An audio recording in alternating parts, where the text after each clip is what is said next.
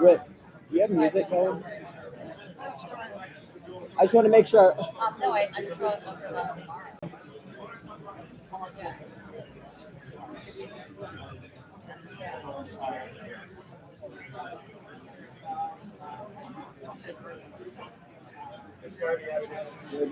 Good day. It all came together, huh? Absolutely.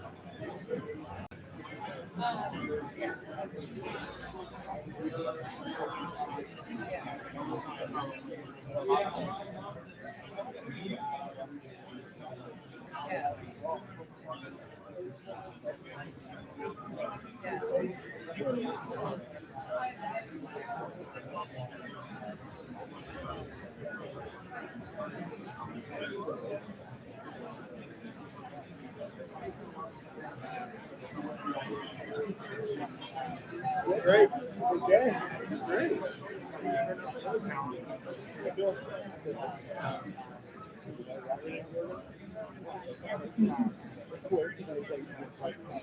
Oh yeah.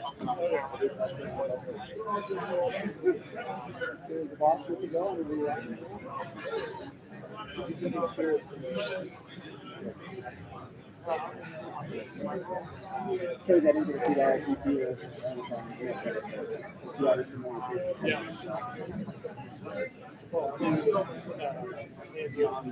Yeah, right.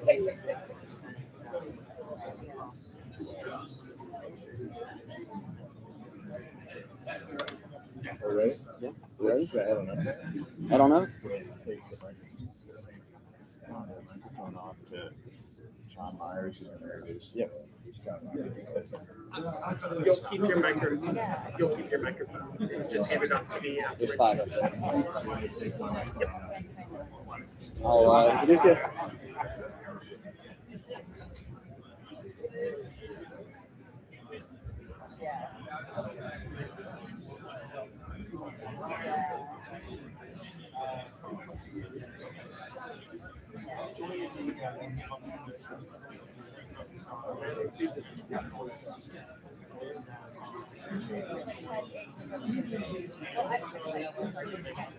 Please welcome Mr. Jim Banks. Good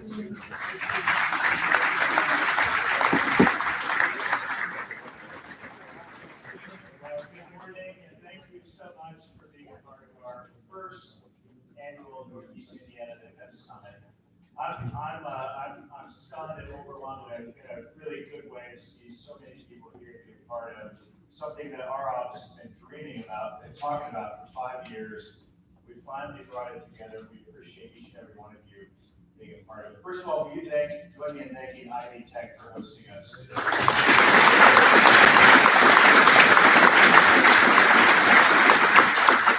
Secondly, none of this is possible without the incredible staff work of my staff, my team, led by David Keller, my chief of staff, Lindsay Ratliff in the back of the room, my deputy chief of staff, Tanner Spencer, my district director, and all of the rest of my team who are part of this. They did all the hard work. They wake up every day and work hard to make me look good. So please thank them for doing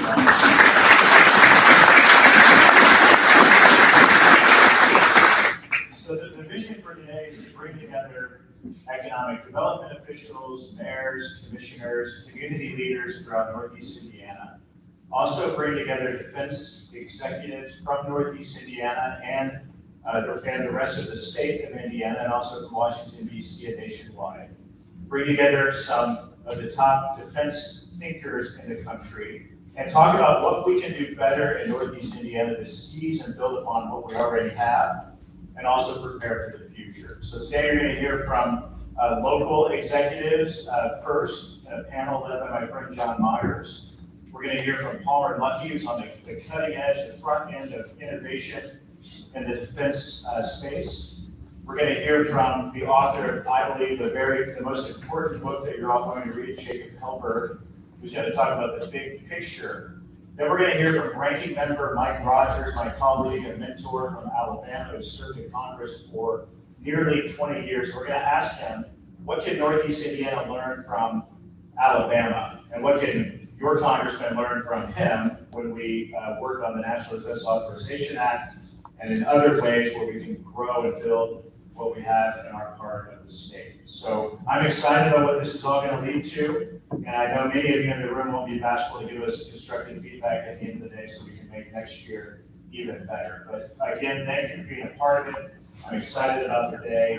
We have so many leaders from our part of the state legislators, mayors, commissioners, economic development folks, and I hope you all especially get a lot out of this. Thank you, God bless. John Myers, the floor is yours.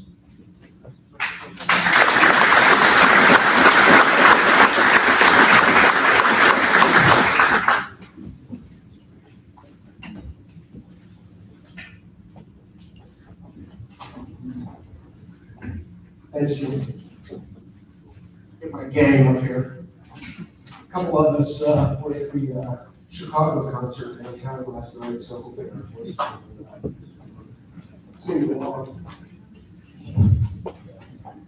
I suggest we just do a couple of tunes. Let's start with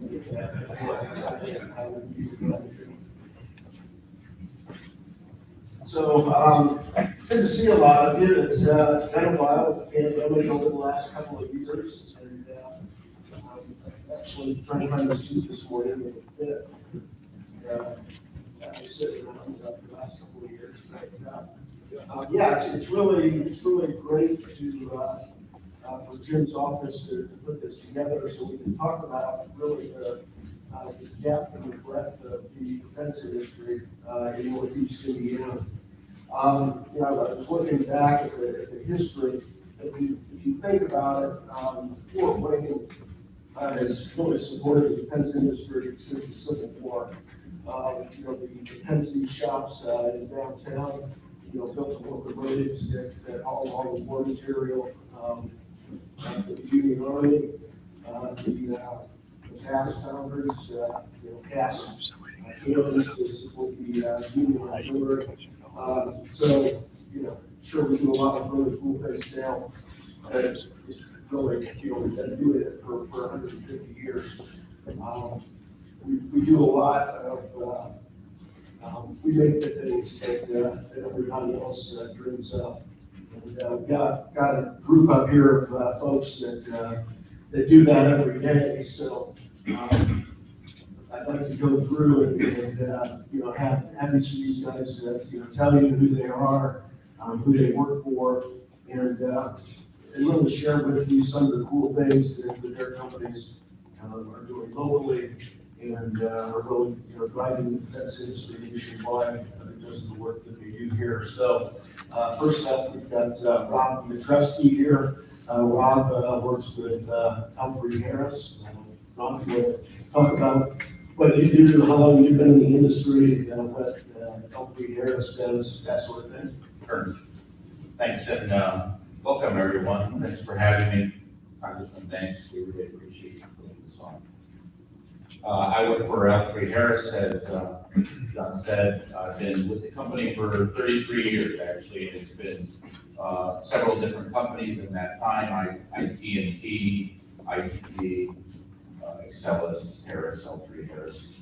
We've been on the corner of Cook Road in Lima for just about 35 years now. So, you know, you'll notice our building as you drive by there. Little known secret, we build space-based mission solutions for civil and DoD applications. So we do weather instruments, right? Every satellite image you've ever seen behind the weather person on the news has been from an instrument built in Fort Wayne, either in that building or in a different building in town.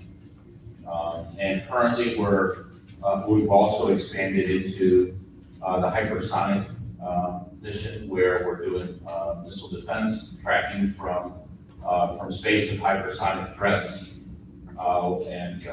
You know, that's been a very exciting transition for us. We can talk about that a little bit. History of the company a little bit is we've been here since the late 1930s. We were founded by a gentleman named Philo Farnsworth. For those of you that don't know Philo invented the modern day television, he invented the cathode tube. He came to Fort Wayne for a variety of reasons in the 30s, and much of that had to do with supply chain talent, with the top engineering schools in the Midwest. There are few places in the country where there are so many top-ranked engineering schools within a 235-mile radius. There are 6 of them. So he came for that.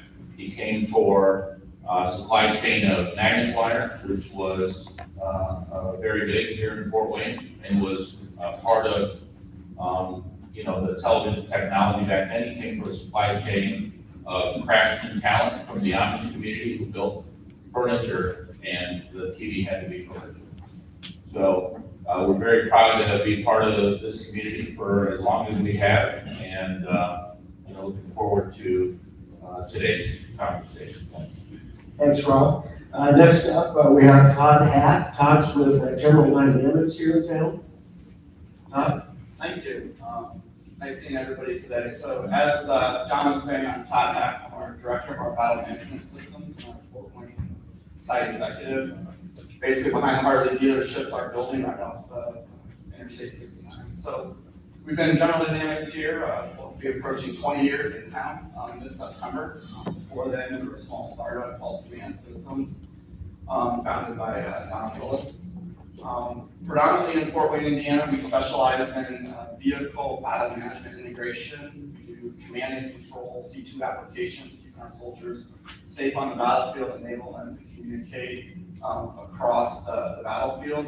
And then more recently, we've been doing precision guided units, basically creating a guidance electronic unit, enabling really munitions coming out of ballistic guns like a 777 howitzer, flying 120 kilometers and be able to hit a target without using GPS, as well as kind of adding radio comms inside of those chips so they can have swarming munitions to go after multiple targets on the battlefield. So we've kind of, like I said, been here about 20 years. We have roughly 65 people local, about 200 in the state of Indiana, and are continuing to grow. Cool. Next up, we have Derek Ferrer from EAE Systems. I think that's the last name. Oh, okay. Mark. Thanks, John. So good morning, everyone. I'm happy to be here. EAE Systems here in Northeast Indiana is focused both on the defense industry as well as commercial industry. So you guys probably all see our large site in the airport.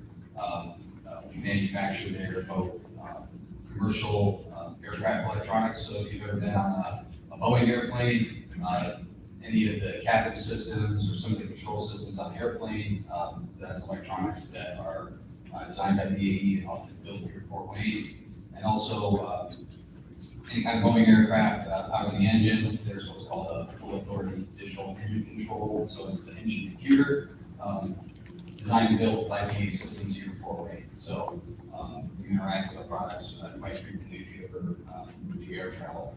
More recently, BAE Systems has acquired a defense footprint here in Fort Wayne. We followed the industry a couple years ago. Raytheon had a large merger with United Technologies, and as part of that merger activity, they were required to divest some of their business, one of which being was known as the One Radios business, focused on multi-band, tactical communications equipment, crypto technology. That business was based here in Fort Wayne with Raytheon. It's the same building here as Jeff until 2 years ago, when we were bought by BAE Systems, and we established a new site over on US 30 across from Sweetwater. And at that site, that's where our engineering talent base and our program management teams work on the design and support of our military-borne radios that, as of the end of last year, we moved the manufacturing up from Florida here in Fort Wayne in that factory built by the airport. So our footprint is from here. We're up to about 900 people in the area. And about me, I'm a 16-year veteran of the industry. forward to the conversation. Okay, and last but not least, certainly Jeff Polhamus from Raytheon. Jeff? Hi, it's great to be here today. Jeff Planis, I'm the site lead here for Raytheon Technologies, and I've been with the company for 35 years here in Fort Wayne that entire time. Back when all the local people knew us as Megafox, we've been through a few mergers, acquisitions, and changes and things since then. I believe our footprint, we've been here in town since the 40s as we came to town, similar to what was mentioned with L3Harris. Also changed to the Megaplayer logistics chain. That's why we ended up here as well. So here in town, we have about 550 employees. It's all engineering. We don't do any manufacturing here in town anymore, but it's all the engineering and design. We do our manufacturing in a lot of it in Florida, or Forest, Mississippi. So primarily what we do here is a combination of electronic warfare systems. That's a really big part of what we do in town. That's what I do. Command and control systems, communication, crypto, and then a lot of advanced technology business, which is basically Fort Wayne because of the engineering talent we have, that was also mentioned earlier. Our business here in Fort Wayne, I think like others, we're really looking to bring a lot of business here to town because, with the difficulty in hiring engineers and things sometimes on the coast, with the cost of living stuff, it tends to be very difficult. And so Raytheon is really looking to bring more business here to town. So electronic warfare systems, which, I work out of, one of the predominant things we do here is we build a common electronics unit. What does that mean, right? For the next generation jammer. So basically the box that is the brain for that next generation pod that flies on an E-18G Growler. We do all the demodulations, the waveforms, creating all the jamming waveforms, all of the control of that pod is all designed here in Fort Wayne. Personally, I work on a very large Army electronic warfare battle management system, which is the first of its kind across the country. So a lot of really advanced technology that's done here that probably a lot of people don't know about. Sometimes you're not supposed to know about it, but but really interesting things, and like others, really trying to grow, trying to bring in new people, and really excited to be here. Thanks, Joe. So one of the things that came up here in the last year or two, so probably many of you know this, that Congressman Banks was on a task force to kind of look into what the future of defense is going to look like. Again, as you can see, we have a long history not only of supporting our warfighters, but also using a lot of that technology and manufacturing capacity that we've had to provide commercial uses for the technology, whether it's building television sets or building handheld calculators that artillery guys could then use to calculate where their shells are going to land down range, that sort of thing. But so the big part or big issue that came out of the Future of Defense report is how many of our supply chains run through the Pacific and Asia, even our allies in Japan, South Korea, Taiwan, find themselves overshadowed by the growth and the work being done by the Chinese military.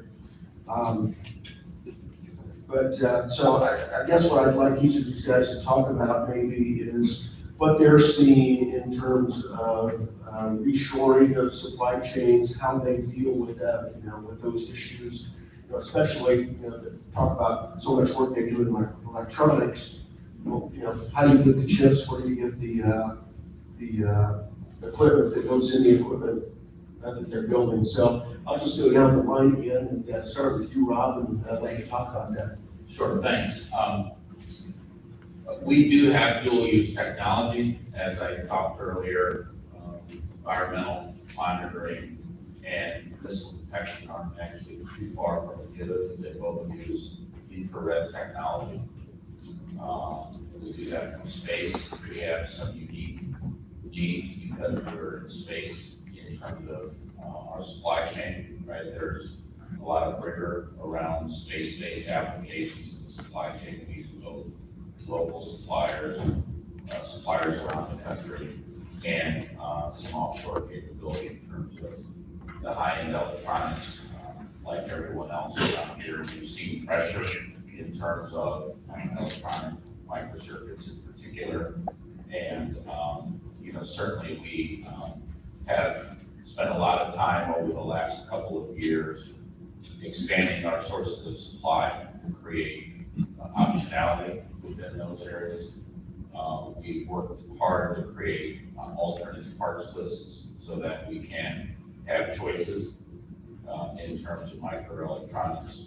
We've worked with the DoD, our end customers, and some of our supply chain to drive inherent capabilities within them that they'll rely less on others, particularly, offshore silicon.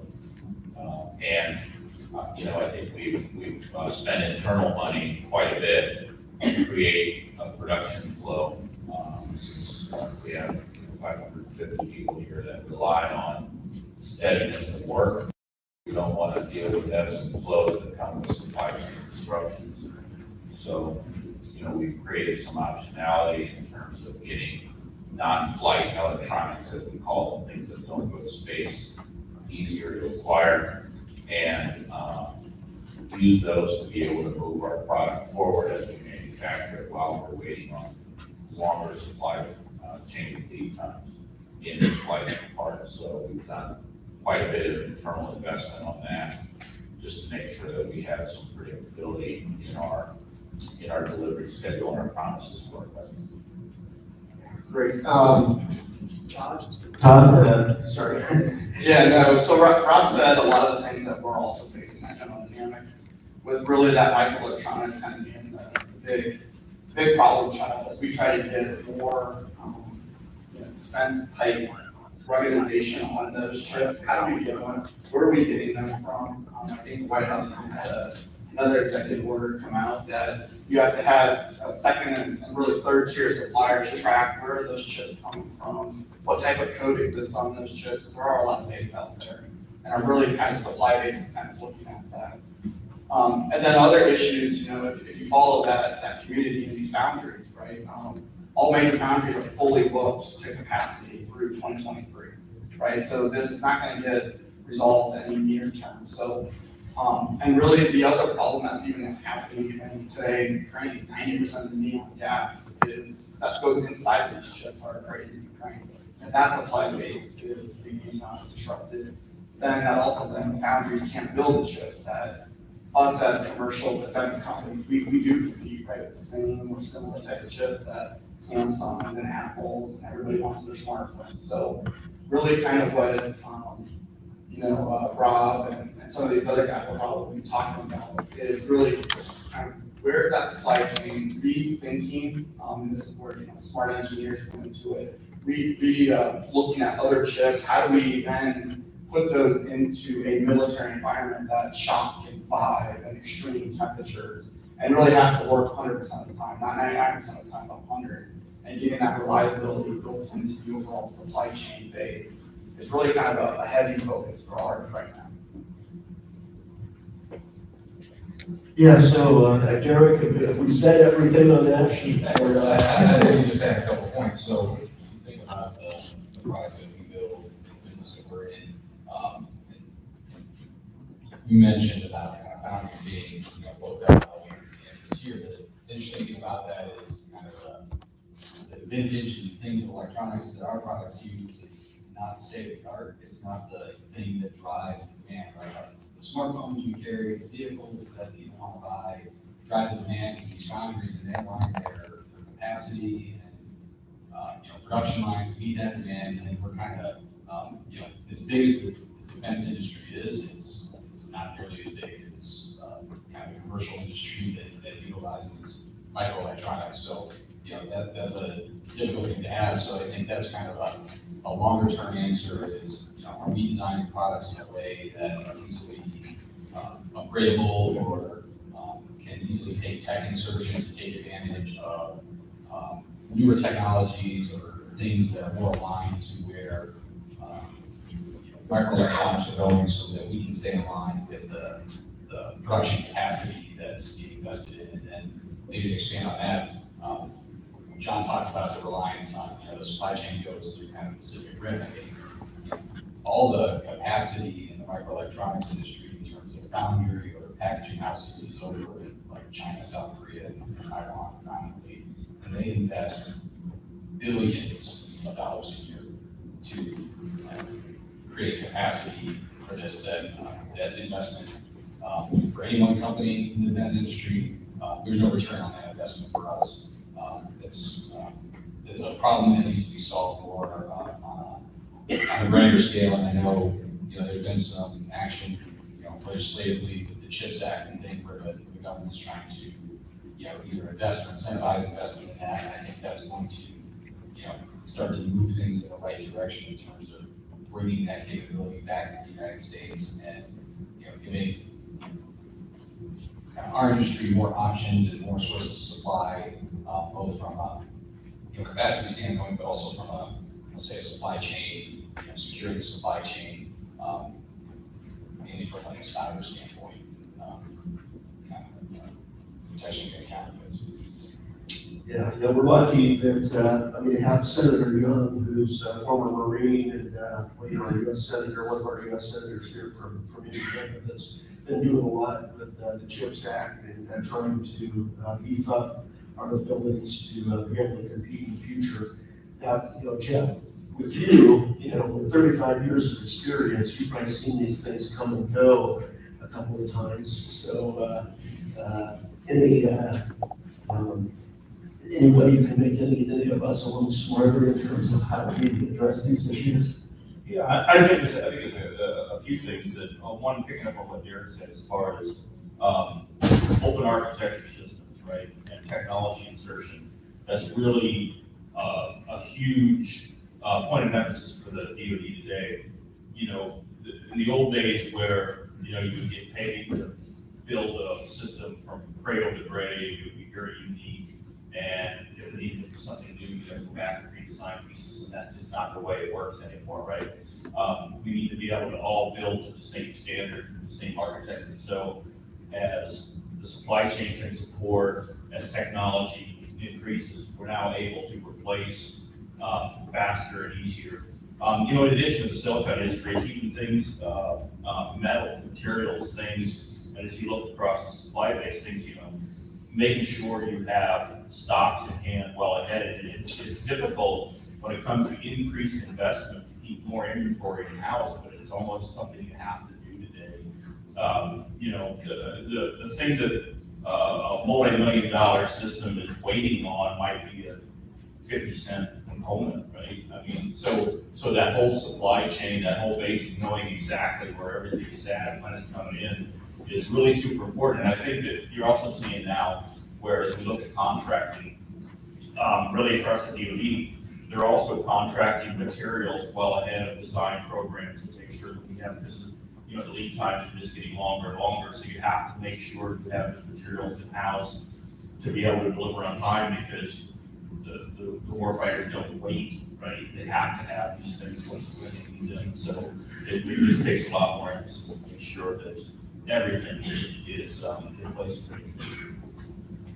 Yeah, it's just material stuff like you've all said, where do you get where do you get the metals and materials to do these things, a lot of the stuff, the electronics. It doesn't take a lot of it, but when you're producing 2,000 or 3,000 units a month or whatever, or something that, and it cuts into that supply. This is kind of a fairly softball question here. Does anybody want to take a softball question? I'll just go with the houses. We'll start at the other way. Softball. Okay, well, there we go. So, we've got a lot of people here that that are either smaller, medium-sized companies, some economic developers that work with those companies. My guess is that you guys do a lot and kind of seek out maybe veteran-owned business, minority-owned businesses, women-owned businesses, those sorts of things. How do you go about that? What kind of things would, say, an L3Harris look for in that regard, and why is it important to you? Sure, look, we're all part of the community, right? We have 4 individuals sitting up here that have been in Fort Wayne. We all want the success of our local community. It's why we're here. We want not only to serve our customers, but we want to serve our community and our workforce. And so for us, there's an inherent ease in involving the local community in terms of source of supply. It's a little harder, like I said, for us in terms of space qualification and the rigor that goes around that. But we do have certainly small businesses involved. By the way, the government requires it on FAR-based acquisitions as well, right? So you do have a government that's overseeing that, and then you have, I think, corporations that would like to do that for the local community anyway. Look, it's easy when I go use machine parts from a local supplier because we can have daily interactions, face-to-face interactions about our business, about our deliveries, about our promises, et cetera, right? So I do think it's important for us to spread that wealth locally and to spread that wealth in lots of different sizes of companies as well, right? There's uniqueness in small business, there's innovation, there's agility that comes from small companies that can drive some of our offers as well. We see the value. So since you took that question, I'll go back to Jeff and come back this way, maybe a little break. So kind of adding on to that, again, we have folks here that may be interested in, becoming suppliers in the defense industry. Jeff, does Raytheon, do they have like some master list that they go to? Do they have people out in the street seeing what kind of capabilities there may be either locally or when your folks want to buy parts or they need something manufactured, how do they go about finding those people to do that? Yeah, so when it comes to supply base and small business, all those kind of things, so the answer to that is it kind of depends. So if it's hardware entities that we're trying to buy, we have preferred vendor lists, and supply chain is constantly looking for alternate vendors. You would be surprised, even if it's a company as large as ours, where there's certain technology, we'll find one vendor.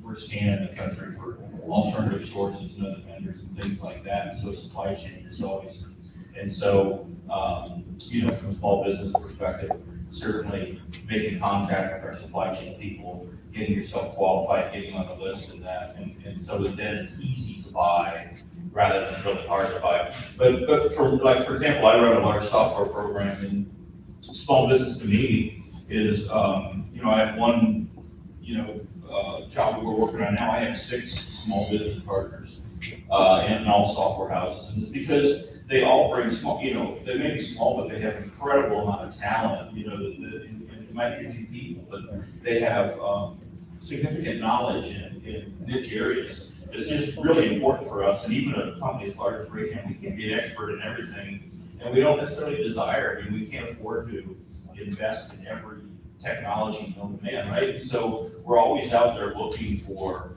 experts that come in and bring something that I really need from a small business, and when they come in, they also bring a very different perspective, and I'm constantly learning from these people as we team with them, the insights that they have and the background that they have and that sort of thing. So,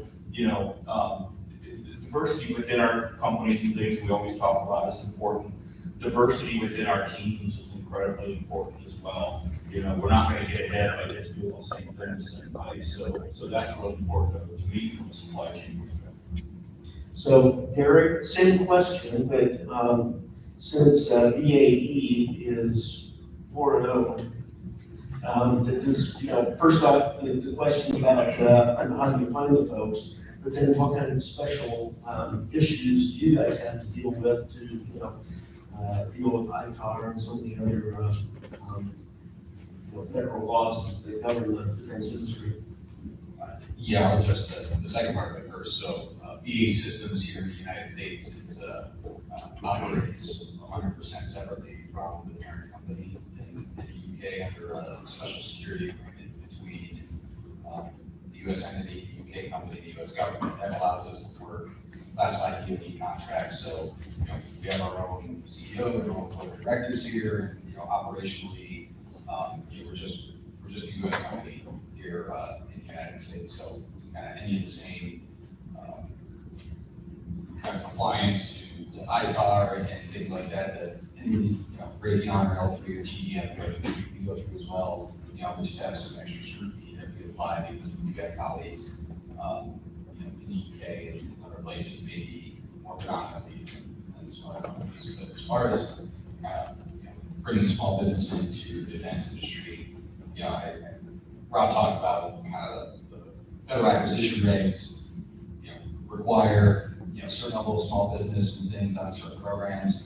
Over the last few years, we've seen government acquisition trend toward what's called other transaction authorities. So otherwise called like military acquisition authority, where kind of the bar that's kind of set off to the side with a whole bunch of other different rules that apply. But one of the key things about that is that incentivizes the use of what's called non-traditional defense contractors, and any small business automatically qualifies as a non-traditional defense contractor. And a lot of those acquisitions are centered around developing new capability and things. And so, my message is if you're a small business and you have a unique capability, whether it's a technology or manufacturing process or even specific resources, and I think like software systems engineering that can benefit, those are things that we're interested in, right? In that kind of realm. I mean, we just recently won a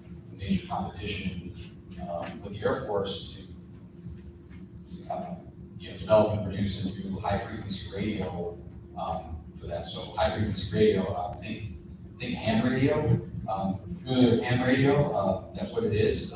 It's a key contingency communication solution on Air Force platforms. Like I said, SATCOM.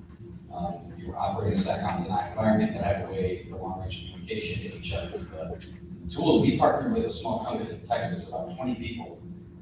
They make a commercial high frequency radio that anybody can go buy for about $4,000 right off their website.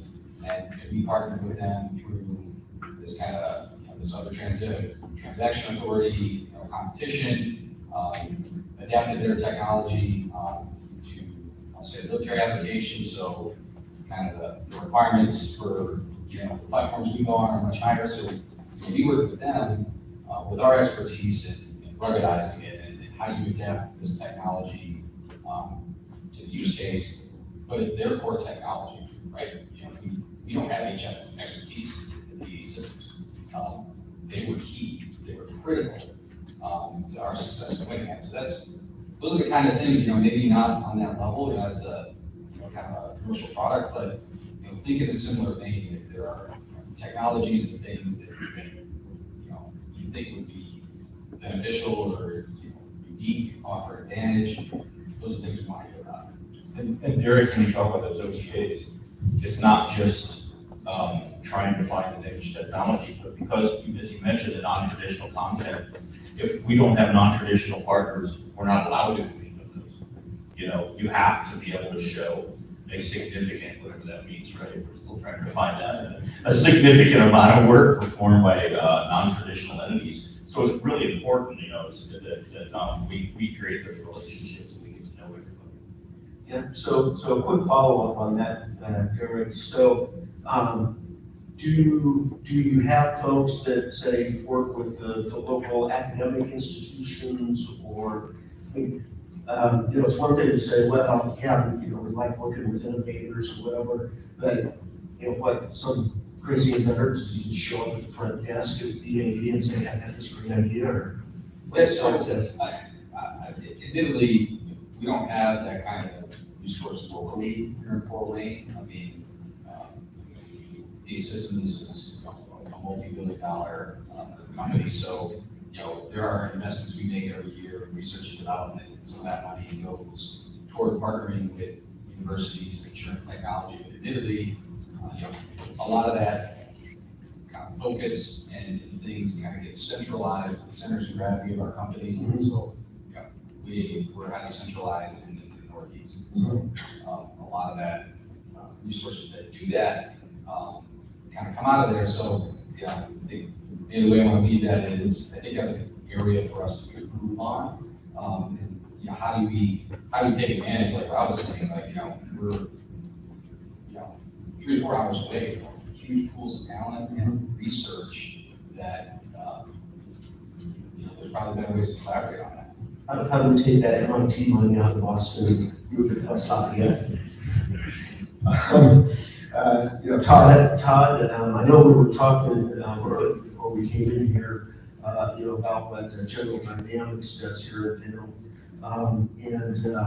You know, primarily with the design work that you guys do, I'm guessing that when you go out and look for local help, local companies, you know, it's a different skill set, maybe even hanging out at different types of places as opposed to the shop floor or whatever, looking for manufacturing capacity. Care to comment on how you kind of find those ideas and those potential vendors for the community? Yeah, so, you know, as he was saying, we do ground the software systems, kind of test engineering. And really kind of events like this where we kind of get out and meet, you know, certain people, understand what they do and how do we bring it in. Or, you know, as they were saying with these OTAs, if you join them, there's a dozen or so OTAs. Some exist somewhat locally. I think the closest OTA headquarters is in Sterling Heights. But other, you know, there's going to have defense expos that exist, or for the Army has its AUSA event, or for PDO Aviation has its Quad A event. The Navy has something similar. So if you're kind of a small business or non-traditional, you know, it's worth going to events like this. It's worth going to events and just meeting and talking and getting to know people, because while the defense community is quite large, it's also really small. And you start to recognize the same faces, you'll see them in different things. And then it's getting to talk, oh, you know, this group right here specializes in some key artificial intelligence or machine learning capability. And then you kind of get to talk with them. And then, you know, companies like ours are really good at working with the smalls and trying to help nurture them along, because we have expertise in how to get products to the field, right? What does it take to actually have our equipment in the hands of warfighters, helping them fight the fight? Now, that comes with years of experience and expertise. I've been in the business 18 years with GD. All these guys, right, we're all high teams, 20 to 30 years. But what we're really good at is knowing and seeing these key technologies, or it could be a process, or how to do something differently, and kind of look at it and then work with companies like ours. We're not scary, right? I think a lot of sometimes small businesses think the largest will just take their work, right? No, that's not how we're incentivized. The government sets up contracts, right? As we were saying, where small businesses and minority-owned kind of businesses keep their IP, and then we work with those companies to get it in the hands. Because there is a lot of uniqueness that has to happen to be able to survive the extreme environmentals that our warfighters have to deal with. So I'll let you kind of wrap this section up, Rob. Other than just hiring Milo Farnsworth to you know, create products for you, where do you guys go to find your vendors, find the innovation in the community? Well, look, I think talent isn't scarce in the Midwest, right? So we have, as I said earlier, we have some of the top engineering schools in the nation within just a couple hundred miles of these cities. So that means that, for my last calculation, those top 6 schools, about 20,000 engineering students leave and graduate every year that are in states that are Midwestern. They go to the coast, in our case, if they want to be in the space business so they come to us. At some point, there's a pandemic, or there's a family that people want to be close to when they come back. And so we import talent quite well in terms of our business. 25% of my workforce is new from the last 18 months. So in terms of talent, I think there's a great amount of talent in the Midwest that is probably underestimated, right, in terms of technical talent. Those same folks go to every one of these smaller companies as well, right? We outsource 60% of every dollar we have. And the key for us is that we work best athlete in terms of our products, right? We're known by our customer as not being arrogant or selfish about taking the work in ourselves. We don't need to insource anything that someone else can do better, right? So that provides a lot of opportunity for folks that are either in pure sort of engineering side, in terms of their business offering, or pure manufacturing side in terms of their business offering. I think the key for us is having a meritocracy that drives our solutions to our customers forward. And as we can do that locally, we want to, for the reasons I cited before. It's easier to do it locally, right? There's accessibility, and there's community pride, and all those things. So, and as we've said before, I don't think it's a scary thing for you all to want to work with us, and vice versa. I think there's a lot of benefit to be had between small and large companies working together. So we're all in for it. Yeah, the best part of being a moderator is I got to come up with all the questions, so all the stuff that I was interested in, I could get these guys up here. I know we're running close on time, maybe 1 minute. Q&A as well. Okay, well, let's just go to Q&A then. Well, I'll tell you what, one quick run down the line. We've got a lot of local leaders here. I see a number of legislators, others. What in the, where you guys are sitting, are there things that the local community can do to really help you succeed and have us continue being a big player in the defense industry here in Northeast Indiana? Jeff, we'll start with you and come back this way. And I mean, I think from a community perspective, I mean, I guess I look out at the crowd here today in Northeast Indiana, and I look at it as, okay, so we happen to be sitting on stage because we're the larger companies, right? That's the only reason we're sitting up here. I look at this as we're just one big community and one big team, right? It takes all of us to succeed. And I think, you know, even being in this business for 35 years, I think we're just starting to realize the impact Northeast Indiana can have in this marketplace, the talent we can bring here, how we can all work together with all the talent, the capabilities and things to even bring more work to this area. So, you know, whether it's, you know, for whatever role you have as someone in this room, how we can figure out how to take this community and you know, it's that old, you know, 1 + 1 has to equal more than 2, right? How do we work together to expand all of our businesses, our growth, to bring new business, to make this attractive? Because the Midwest is a very attractive place to be right now. If you look at inflation and things like that, you know, if the price of a house on the West Coast doubles, that's much different than the price of a house here and the affordability. And you know, you're at the point where a lot of times you can't attract talent on the coast anymore because it's just too hard for some young kid coming out of Purdue to be able to afford an apartment there or whatever, right? So I think it's that focus of communication, attending events, working together, and trying to figure out how we all bring more talent to this area. So I think that probably sums up a lot of what we've all talked about and what the community's been working on really over the last couple of years. So yeah, Q&A, got a couple of minutes if anybody has any questions for any specific. Taylor's got a mic for you back there.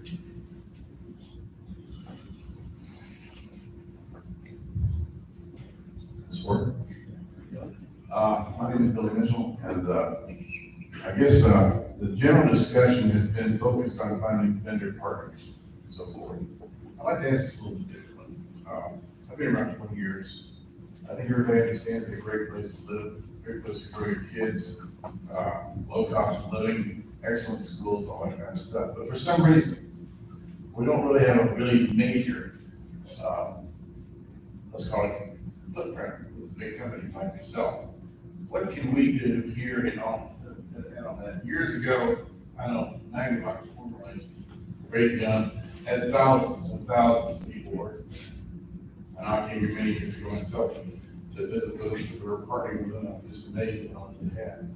Over time, it's gotten less and less. What can we do to reverse that trend to make Indiana a more attractive place for major companies to put large facilities in? For example, I'm not trying to knock Raytheon, but you know, Sonata production down in Florida. You used to have it right here. So I'm not trying to pick on you, I'm sure it's true across the board. So what is it?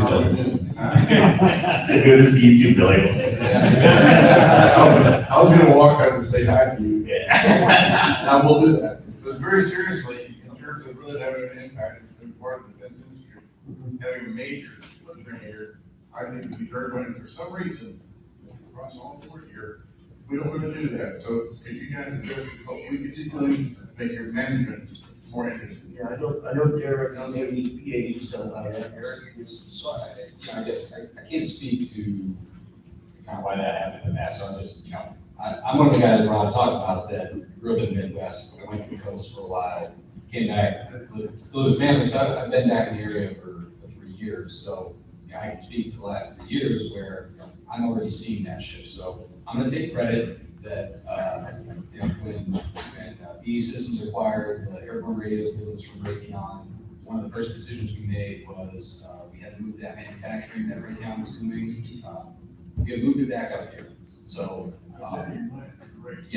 so we're doing things like that, and our companies are, in terms of, it's hard to talk kind of major investments in terms of manufacturing infrastructure and things that are greenfield, right? The incentive is usually, they have installed infrastructure already, and the case is usually to make additional investments where there's already installed infrastructure. So we're doing that with BE Systems. That there is a lot of focus on, I'll say, the engineering talent growth here in Fort Wayne. I know, we have a strategy to grow kind of the engineering work that we're doing here.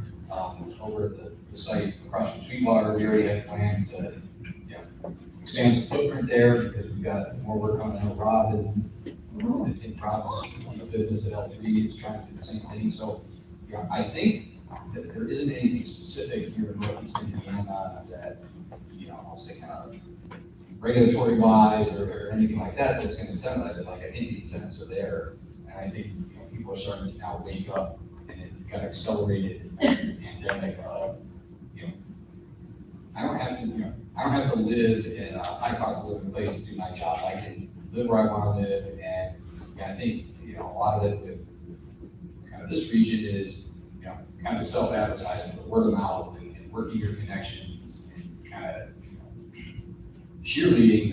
Hey, this is a great place to live. It's a great place to raise your kids, and there's a lot of things to do outside of work that are interesting and fun and nearby. That that's kind of the icing on the cake for coming out here, and I think we're seeing evidence of that. Our staff, we've grown and grew like 40% over the last couple of years, even since BE Systems acquired us. And all that talent is either coming out of local colleges, or we're bringing talent from outside. I know, Todd, you would like to add something to that? No, I was just gonna add on a little bit, just saying it's like a lot of word of mouth, right? When I travel the country visiting different sites or different Army installations or Marine Corps, the first question is, what's in Fort Wayne, Indiana? Why are you guys there, right? So I think a lot of it as a local community is just getting that word out. And one of the reactions to the COVID pandemic has really been now, people are now focusing more on moving things more central to the Midwest. And I think that's where our companies are seeing the growth, and we're getting talent. When we open up reps, we're getting engineering talent really from a lot of those coastal states, and move more Midwestern. So I think big area is word of mouth, because we're not near a major military installation. Or we're not really headquartered near where our customers buy, whether they're the acquisition corp, different program executive offices. But I think we're starting to see that tide turn to more Midwestern focus. I know we're getting up.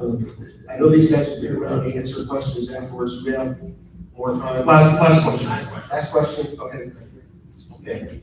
Go to the back, sorry. These are rhetorical questions for the room, basically. My thoughts, I had a small business, business less than $5 million. I grew stock. I'm trying to look at navigating the DoD system. And I guess my first question is there a way to streamline that DoD contracting process? And if that seems too big to handle, you said, Joe, the work about how you basically needed a full-time person that understood the DoD system, understood what we did, and who did nothing but go through and scan for open contracts, trying to figure out what ones to bid on, bid on them, and follow up on bids. And we're wearing many hats. There's no way. And with the economy the way it is in the last several years, and the businesses out there, if Larry down the streets can buy parts off of me, no questions asked. Why do I fool around with that ramp going through the street? So along those lines, since we have economic development, is that something that either local contractors like yourselves can do to provide a service to help small businesses like ourselves that are locally to try to keep things local? Or is that something a third party like our economic development people could offer, maybe a person like Bruce or a pool of people that are maybe semi-retired, retired that can assist some of these companies in doing that? And then the third question is there a way that maybe we could offer or some sort of training that these companies could sign up for to learn how to navigate that system and do it effectively? I know Todd wanted to at least answer one of those questions, but when you kept going, Scott, I'm not sure. So, at a couple high level, there's many different ways to attack that. As you saw, we all kind of chuckled up here because really that DoD acquisition process is quite cumbersome. And it's, like Congressman Banks and Chairman Rogers there, one of the major issues is we got to get back to being able to buy, right? The continuing resolutions year over year over year cause all types of churn for us. It makes it very difficult to be able to plan our contracts to get stopped and started. As a large, right, we can maybe handle that a little bit, but it's very difficult. And it flows down to then the smalls. And then to really kind of get after what you were saying, is a lot of our companies have mentor-protege relationships where we'll kind of take you underneath the wing, right? Because we are incentivized, as Derek was saying, to bring on those smalls and try to help you through that process. And really, a lot of that's kind of how that military acquisition with OTAs came about, is trying to help large companies help small businesses bring them core technologies to bear. So I think it's really kind of getting back into having our annual defense budgets, every September, October timeframe, having continuity at our level that we can better help continuity at your own level. Yeah, I would just say kind of to the OTAs. So, these other transaction authorities are not directly run by U.S. government contracting officers. They're run by consortiums, and there's a number of consortiums, 10s or 20s, that anybody can join with a fee. And once you join a consortium, then you can, you're eligible to see kind of what's up for bid, like what kind of opportunities are out there. And one, that's a way, our companies are pretty much members of every single consortium. That's how you can get connected that way. But if I was starting a small business, or I had a small business, I'd be looking to find a larger contractor with familiarity to work with, like to partner with, to see if I can offer my capabilities to them. Because through that relationship, you get kind of the insulation from the U.S. government contracting and kind of the perturbations, things that we're equipped to deal with. We have the resources and experience to deal with, but then you also learn, right? You'll get experience, you'll get certain qualifications, and OIP systems, to kind of do anything. You have to have an AS9100 quality certification, a quality management system. We brought companies along on that journey to increase their capability, and that opens other doors. So, yeah, that would be my advice is figure out that path. And I think we'll have some of the folks from PTAC up here later today that maybe will give some advice on that. But being an event moderator, because I'm having too much fun up here at All We Can Talk, but thank you all of you for being here this morning, and I know we'll probably be around here for a little bit if anybody has some specific questions. So. Thank you, John Myers. Thank you.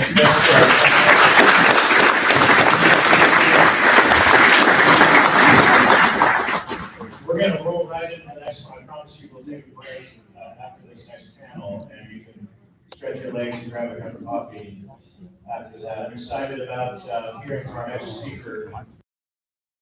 Palmer Luckey is the founder of Anduril Industries. He is the designer of Oculus Rift, a virtual reality head-mounted display, and the founder of Oculus VR, which was acquired by Facebook in 2014 for $2.3 billion. Palmer founded Anduril Industries in 2017 to radically transform the defense capabilities of the United States and its allies by fusing artificial intelligence with the latest hardware advancements. Please join me in welcoming Palmer Luckey.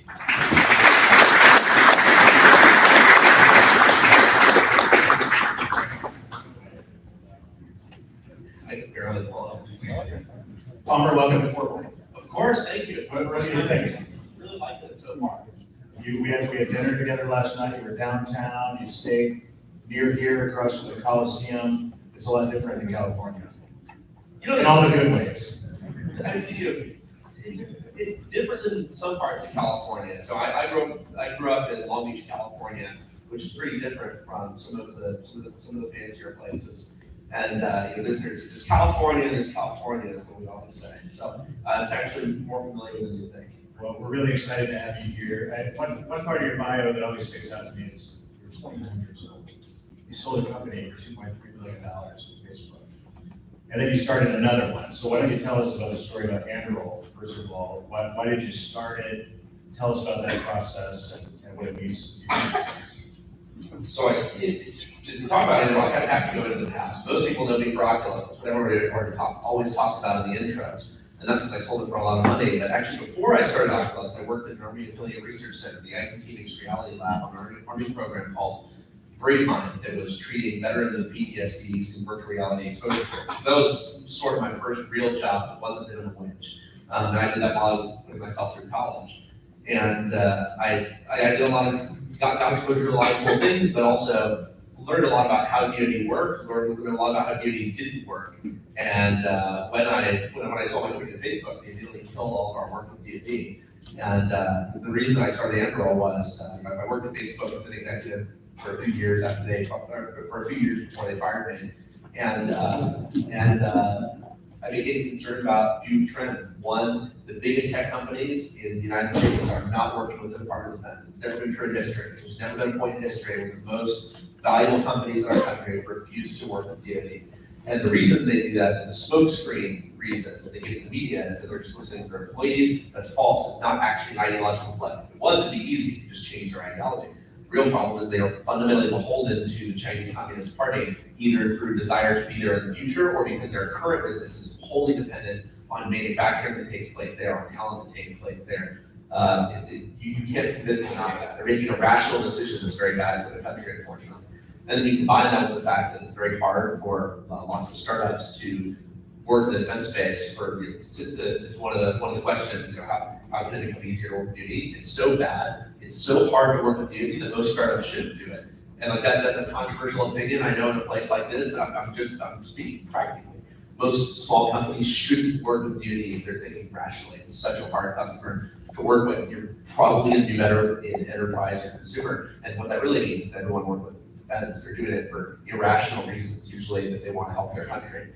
And so to finally get back to what you asked, why did I do this? Because I wanted to make that decision. I could have started a company doing anything. I had an enormous amount of money from the sale. I could have worked in the video games industry. I love video games. I love virtual reality. I would have been thrilled to work on it for the rest of my life. But I also wanted to do something that was more important. and it mattered that other people were not doing. And that's why I'm in the defense space. I think that's true for a lot of people here. You're not here because you couldn't be making more money working in the finance sector, the biotech sector, or really doing just about anything. But that was why I started Interval. I wanted to work on something. So tell us about Interval. What do you do? We do a lot of stuff. So we're about 900 people. We're headquartered in Orange County, California. We've got offices across the country.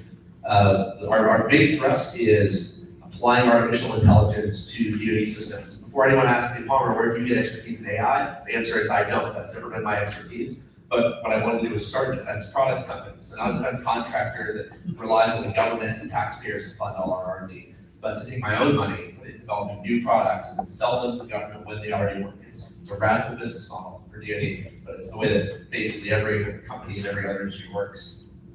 So our thinking was, how can we use autonomy to make the right systems that other people are not going to make otherwise? And I'm not talking about making existing systems, existing fighter jets or boats or submarines a little bit better with autonomy. I'm saying, what would you build if you had autonomy from the very beginning? And I know that sounds really cliche, but it makes a big difference in how you develop it. It's like, up to this point, suppose that the best way to solve a problem were to have 10,000 autonomous systems operating in some area, all at a small scale individually.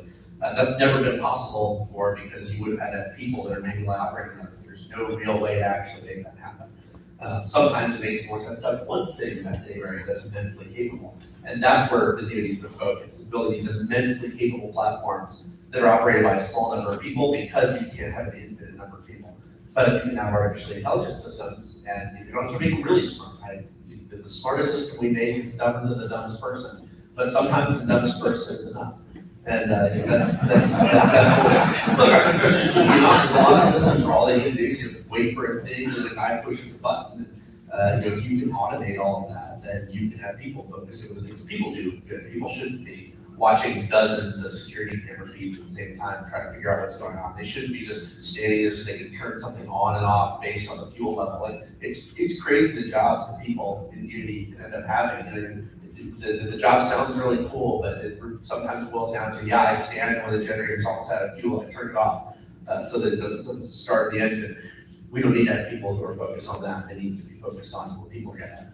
So you heard a little bit ago about We build drones, we build cameras, we build autonomous surveillance systems, we build underwater vehicles, all powered by autonomy. I realized I didn't actually answer the question. But that's what I'm going to focus on. So you heard a moment ago a panel from leaders from the defense industry in Northeast Indiana. Truth be told, a decade ago, we had a lot more defense jobs here than what we do today. But we are growing again, thanks to strong defense budgets and the innovation that's occurring in the national defense arena. But in Northeast Indiana, we make things. We have more manufacturing jobs per capita than any congressional district in the country right here in Northeast Indiana. That's what we're known for. Give us some advice. How do the leaders in this room lure innovators like you to come to Northeast Indiana to build those drones and the manufacturing, the building of the things that you guys innovate in California? How do we get you to come here? What does it take? So I mean, one of the reasons I'm here is because we're trying to do more in the area. And, I think that the key thing to do if you're a company here is it's hard because it's different for small companies versus large companies, right? If you're a large company based here, then the right thing to do is to figure out a way we can work together on a program that's at a significant scale where we bring things to the table that you don't have and you bring things to the table that we don't have. Like something that I've been telling some of the companies here. My company, we're about 900 people. We're focused on robotics and artificial intelligence. We're about 2/3 software guys and 1/3 hardware guys. And what I'm not going to do is pivot my company into having thousands and thousands of people doing large scale manufacturing. It's not what my talent is. I haven't done it before. And Oculus, I hate to say we made all of our stuff in China. I mean, we outsource that to contract manufacturers.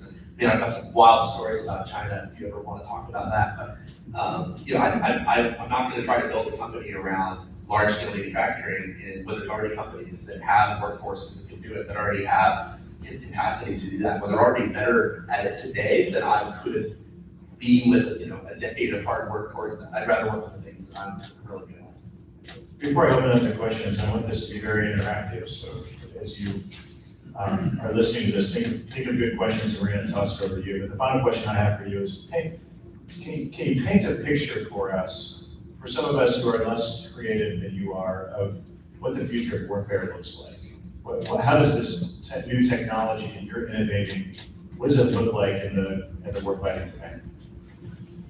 So I talked about it a little bit, but I think it's people doing the things people are good at, and machines doing everything else. And that is not how the military has been operated so far. It is a really big change.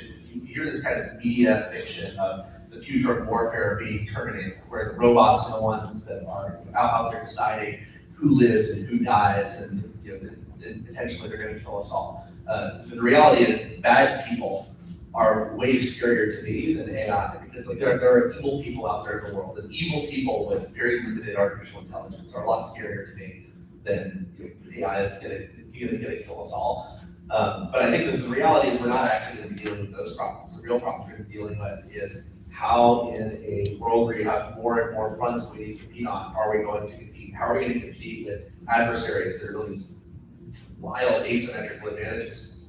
And I think that the US DoD, luckily, I think they have more or less the right set of priorities. But so sorry to anyone in the room who's on the wrong side of this thing, but I feel like the DoD is spending a lot of money building things that are relevant to fighting the last few wars. And I would like to see them investing in the things that are going to be relevant to the next few wars, and not just asymmetrical things that exist today. Everyone's talking about small drones. It's very, everyone knows we need to counter those. But I don't think there's enough effort being that, for example, how do we counter things like asymmetric bioweapons and chemical weapons that might be produced using cutting-edge capabilities by even non-state actors? These things have generally been the domain of state actors. But as you look at biotech is getting cheaper and cheaper, genetic sequencing is getting cheaper and cheaper, it's getting cheaper and cheaper to engineer bespoke biological systems that are very, very dangerous. And I know guys who are in college who could make really dangerous, scary things. And thank goodness those guys have a good career ahead of them. They're probably going to go do that. But what happens when someone in an adversarial nation is able to do the same thing? It does come in pretty fast. And I don't feel like the DoD is investing there. Anyway, what does the future look like? It's going to be, I think, a lot more systems because you have autonomy and enabling you to do that. And one example that we have with a real customer, we do a lot of custom support protection. We build autonomous surveillance towers that are all along the border. There's a program of record. It's about a $250 million program. Put 200 towers along the border. And in the past, if you wanted to have a manned surveillance tower, you'd have one guy doing an 8-hour shift on a tower, pointing around, looking at stuff. That means 3 full-time people to keep that going 24/7. Every time you add a new sensor, you're adding another 3 fully loaded, salaried, and benefited employees. It's not scalable. You can't add hundreds and hundreds of sensors in all the places. But if you can automate that so that all the towers talk to each other, they build a 3D model of where all the things are, they reject everything you don't care about and only fly the targets you care about. Now I can add 10 towers, 100 towers, 1,000 towers to an area, and I can have the same number of people that are actually responding to all of those, all the data coming off. So I think that's what the future of defense is going to look like. It's going to be figuring out the right number of systems to solve the problem without the problem of who's going to man it be the driving force. How about all of you? Tanner, you have a microphone? I'll log in up here in the front.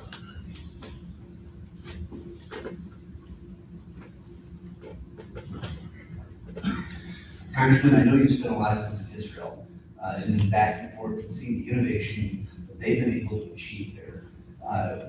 Palmer, we were talking about the fronts that we fought a few years ago. That's a front that's constantly moving.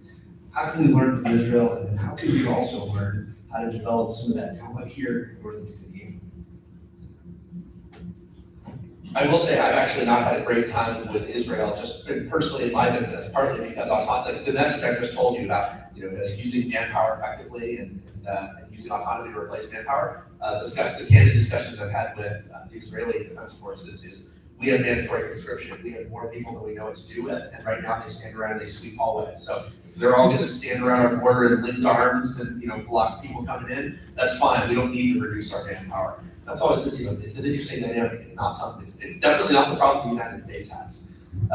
As far as developing talent here, that's probably something I could leave a little bit to you. I will say, it was mentioned before, some of the companies here are importing a lot of talent. That's why I located my company in Orange County, California.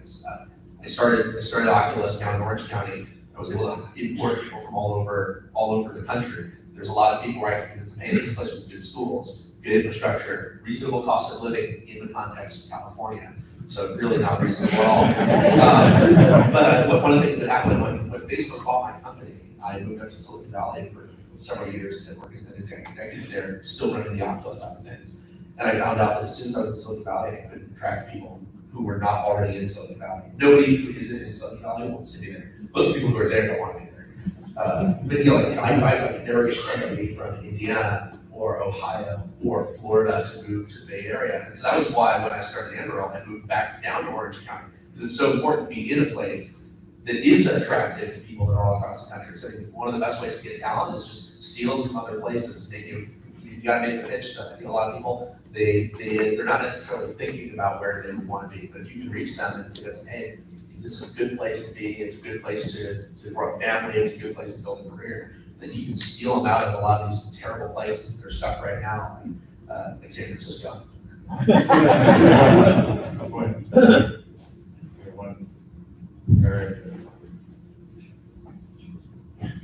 So in the sense of anti-submarine warfare, right, you talked about different sensors. So again, and we'll talk later with my panel about the sensors we make and things.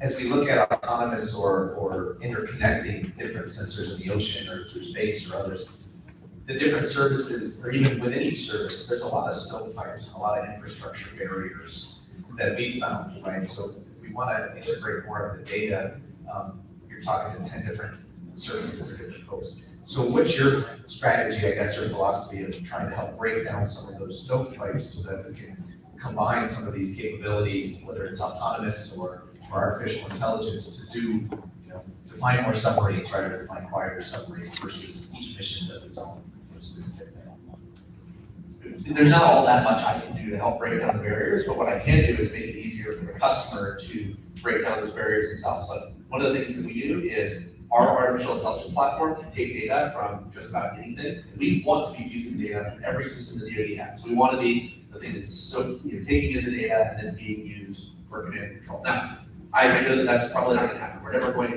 command and control every system. We're never going to actually get data from every system. If we were to get even halfway there, we'd probably get an antitrust lawsuit. But if Mark Zuckerberg copied one thing, we don't agree on much, but set goals of being hauled in front of Congress for antitrust seems like a good goal. If that happens, your business is doing okay.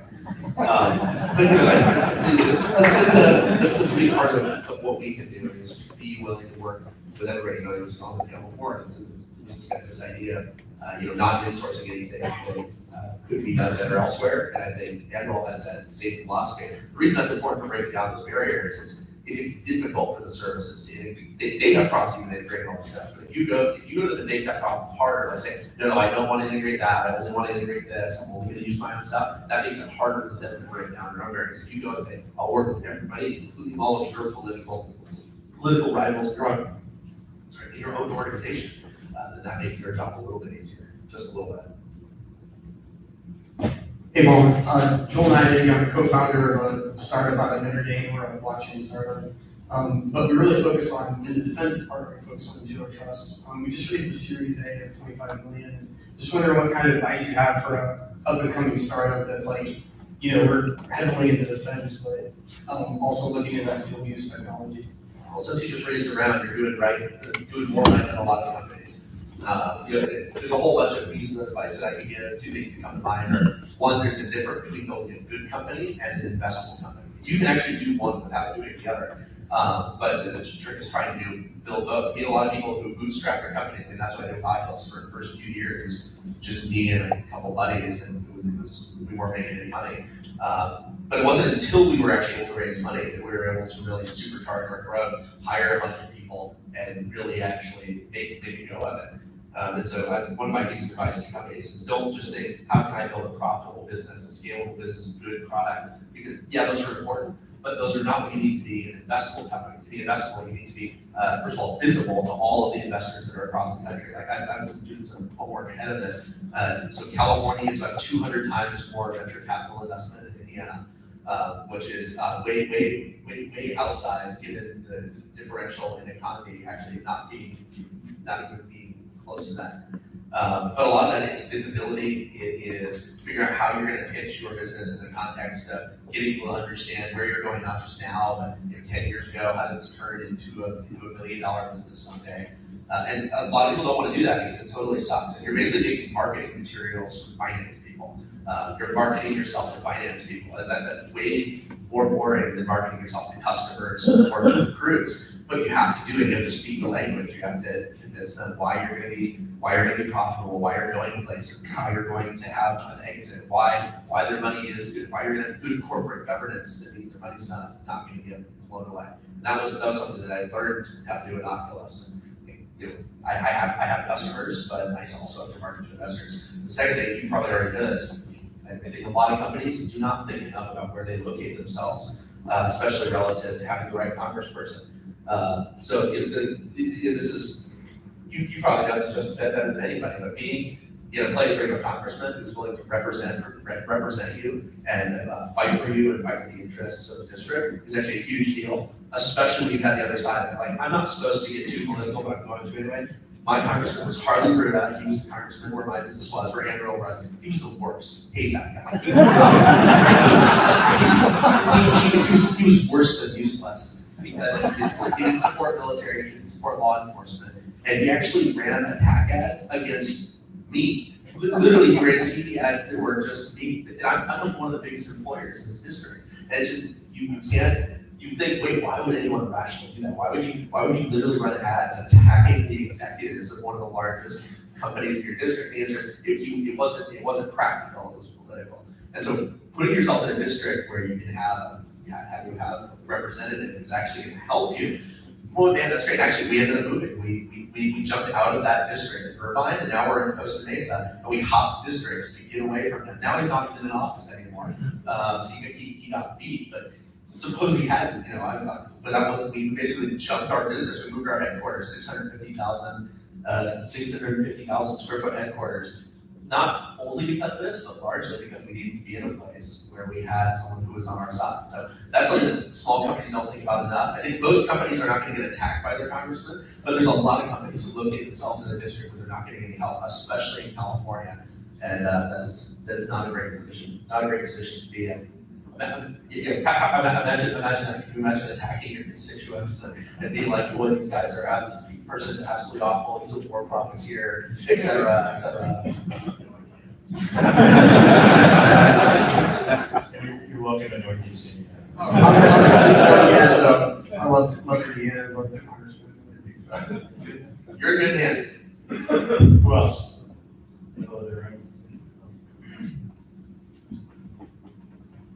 So Palmer, you talked about the need to invest more in the future. Congressman, you developed the Future Defense Task Force report, which is my second favorite document coming out of Congress, the first in the budget. Wow. But how successful have you been convincing colleagues, program managers, the financial folks about investing in the future, particularly whenever you've got the moving Chinese threats, you got the events in Ukraine right now. I'm just wondering how that works and what we can do. I'm from Naval Surface Warfare Center, Crane Division, down in Southern Tennessee. There are lots of reasons to be hopeful. I co-chair the Future Defense Task Force with Seth Moulton, a Democrat from Boston. We spent 6 months with meeting and studying the issues and we wrote a report. And I can give you all a copy of it if you want it. It's a great read when you can't sleep at night. But the good news is that we have the leaders on the Armed Services Committee, especially in the House, who believe in it. I believe the industry believes in it. You're hearing from Andrew, and one of the biggest disruptors and innovators in the defense space is Palmer Luckey. But one thing that I saw a lot of was that General Dynamics is here. I spent a lot of time with General Dynamics and learned about all of the innovation that the prime defense companies are also already engaged in as well. So it's happening across the board. And one big reason why is we don't have a choice. We have to innovate. We've had our heads stuck in the sand, literally in the Middle East, without a greater focus on competition with China and Russia, Iran. And that's why the committee is investing more there. We're going to hear from Mike Rogers to talk about this in a little bit. Mike Rogers is the ranking member of the Armed Services Committee and a really good chance that Mo gets the majority in the fall and then he'll become the chairman of the committee. So he gets to set the priorities. I know this is one of his biggest priorities too. I mean, the only thing that I would add, kind of already touched on, but the good news is that the zeitgeist is moving in the right direction. Like I think 10 years ago or 15 years ago, it was not necessarily the case. There was universal agreement that we were not investing enough in innovation, that we were not investing in the right technologies across the board. I think most people, almost anywhere in government, if you ask them that, they have an understanding and recognition of that problem. And then the even cooler part is that I think that's true even among the voting population. If you ask them, hey, do you think that we are, is our military doing the right things? I think there's actually even at the population level a lot of recognition, like, no, we probably need to be investing more in future technology that's going to be able to counter China. Like, to your point, we had kind of had our heads in the sand a little bit, focused on the counter-terror threat. And, it's only recently that people have kind of started to wake up, on a broad level about that. So I think that's a good sign, because if everybody's aware of the problem, like, will you make the right decisions? Maybe not, but at least you're going to be trying to make the right decisions instead of not even making any decisions. See Marshall Sanders, there's a hand in the back of the room, Marshall, and then we'll go to the back. Hey, Ross Walter from the IBC. Thanks for being here. First of all, Oculus is epic. Thank you so much. My kids love it. They're 8 and below, and they use it for STEM learning, and they're learning way faster than we all could have. So thanks for that. And my question is just about how do you see the future of virtual reality in defense? So there's a whole bunch of things. I mean, a lot of this is, I worked at the ICT Mixed Reality Lab, a great program like I mentioned, but the first thing that virtual reality is going to make a difference in is just training. A lot of people don't know this, but the US generally has more fatalities every year in training than in combat. And so if you are going to, there's a lot of work to build technologies to reduce fatalities in combat. That's thousands of different technologies all working together, some of them very, very expensive. VR, on the other hand, has the potential as a single technology to eliminate more death than fixing every single combat problem combined. And, obviously, the point of combat is to achieve strategic objectives, not just to have no casualties. But I think that the coolest thing about VR and DoD is that it has the potential to replace huge swaths of training that are very, very dangerous. Not all of it. There's going to be some things you're just never going to be able to get away from. But there's a lot of stuff, especially when you're talking about vehicle simulators, where virtual reality can make a big difference. Beyond that, I'd say that the interesting thing about virtual reality is the DoD has been one of the longest term adopters of virtual reality. So before Oculus, back when nobody cared about VR, back when I wasn't able to raise money because every investor I talked to said there's never been a successful VR company in history, there's hundreds of failures, and so we're not going to invest in them. So Peter Thiel's Founders Fund was the first one to be willing to cut $1 million check. And then everyone wanted to invest in us. But anyway, rewind to before that, there had never been a successful VR company in history. The military was still investing in VR through things like BrickLine and a bunch of other Army programs. So the DoD has actually been the most forward-looking entity in the whole world on virtual reality for decades now. So these criticisms I'm making of DoD not being innovative enough, I would say they don't extend to virtual reality. That is one place where they saw that coming way before anyone else. They've been investing in it way before anyone else. And they're probably just going to keep, some people, they're like, oh, like, what are they going to do now that it's everywhere? And I said, well, trying to keep doing the same thing they've been doing for 30 years with it. They're going to be doing more training, they're going to be doing more treatment, they're going to be using it for data visualization, command and control. None of it's actually new. It's just cheaper now that the headsets are $300 instead of $30,000. Thank you very much. I really enjoyed your foresight look into the future of warfare.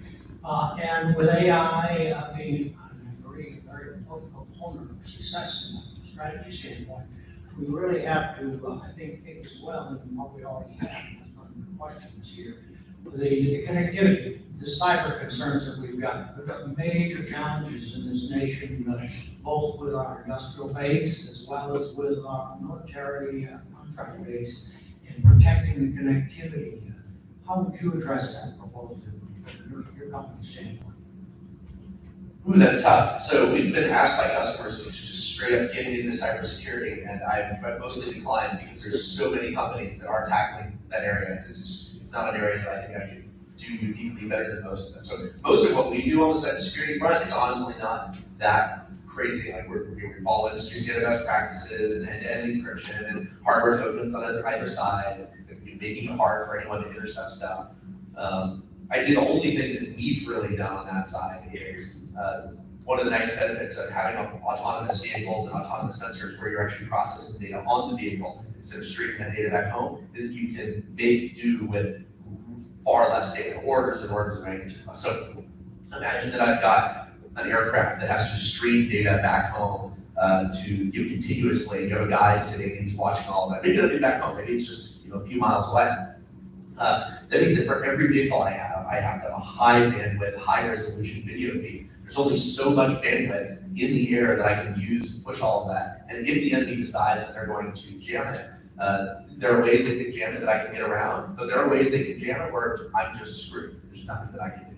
The nice thing about autonomy is that you can say, okay, I'm not going to have to stream this, this crazy high resolution feed. I'm going to process it on the drone. I'm going to be tracking my target. I'm just going to stream back target location, target vector, target speed, and then maybe a crop snapshot every few seconds or even every few minutes to give you an update on roughly what's going on with that. All of a sudden, I need 1 million times less data than I needed before. That means that I can do communications techniques that don't rely on a continuous feed that's easy to detect and easy to jam. I don't have to rely on high bandwidth communications that limit the number of assets I can have in the area. So autonomy actually helps a lot with networking on the practicality side. Obviously on the security side, you still need to do a good job, or you're gonna have a bad day. Thank you, very good answer. Thank you, I'm glad to hear it.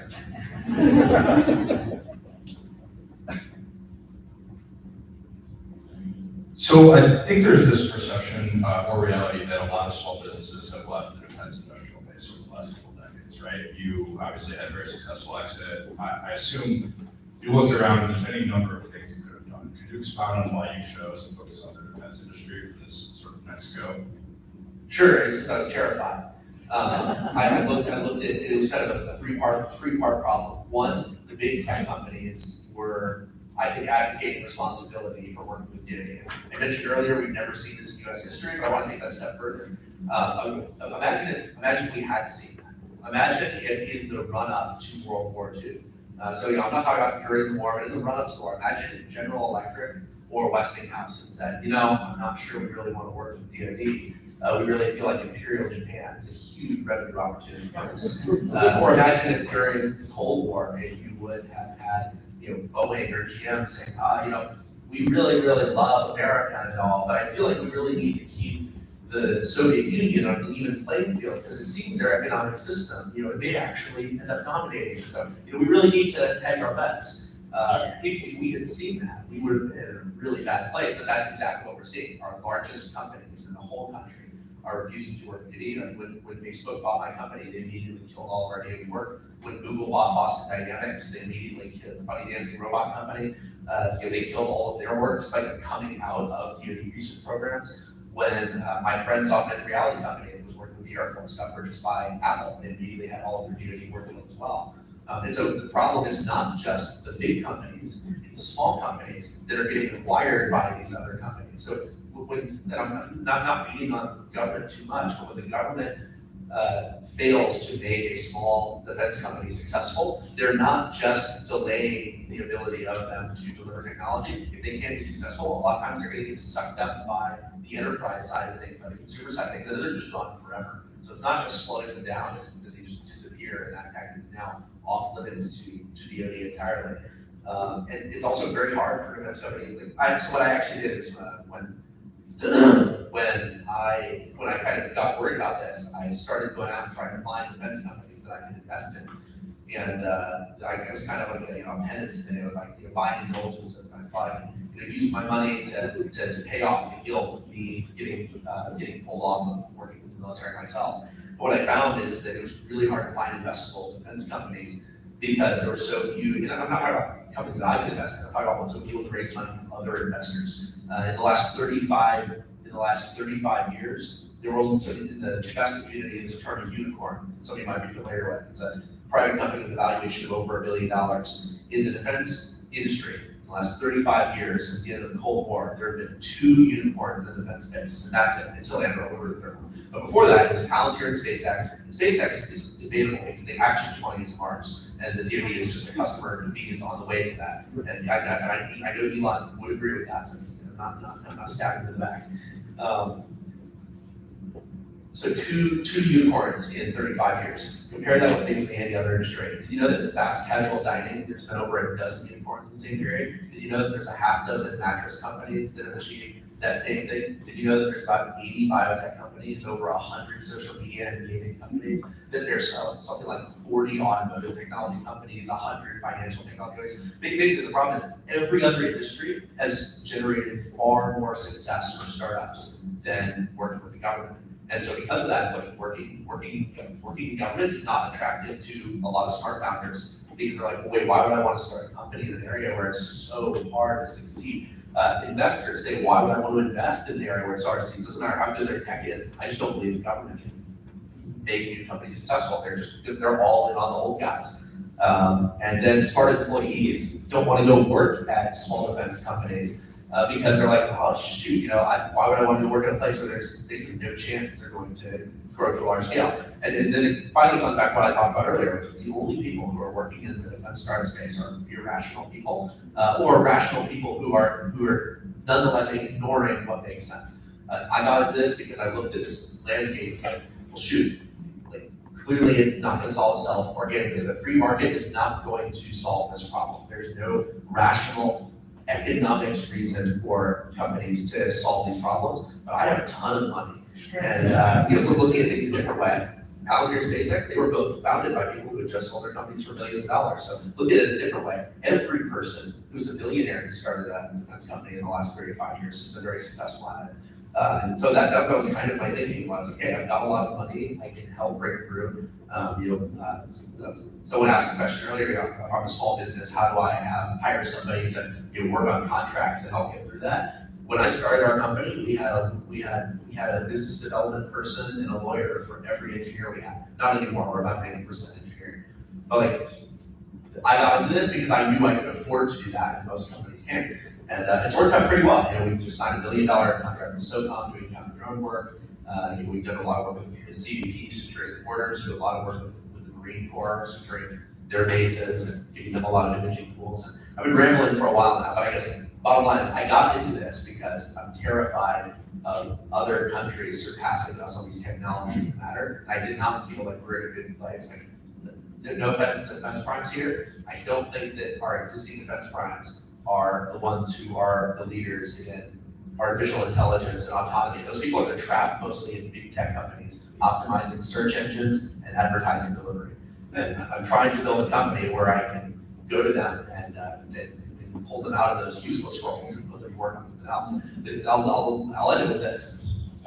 Once I had this thought that we were going to get left behind, that there wasn't a way to solve it, that got me very motivated to work in the defense space. And so what I do with a lot of people is even the ones that I can't manage to hire, I try to put a mind virus in them, which is one, this is an important place, you should work in defense, but two, your job is useless, meaningless, and you are throwing away your life if you spend your career optimizing the number of people who will click on your augmented reality mustache emoji.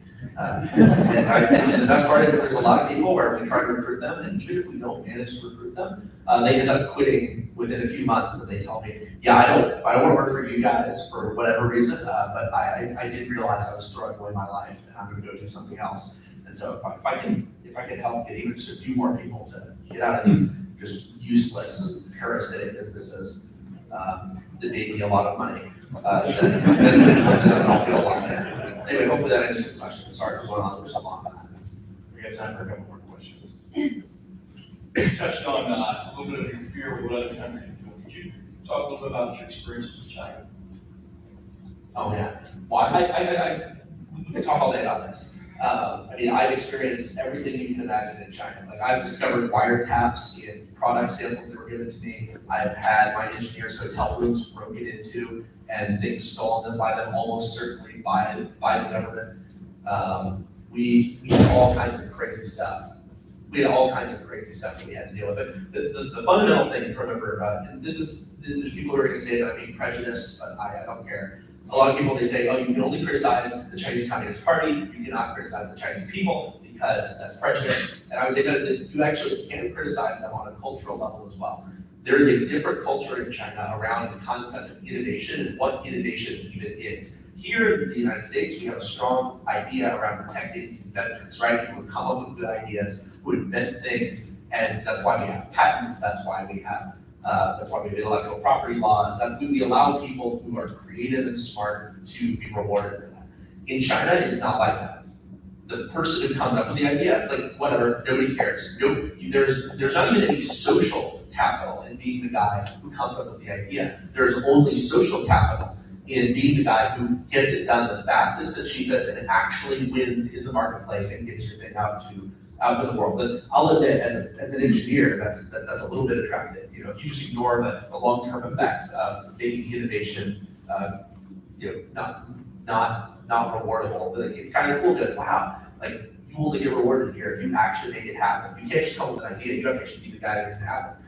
The downside of that is that they don't mind stealing technology from each other. They don't mind stealing technology from the United States. There's not even ego in it. There's no ego. Like here in the United States, if you ripped another guy off and everyone knew that you ripped him off and then you made more money off it, you might be able to make money. Let's say you figured out the legality, you got around his path or whatever. But in terms of social credit, people thinking about you, everyone would know that you're just a rip-off artist and you wouldn't be respected and nobody would want to work with you. Over there, that doesn't exist. And so we need to recognize that cultural reality that they are willing to take things from us, and they're willing to even do them worse and cheaper, and they are not, there's no sense of pride that is going to stop them from doing that.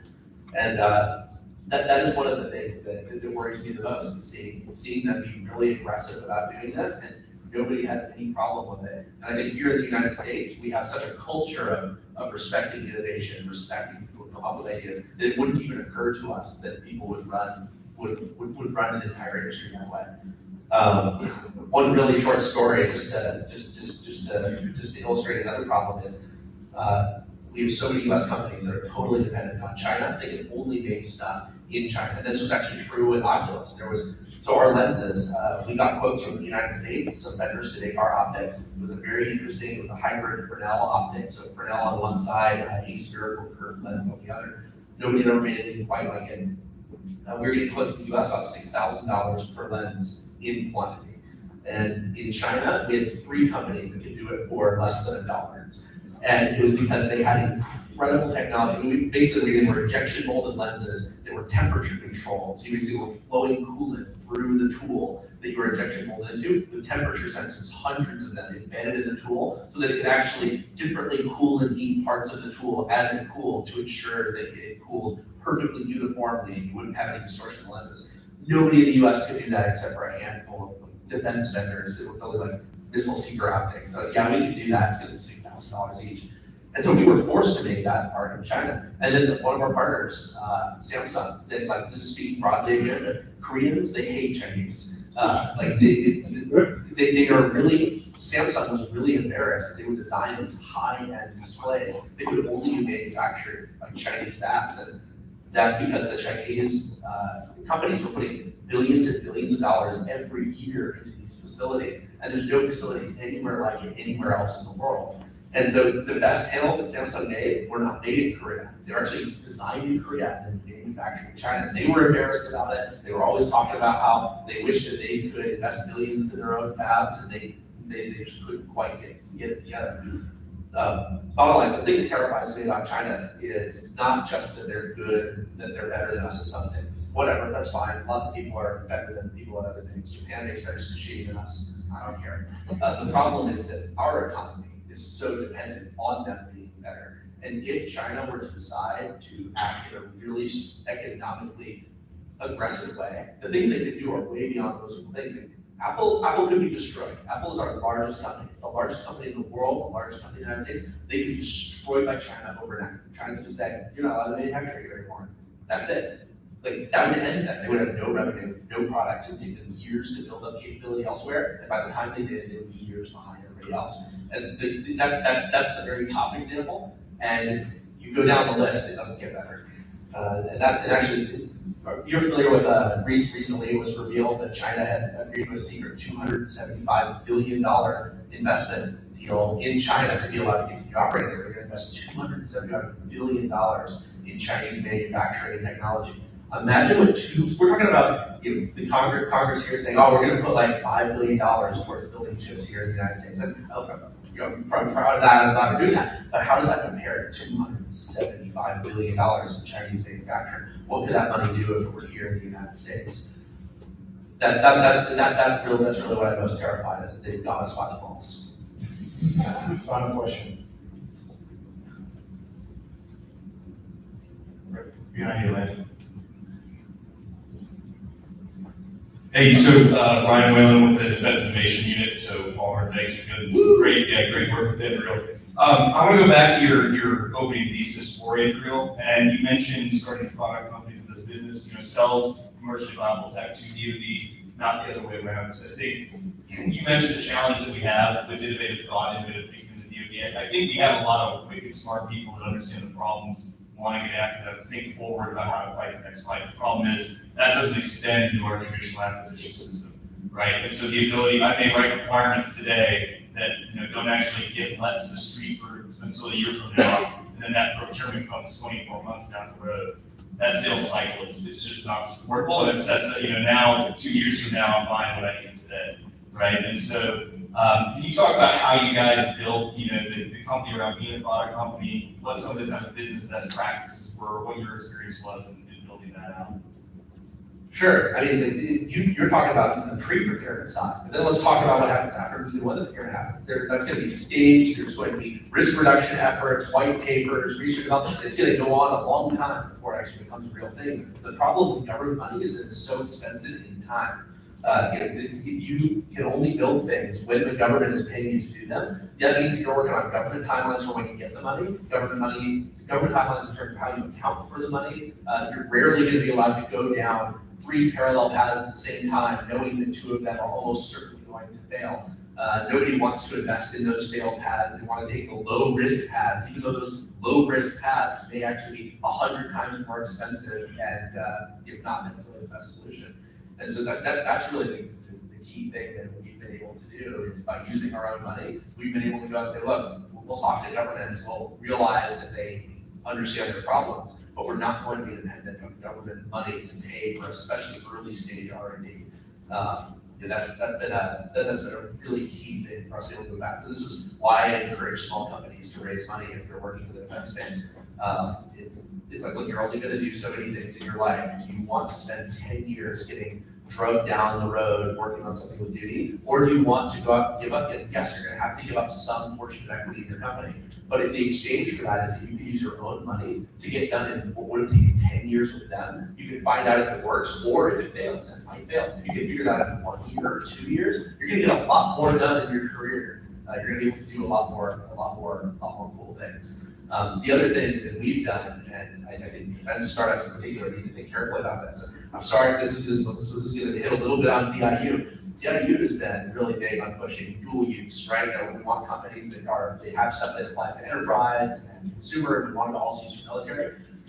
Sometimes that can work, but one of the problems with that is that consumer and enterprise they're way better customers. You're going to make more money doing that. And what happens is if you're trying to do military on one side, enterprise on the other, I can almost guarantee how your business is going to go. Your enterprise side is going to be better. It's going to do it faster. Your investors are going to then tell you, why are you wasting your time on this stuff? I don't care about how you need to patriotic. You need to know how to make money and deliver a return. You're going to pivot your business and you're going to focus on enterprise entirely. And we've had this work with partners. Actually, some of them have been DIU partners where they basically had to focus more on their dual use side of things. And so this is where the government needs to do a better job. The government needs to figure out a way to keep defense startups that are full of patriotic people from continuously pivoting away from working with them, even after they wanted to work with them, because they can make more money elsewhere, because you're not going to get the most innovative technology if you go elsewhere. I followed a really interesting strategy, and it's probably the end of this, but in my company, we're not really dual use. We have a couple things that are a little dual use on like the strategic infrastructure, things like power plants and critical infrastructure, but most of it have been DoD focused. And I've done that for 2 reasons. One, because I don't want to wake up in 10 years and find out that I've built a great oil and gas security company. That's not what I'm trying to do. No problem with oil and gas. I love oil and gas. It's just, I want to help the military, not refinery profits. And then the second part is, by building a defense-only company, I have made it impossible for my investors to force me to do it. There will never be an enterprise revenue of significance for them to point to and say, focus on that. It's like, look, you're with me, ride or die, working with DoD. If this doesn't work, we're all going to lose a lot of money. And that's actually worked really well for Aligning. So sorry for beating on your guy. I know you guys do your thing. I think there are places where it makes sense. But the flip side of that is the government's gotta make it make sense, or you're gonna lose a lot of these small companies. And I'm sure that's something that you guys have to deal with all the time. Thank you, Palmer Lunkey. I hope you get back to Fort Wayne soon. I will. Thank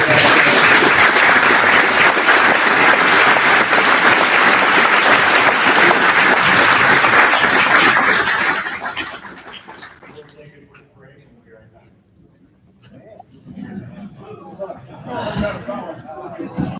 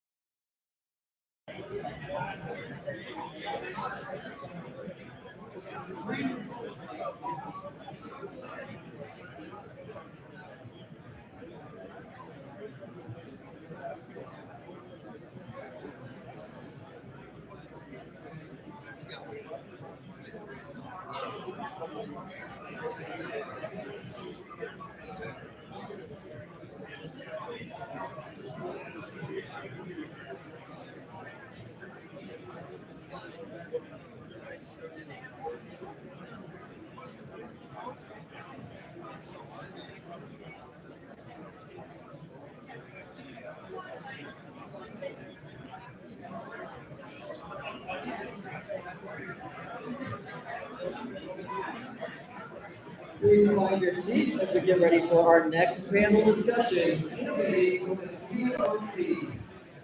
Inside the next panel, just about a minute or two.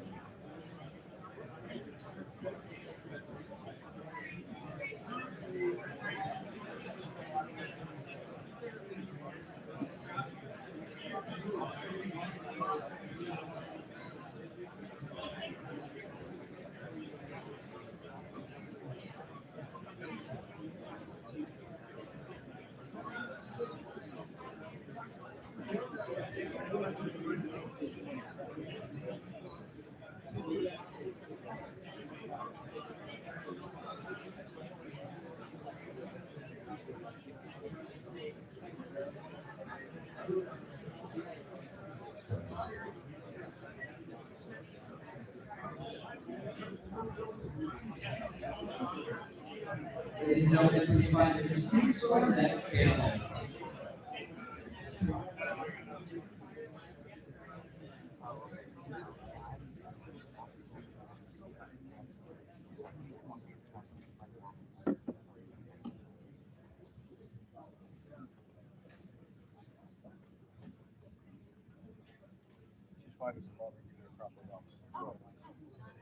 Doing well, doing okay? Yeah.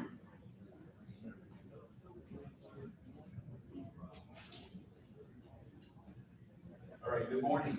I'm Dr. Jerry Hendricks, and I'm in the Sagamore Institute out of Indianapolis, Indiana, where I'm a senior fellow on defense issues.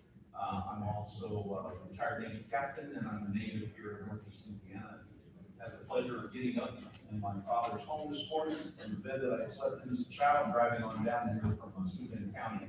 It's joining you all today. And I'm going to go back up there and have some stroke fish a little later on this afternoon. So I'm really glad to be back here in Northeast Indiana amongst my kin. So my pleasure to host this panel on innovation in defense. And I'm going to start out by introducing our panelists this morning. First, to my right, Ryan Whalen is a former Army intelligence officer. He's also been with the Defense Innovation Unit as a fellow, and he also currently works as an advisor to them. He's also a Mandia Threat Intelligence. He's got a lot of experience on where we're looking on how to drive innovation into defense programs. Next to him is Rob Walker. Rob Walker is the Chief Technology Officer of the Naval Surface Warfare Center Training, one of the largest bases in the United States Navy. I like to say that because in 26 years in the Navy, I didn't really realize that until I was nearing retirement and had a chance to go down there and see all the great innovation that goes on right here in my native state of Indiana. And so Rob's he's been involved in advanced technology within the United States Navy, going way back. He's actually a computer engineer on the Tomahawk program, which is one of the most elegant computer engineering programs that I've had experience working with. And he's been working on advanced cutting edge technology for the Navy at Crane for the last 30 years. And we're also joined by Wes Bennett, who is the chief or the contracts management officer, an advisor to the contracts management office for DARPA, the Defense Advanced Research Projects Agency. in the military, we talked about there are some projects that are hard, and then there are projects that are DARPA hard. And so, you know, if you're surfing the internet today, thank DARPA. If you've been working with other advanced capabilities to include hypersonics, thanks DARPA. So this is the place where a lot of the cutting edge technology gets started for defense. If you want to talk about what's coming next, generally we tend to look at DARPA. So we want to thank Wes for being here with us today. So with that being said, I'm going to turn it over to them. I'm going to ask each of them to speak to you for about 7 minutes or so about some of the things that they've been working on. And then I'm going to ask a question broadly to them, and then we're going to open up the floor, because I think that you're all going to want to talk to them about sort of how to get out and ahead on innovation within defense. So first.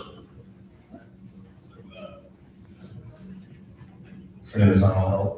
Like Jerry said, my name is Ryan Whalen. I'm with the Defense Innovation Unit. I'm actually an Army reservist. So I'm an officer of the U.S. Army Reserve. This is my reserve job. So I'm here in my reserve capacity. I'm on orders this week. We are starting the Defense Innovation Hub for the Midwest out of Chicago. I'll talk a little bit about that. We're going to kick that off next week on the 21st of April. So we're really excited to get that going. In my civilian capacity, I run a business unit for managed threat intelligence. I run our government business there, so I kind of straddle this world on both sides. And for DIU, in my reserve capacity, I do scouting. I try to create opportunities for companies and non-traditional defense vendors. And then I work as a provider of product to the government, to the Department of Defense. I do about $65 million in business with government organizations all over the world. We are getting acquired by Google Cloud, so back to Palmer's comments, I hope they don't destroy our government business because it's, you know, my future. But I'm here in the DIU capacity. So what Defense Innovation Unit does, we were started back in 2015 under Secretary Carter.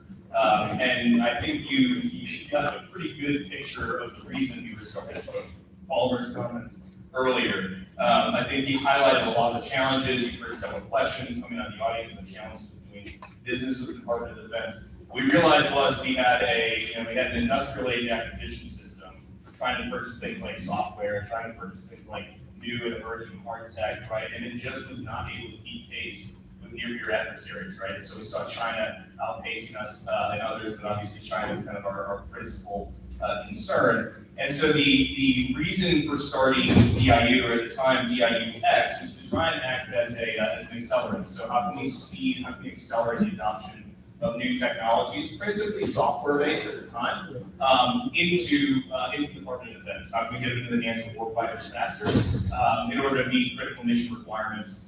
And then also, how can we then, through that process, expand our national security innovation base? Meaning, how can we enable non-traditional defense vendors alternative means to access the department as a customer?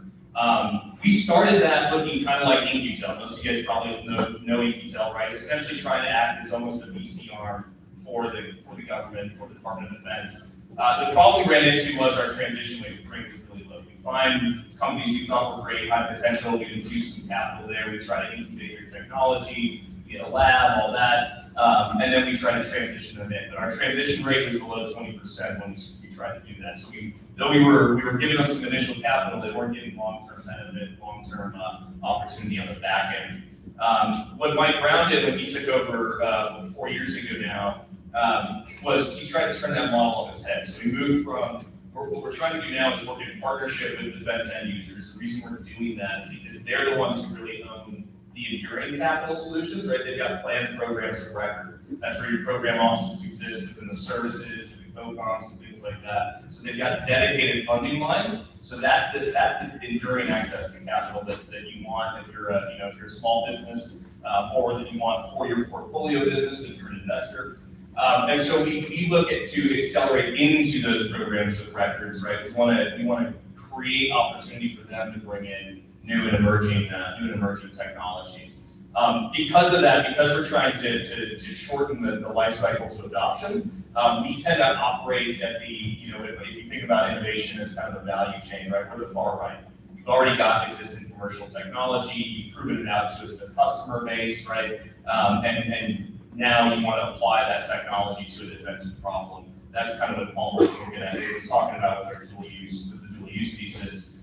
The idea being, though, to some of the earlier points, is that industry applies far more dollars to research and development than the government does, broadly speaking, right? So it's to the tune of hundreds of billions of dollars.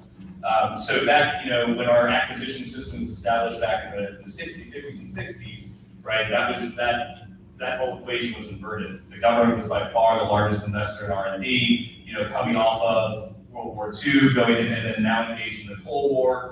The government was dumping dollars into R&D projects. That's totally inverted now, with far more of that R&D capital coming from industry. And so the idea is that industry better understands the technology we're trying to build, to Palmer's point, right? We know the problems we need, we know the capabilities we need on the defense side, but we're not experts in building that technology. That expertise resides in the industry. And so DIU is intended to build a bridge to create additional pathways to gain to bring that, accelerate the adoption of that technology into the department.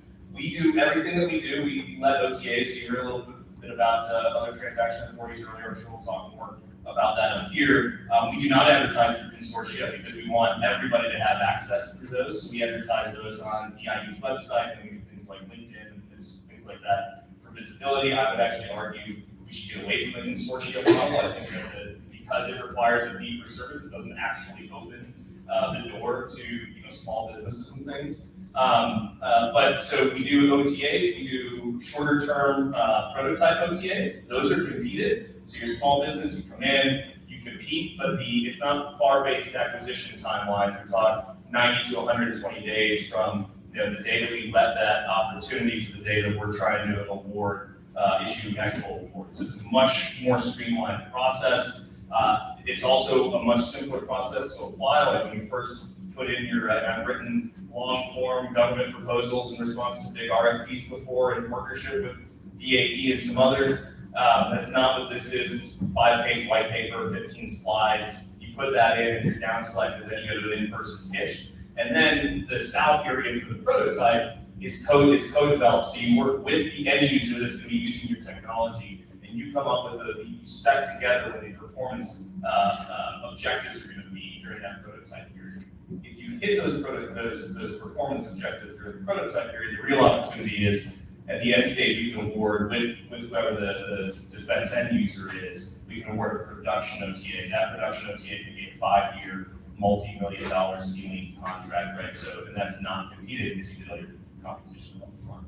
That's the DIU's process. That's how we've gone about doing it. There are others, but more than just doing business with and coming into the DIU, one of the things we want to do is encourage that kind of behavior across the DoD acquisition system. And so we've seen others like US Cybercom has started picking that up, and now they're managing their own OTA processes and things like that. And there's others out there. We want to see more of that adoption. So we can use FAR-based acquisition for what it's intended to, and there is an intent there, but we can better spread knowledge and understand how to access some of these other opportunities through organizations like that. All right, thank you, Brian.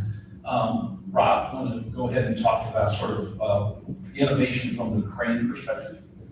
Sure, be happy to. At first, make a quick introduction to the Crane table back there. We got the guy in uniform.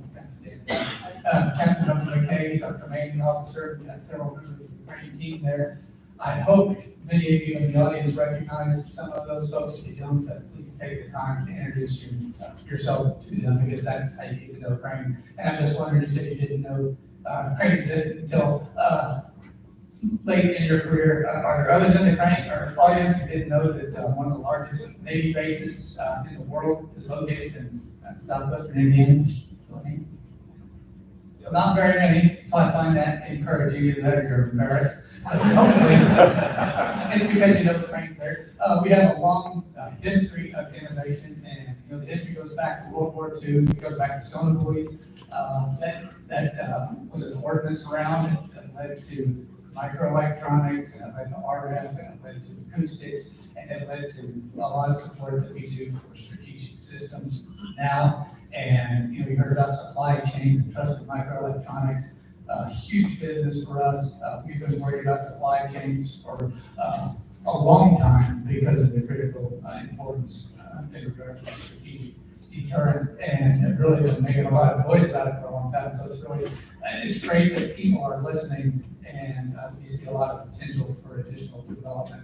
in that regard, but also on that strategic side, hypersonics is a growing area. You got Trident missile, life extension, you got the Columbia class submarines, so all those things are hugely important to us there at Crane. And what we're trying to do with partners like these and with partners like the folks out there in the audience is push the pace of the developments and push the pace for the adoption of those technologies into our critical systems. Radiation hardened microelectronics. We heard some talk about space industry before. So being survivable in space or in a nuclear warfare environment, how do we get the latest, greatest state-of-the-art developments in microelectronics into those systems in a survivable fashion? Critically important to us. And that's just one of 3 departments. We got 3 main departments at Crane. We're about 4,000 people, predominantly scientists and engineers, lots of electrical engineers, lots of mechanical engineers. We recruit heavily from our academic partners in the region. I see people in the audience, IU people in the audience. Someone mentioned Notre Dame earlier. I think we're either Rosalind's first or second largest employer. So definitely depend on that academic ecosystem and have a lot of partners there. Other thrust areas at Crane, expeditionary systems, that's one of our other big departments. Expeditionary meaning the folks that leave the boat and go ashore and the things that they take with them. So we heard talk about sensors, the big group that does EOIR, electro-optics, infrared systems. There's a group that does small arms. There's a group that does small explosive devices. C5ISR, I heard a lot about C5ISR, taking those radio components and computer systems and et cetera, putting them on these ATVs, any number of other platforms and getting those out to the warfighter. Critically important that group. And autonomy, we heard a lot of talk about autonomy in that last talk, which was great, but getting that autonomy into these systems as fast as we can, that's what we're all about. And then the third big department at Crane, electronic warfare. Heard one of the speakers on the panel earlier talking about some of the work with the EA-18G. So we don't do the airplane, but we do all the stuff that's on the airplane. We work with the pods, work with the electronics in the system, and we do the same for ship-based systems, like 32 that you may have heard of, and for ground-based systems, so counter IET missions, counter UAS missions. For the previous speaker talked about the $1 billion contract with SOCOM for counter UAS, and we're super excited about that. That's a hugely important mission for us right now. And as far as innovation and trends in EW, they talk a lot about cognitive and distributed EW. Cognitive meaning it's got to understand what that thing is, even if it's something that's never seen before. So it can be applied AI ML, which we've heard about this morning, to that problem. The distributed side, we talked about swarms of unmanned aircraft, unmanned surface vehicles, unmanned ground vehicles. How can we network these systems together to go against an incredibly complex threat to make sure that our platforms can get where they need to be effective? So that's kind of what that electronic warfare mission is about. And innovation-wise, building our ecosystem. We've got the Naval Midwest Tech Bridge down at Crane. That's an organization that's really just focused on building that ecosystem, building partnerships. We work a lot with IM3, Indiana Innovation Institute. They've got an office right outside our gate at the Westgate at Crane Tech Park. And so somebody was asking about learning how to do business with the government. We do events with IM3. They do events out across the state. Our small business guys sitting back there at the table. They do events out across the state. So we're trying to encourage that ecosystem. We're looking for partners all the time. We know it's hard to do business with the government. We try to make it easier. We do have a large OTA in place. It's called SMARTS, which is a weird acronym. It's S2 MARTS, and I think the first S is Spectrum, and the second is Strategic Missions. Maybe I got that backwards. If you look for S2 MARTS, you'll find it. They put on road shows. They were just down at Lyon, Indiana at French Lick. You'll put on an expo, how to do business with Crane, using that OTA vehicle. We do a lot of contracts too, billion plus in contracts every year. We do some grants with our academic partners. We do a lot of tech transfer agreements too, a lot of credits. You know, if you want to get to know the DOD and you want to get to do the Navy or get to know the Navy, and it's not a financial agreement, we can do research together. We can do partnerships through collaborative research and development agreements. You can get security clearances from credits, and that can help you find out what the real problems are, so that then you can apply to contracts and grants and OTAs and be more credible, and you can use that as leverage to say, hey, I've got this partnership in place. And we do lots and lots of those. Lots of ways to partner with Crane. Thank you very much. And just a side note, the reason why I found out about Crane at the end of my career, I was actually, my last job was director of naval history. And so I had a PhD in that area, and it was my payback for it. And I had to go get the wood to refurbish the USS Constitution, the oldest commissioned sailing frigate in the world. And the Constitution's wood is in a grove at Crane, Indiana. So we had to come home to the state, and then I was briefed in on the rest of the program there. It was a mind-blowing experience as to how much advanced technology and these really, the super secret areas where we're working on submarines and missiles and everything. And it was just eye-opening, and I've been very enthusiastic about working with them since then. I also know here, because we're sponsored by Representative Banks, I think he's the only member of the Armed Services Committee for either the House or the Senate for the state of Indiana. He's taken a really great leadership role in supporting Crane and its efforts to bring new programs and advanced technology here. So we thank him for his leadership there and sponsorship. We're going to move on now to Wes, and I wanted to say, Wes is a senior acquisition executive, and he provides advice on DARPA's $3.5 billion portfolio for investment. And so he provides advice and has a view on a number of DARPA's programs across their entire portfolio. And so Wes, if you give us a little bit of background on the things that you're working on now and where you see things going. Great, thanks, Drew. First of all, let me say thanks for the invite. It's great to be here, talking to everybody in the great state of Indiana about DARPA. We're excited about what we do, and I think you guys will be as well. I talk a little bit about our mission. I think the easiest way to understand what DARPA is and what we do is how we were created. So in 1957, the Russians launched Sputnik. In 1958, DARPA was put into existence, essentially to make sure that we were never strategically surprised by an adversary.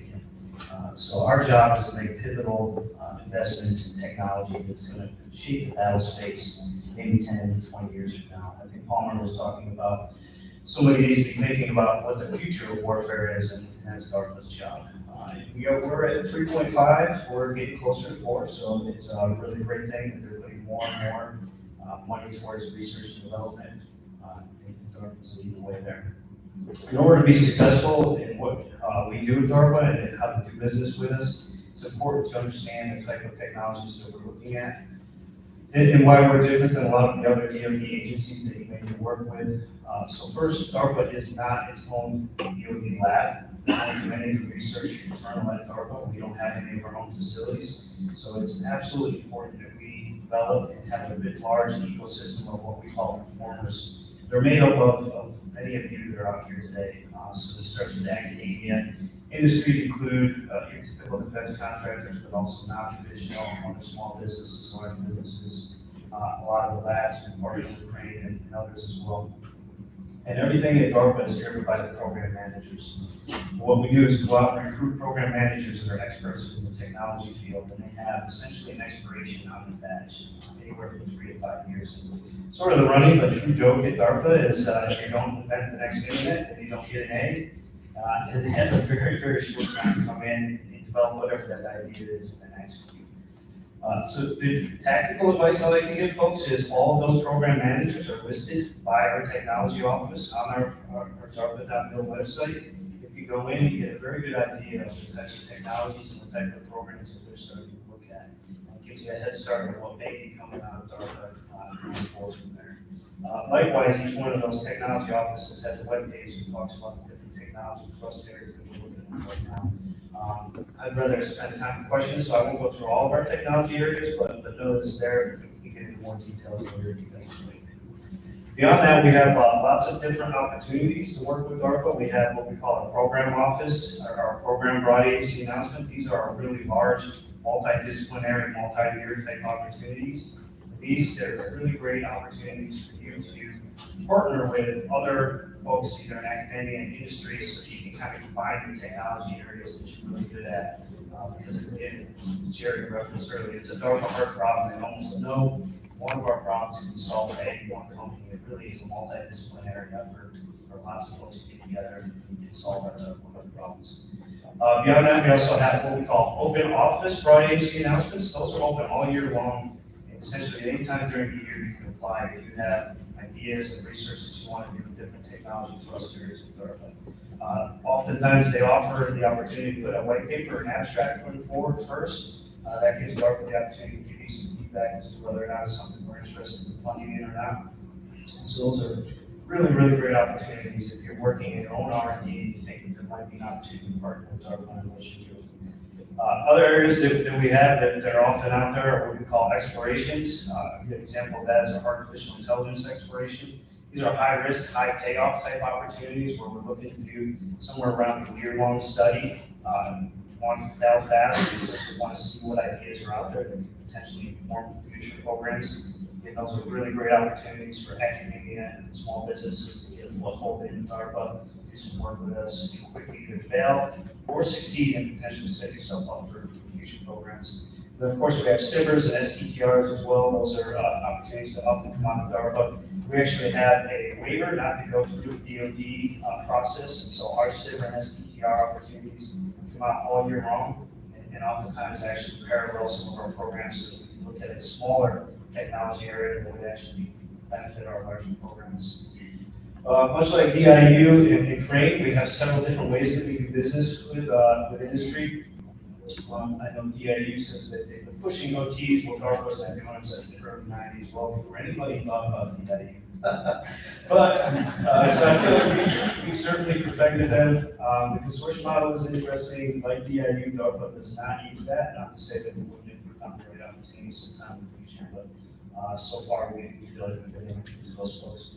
Creators are a big way that we do business. We do cooperative agreements and grants as well. I would say our mix is about 60% FAR-based, which are typically our bigger programs, and the other 40% are not FAR-based acquisition instruments that we were talking about before. So actually, let's just turn it over to questions, because that'd be very fun. I'm going to start out with a broad question for the three panelists, but then we're going to look to you for questions and see if there's things that we can contribute to your knowledge on this. But my first question really goes to, the Pentagon Department of Defense being its reputation, really being sort of an ossified environment where it's very hard to get the red tape on acquisition. Look at some of the major programs that we have that literally are decades in the making now. It's a far cry, for instance, from the 1950s when, we went from, gunpowder guns to guided missiles in about 8 years, and supersonic aircraft and propellers. So the question is so to each one of you, based upon your experience and where you sat, do you see the Pentagon's culture going to really get at the idea of cutting red tape on new programs or trying to get contracts in place that can really drive innovation into the Pentagon? We'll just start from here and work our way down the line. Okay. So I would say the words are right. The dollars haven't necessarily flowed to follow that. I do think there's more and more going to R&D, like Les mentioned, which is good to see. We haven't extended the opportunity to break down some of those barriers that you mentioned. I don't think very well. Let me give you an example. So like I mentioned, we're opening an office in Chicago. I'm opening not DIU's office in Chicago, even though DIU is funding it. We're opening a Defense Innovation Hub. Because we realized and I'm good at partners. I've got Navy partners, I've got Army partners, I've got Air Force partners, right? We're all going to be in the same place. We realized we all have requirements, but there's no universal spot any of you can go look at to figure out what those requirements are, right? We all have opportunities, but there's no universal spot that any of you can go look at to find out what those opportunities are too, right? You gotta go to my website, DIU's website, you gotta go find multiple different Army advertising websites where they advertise different opportunities. Even within the services, right? We're siloed. So one of the things we want to start doing, and we want to start doing it here in the Midwest, is breaking down some of those barriers, create a platform where you can see all requirements in a single spot. Now, it'll take some growth to get there and some time and labor. But we solved the innovation problem as the DoD and the government solves a lot of things. We built more bureaucracy around it. So instead of one innovation-focused organization, we've got about probably 30 or more across the defense ecosystem. So we want to start doing is kind of breaking down one of those areas. In Chicago, we want to create a hub not just for Chicago, but for the entire Midwest. We're partnering with organizations like Crane, like the National Security Innovation Network to extend our reach into other communities and ecosystems. National Security Innovation Network's going to have, they're going to have a representative at Indiana University, they're going to have a representative at Purdue. I did not know they were going to have one at Crane, so that's great. And so we want to extend our reach into these communities, into these ecosystems. One, to better scout technology, to identify it as it emerges. But two, to be that voice who can then, that's a direct line into kind of this hub concept. We can say, hey, your business today might not be the right profile for me, DIU, right? But instead of putting the onus back on you to say, hey, good luck, go navigate that defense ecosystem yourself. Hopefully I've got like one step and I can connect you to my lab partner, my research lab partner. I can connect you to a DARPA opportunity, whatever it is, I can point you to the right direction for where you're going. So I think the thinking is it's coming, the thinking is there. Now we need the dollars to follow, because I'll tell you, DIU, our funding's a pittance compared to massive defense programs. And the same is true if you look across the R&D ecosystem, based on some big government programs. But I think we're moving in the right direction. Rob. So I'd have to agree with all that. Moving in the right direction, sometimes it seems glacial, but I think the OTA that I mentioned before, the smarts, we've been really aggressive about using that. And it's not the only one that we use. Cornerstone is one that I know we've used a lot. The Joint AI Center, which is another one of the DoD organizations, created the DreamWin OTA that IM3, Indiana Innovation Institute, is managing for them. So there's a lot of interest in getting those more aggressive contract and related vehicles out there so that we can be in the business of getting innovation to the war fighters faster. And at Crane, we've really embraced that since I've been in the CTO role for the past 7 years or so. We've been real aggressive about advancing the education of our employees. We'd like more PhDs there than we have at any point in our history. We do more SSE work than we've ever done before. So more work for DARPA, more work for also naval research for their peers in the other services. So Crane has historically been more of a right of life cycle kind of organization supporting existing systems, and we've been pushing harder to get into that left life cycle work, partnering with groups like you mentioned, NSIM, they're holding an event down in Bloomington on Thursday. In fact, it's all about taking Crane intellectual property that we developed and get it to entrepreneurs and see what they can do with it and try to give them the opportunity to earn some venture capital to spend that into a business. That's an ongoing program we've had for several years, and it's been quite successful. Yeah, I absolutely think that we're moving in that direction. You can see some of the changes that they made to the DoD 5000 with middle-tier acquisitions. You've seen the Army, the Air Force come over to some of the ways that we do business with other transactions and other ways to reduce the barriers that kind of slow us down in the acquisition process. And I think you can see even with the comm budgets and what's being put forward, a lot of those monolithic systems that take decades to come together aren't being procured, and if they are being procured, failing fast, sort of the DARPA model of prototypes. The other thing I'll mention is, the distributed systems that talk to each other. So the folks are moving in the Strategic Technologies Office. So DARPA is mosaic warfare. Now we can have lots of distributed systems that all work together, all communicate, and can overwhelm the enemy without having to have large monolithic systems. So moving in that direction, much like Crane, we put a lot of thought and emphasis at the very beginning of our programs and how we're going to transition, because a lot of times that can be what slows or kills our early investment in research and development. So we have several programs. One is called the Embedded Entrepreneur Initiative, which is basically try to help small businesses, universities, and other companies that may not have been able to get U.S. investment at the end of our research and development, build themselves up by putting an entrepreneur actually on their team. They do things like business plan, intellectual property rights, how they essentially set themselves up for success after they leave DARPA, either commercialize or go to the rest of the community. So, yeah, they're actually one of the good things. All right, we're going to open up the floor now. Do we have questions from the audience? And I will always start over here because this is my blind side. So, sir, if we get a microphone to you.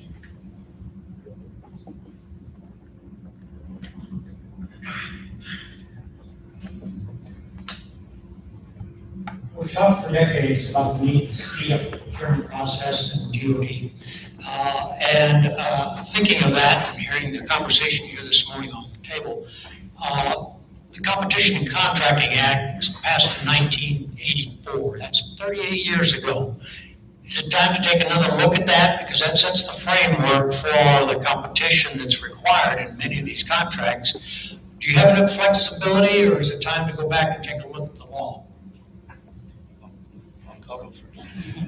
Absolutely not. The Competition and Contracting Act is still solid. We have lots of different ways that should we need to get through the Competition and Contracting Act, we can. In other words, we can write determination and findings or justifications and approvals as to why, in this particular case, competition doesn't make sense. We have a lot of different flexibilities with other transactions that fall outside of SECA. Frankly, it's not the competition oftentimes that slows us down, it's everything else. And so I don't think SECA needs to be relooked at. I think it works just the way it is right now.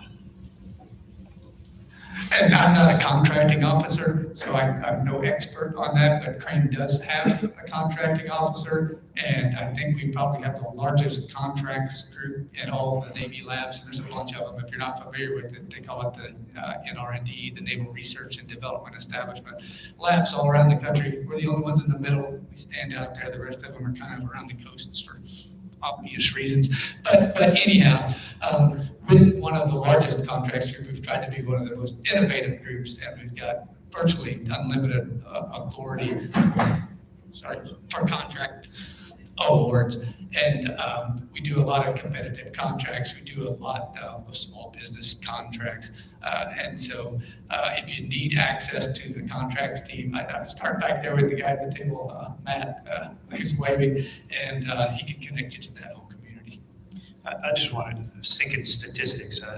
DARPA, we're somewhere close to 70% competition, and we move really fast.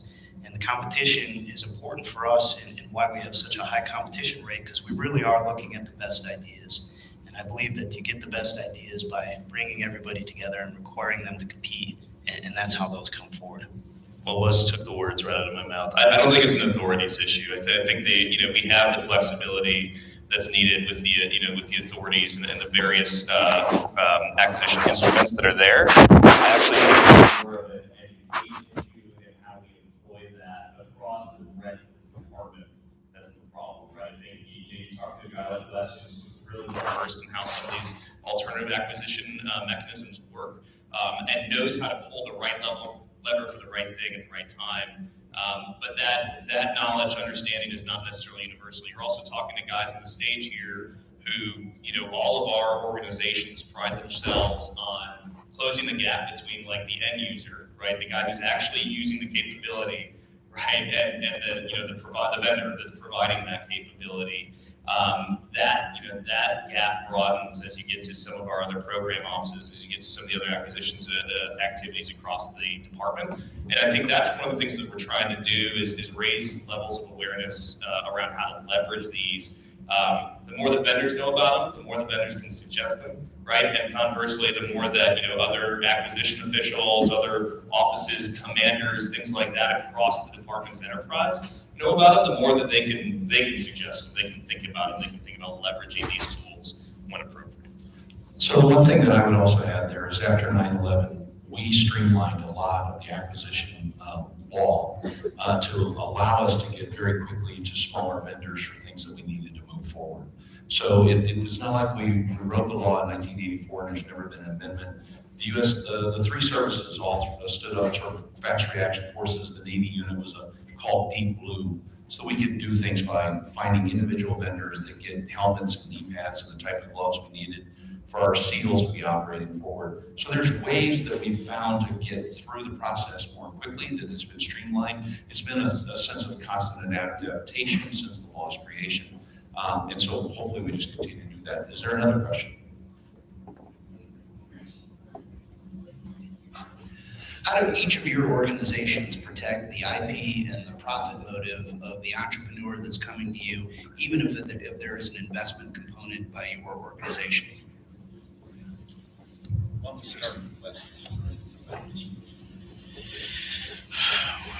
Well, how would I put it? Oftentimes, we're by statute, we're not allowed to take any more of the government or the intellectual property or data rights than is required by the program. And so it's a constant dialogue with the program manager when we're first putting together what we call our acquisition strategy on what is it that you need in this particular acquisition to make sure that it's something that we can transition later to the services.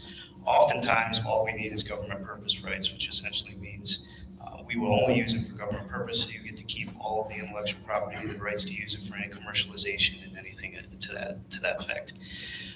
We do a lot of work with what I'll call non-traditionals. They're putting a lot of their own investments into their research and development and their products outside of the DoD.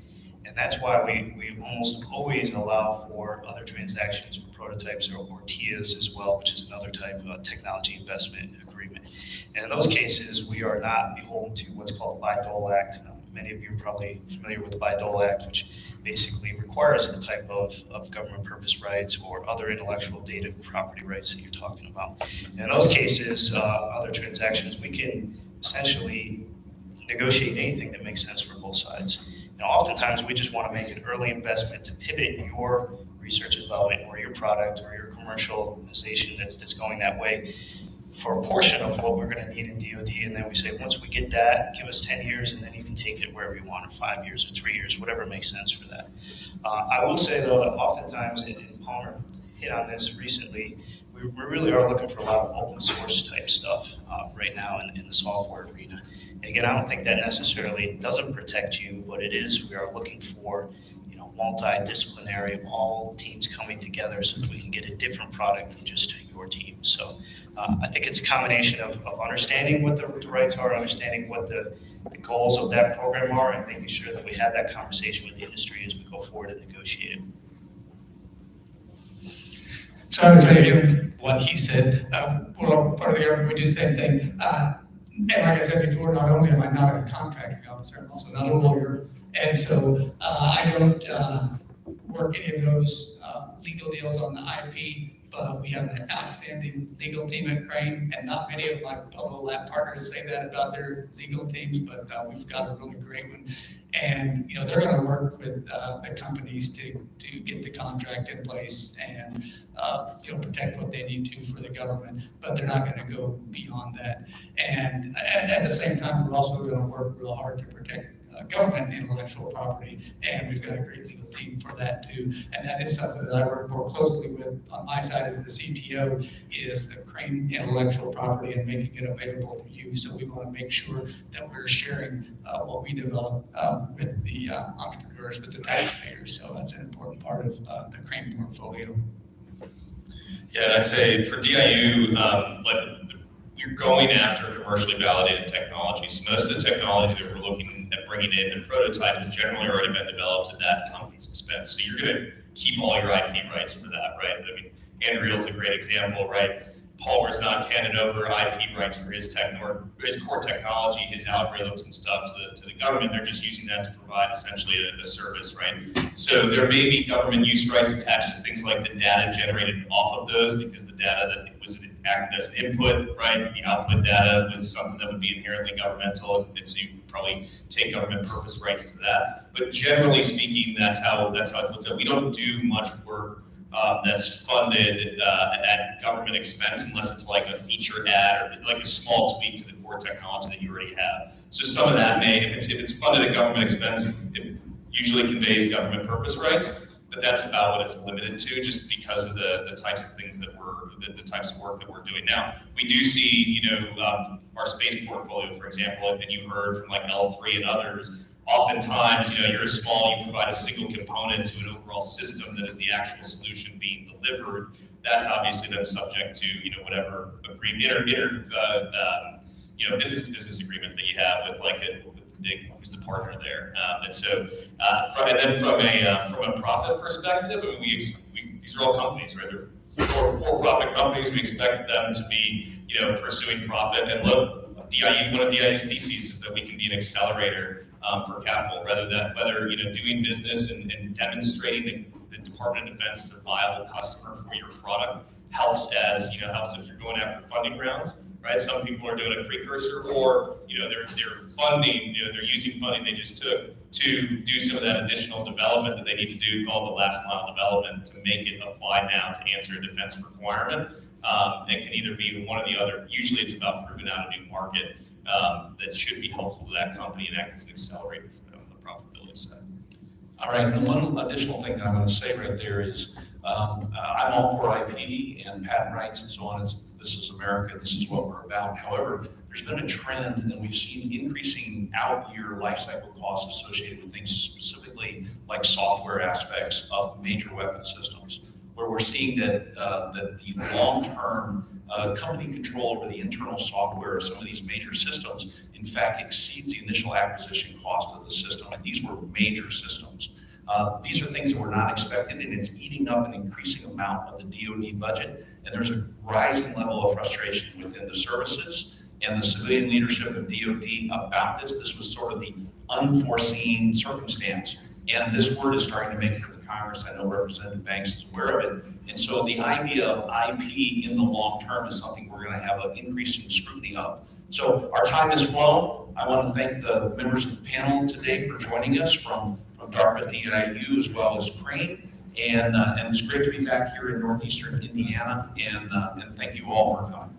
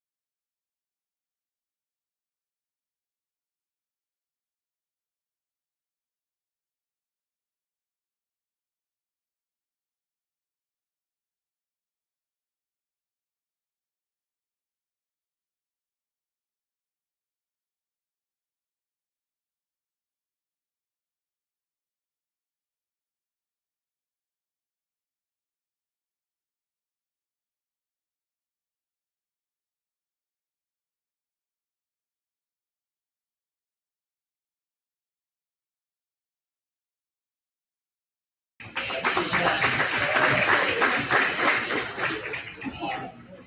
friend Jerry Hendricks, who just moderated the last panel, did not do a very good job at selling his book. So I'm going to help sell it. Where is Jerry? Maybe he's out in the hallway. To provide and maintain a Navy by Jerry Hendricks. So Jerry's in the back of the room. He's a great friend. He's a native of Northeast Indiana. And he is the premier navalist in the country who wrote the book on it. So read his book, buy his book.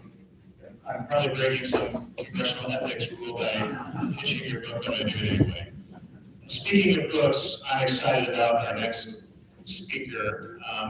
Jerry's book came out last year. I was going to say this is the most important book that you're going to buy and read this year. The Wires of War by Jacob Helberg. And Jacob, it's an honor to have you come to Fort Wayne, Indiana. Another guy who spent a lot of time in Silicon Valley, California, lives in Miami.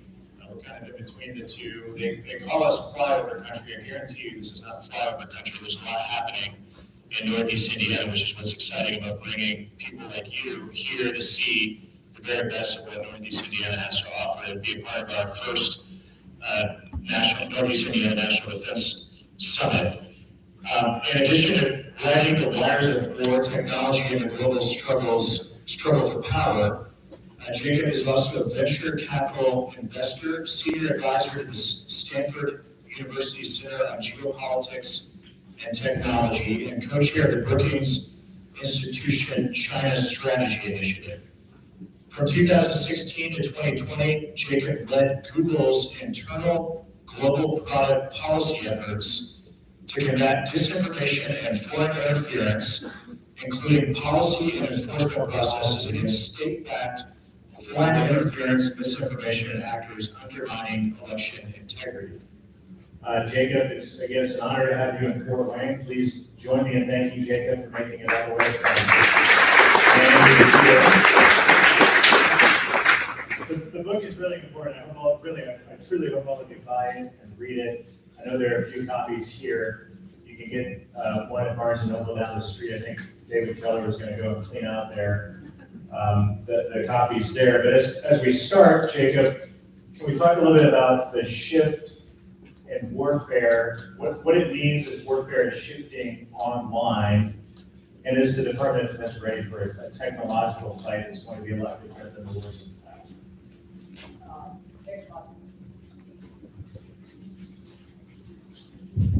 Thanks a lot for having me. For me, it's a personal pleasure to be back in the Midwest because I spent a lot of time growing up in Toledo, just less than 100 miles from here, where my grandparents moved here after the Holocaust. So it's always nice to, and actually my grandfather worked at a Jeep factory. So for me, the story of the importance of manufacturing and building things in America and in the Midwest hits particularly close to home.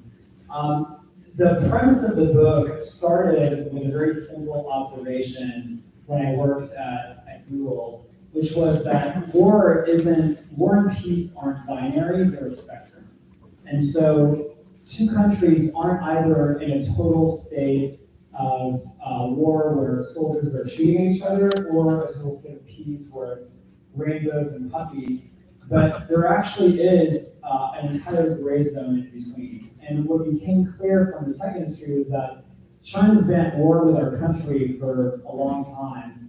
And unfortunately, Vladimir Putin has been an aiding partner in the project to erode the American-led order before he decided to invade Ukraine.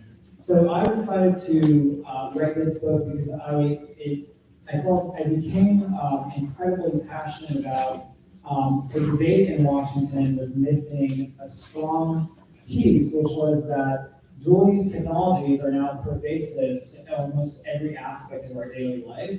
And unlike during the Cold War, where you had an Iron Curtain and you had proxy wars where the US and the Soviet Union fought with each other indirectly, today you often have situations where the US and China fight with each other directly, but they do it through the gray zone, and they do it in ways that are hard to define, in ways that are invisible and hard to attribute, but they're nevertheless very, very high impact. And so a lot of the book basically talks about the stakes of the war and the various parts of this conflict.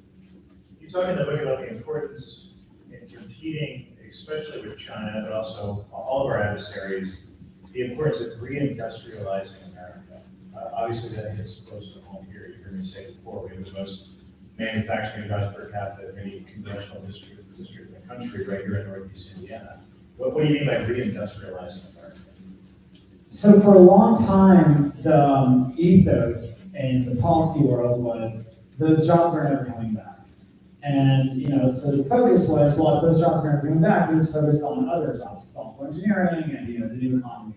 And I think now we're seeing a dual paradigm where we're seeing on the one hand, the consequences of not having a robust industrial base here that's capable of making the things that we need on a day-to-day basis.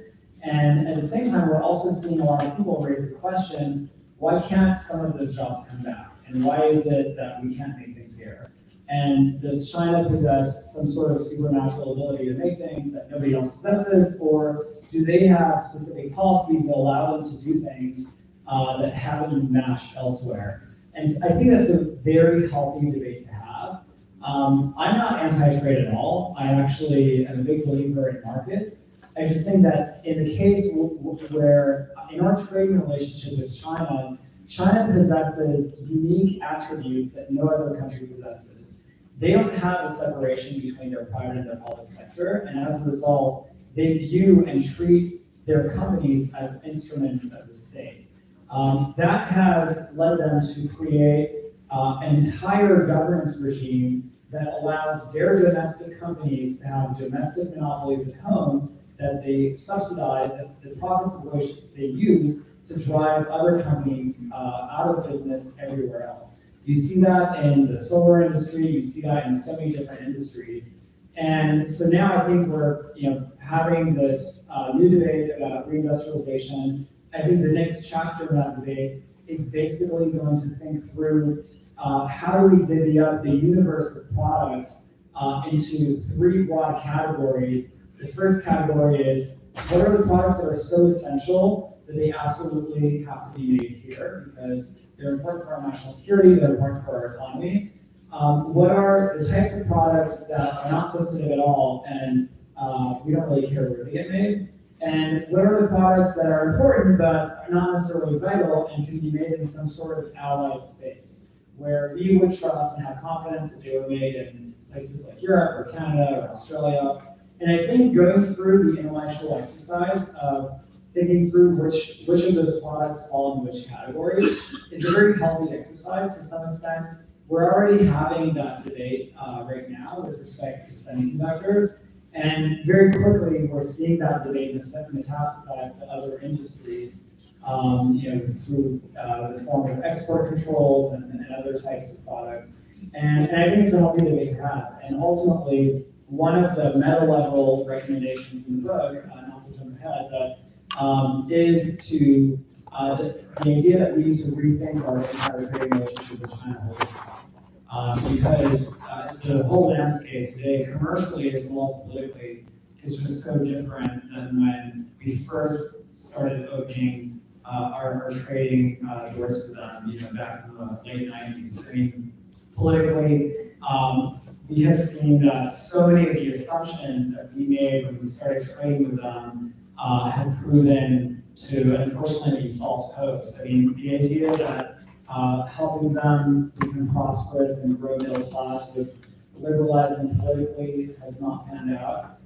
That was a theory that has worked in quite a number of places, but in the world's most populous state, it did not work, and it actually helped enrich now our most formidable adversary, the likes of which our country's never faced an adversary like this. So 1.3 billion people, incredibly technologically advanced, incredibly ruthless and ambitious, and convinced that they are an ascendant power and that we are a declining power.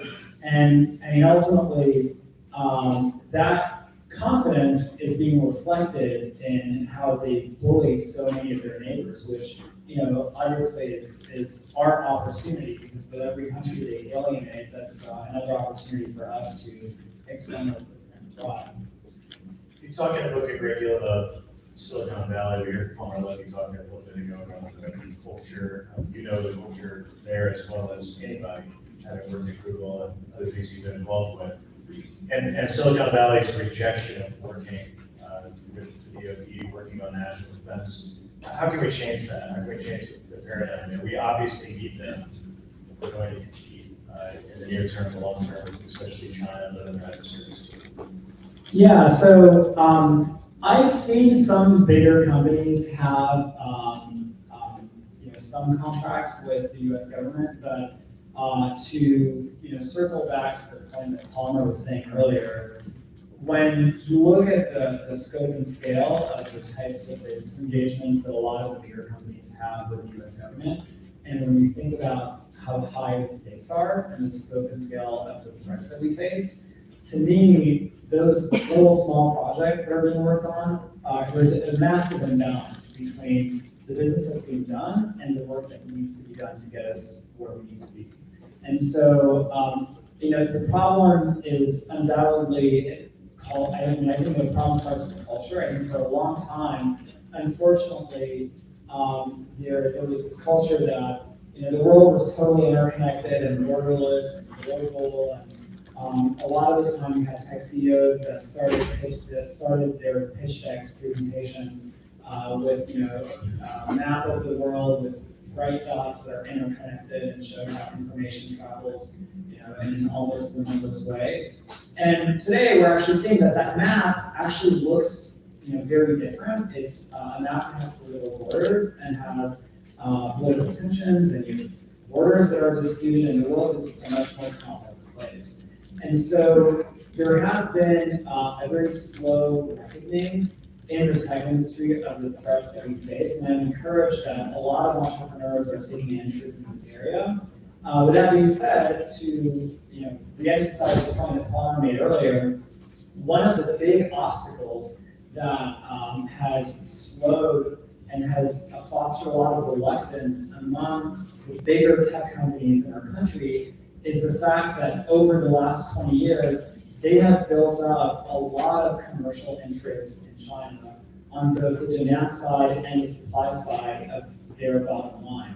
On the demand side, a lot of them, not all of them, but a lot of them sell products in China, and so obviously, doing things that could alienate the Chinese Communist Party could cost them quite a bit of money to their bottom line. And on the supply side, a number of bigger companies, especially hardware companies, are incredibly reliant on Chinese supply chains. And to paraphrase Palmer, and this is actually an example that I gave in the book, Apple, unfortunately, an iconic company. I mean, I love Apple, I have an Apple product, but they're totally reliant on China. I mean, their supply chains are the leverage that China has over one of our biggest companies, a company that so many people have their retirement savings on, and in a way that is incredibly unhealthy and ultimately poses a macroeconomic risk to our economy.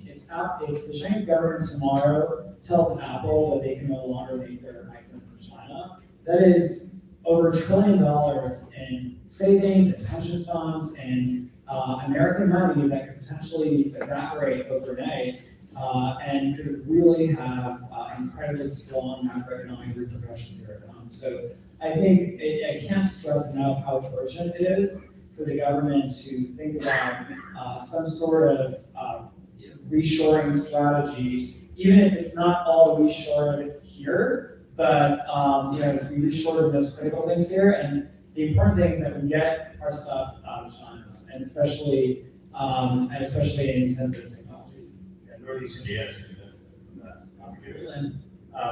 in the book, you list many examples. Many of them, to me, were startling.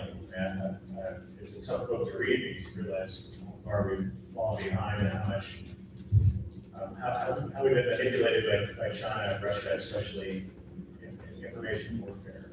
Can you tell us some examples of how China and Russia have manipulated information online to their advantage and to our disadvantage?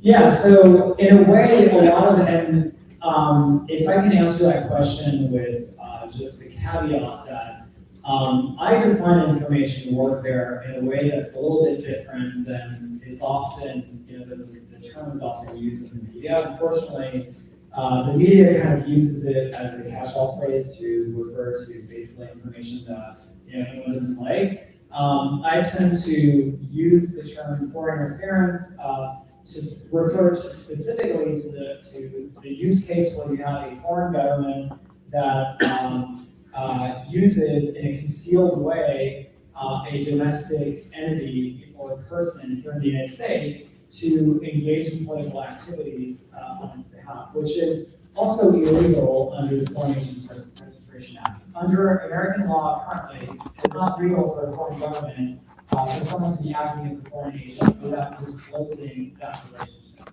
And so one of the things that became clear in the tech industry is that, interestingly, for a long time, free speech was about being able to access, was really about access to information. And censorship was about blocking that access. One of the things that we've seen with the advent of feeds, people today consume information in the form of feeds, whether it's through Google News or Twitter or whatever your product is. And so as a result of that, censorship isn't just about blocking access to information, but it's also about downranking information. And so these autocratic governments have figured out in a very clever way that if they can fire hose these platforms with data on a specific topic, they can try to overwhelm people's feeds and swamp out the organic information of everyone else to push up their own. And so we saw these types of attempts to distort people's information environments, for example, in the beginning of the coronavirus, when China was using its various state mouthpieces to promote all kinds of rumors and conspiracy theories about the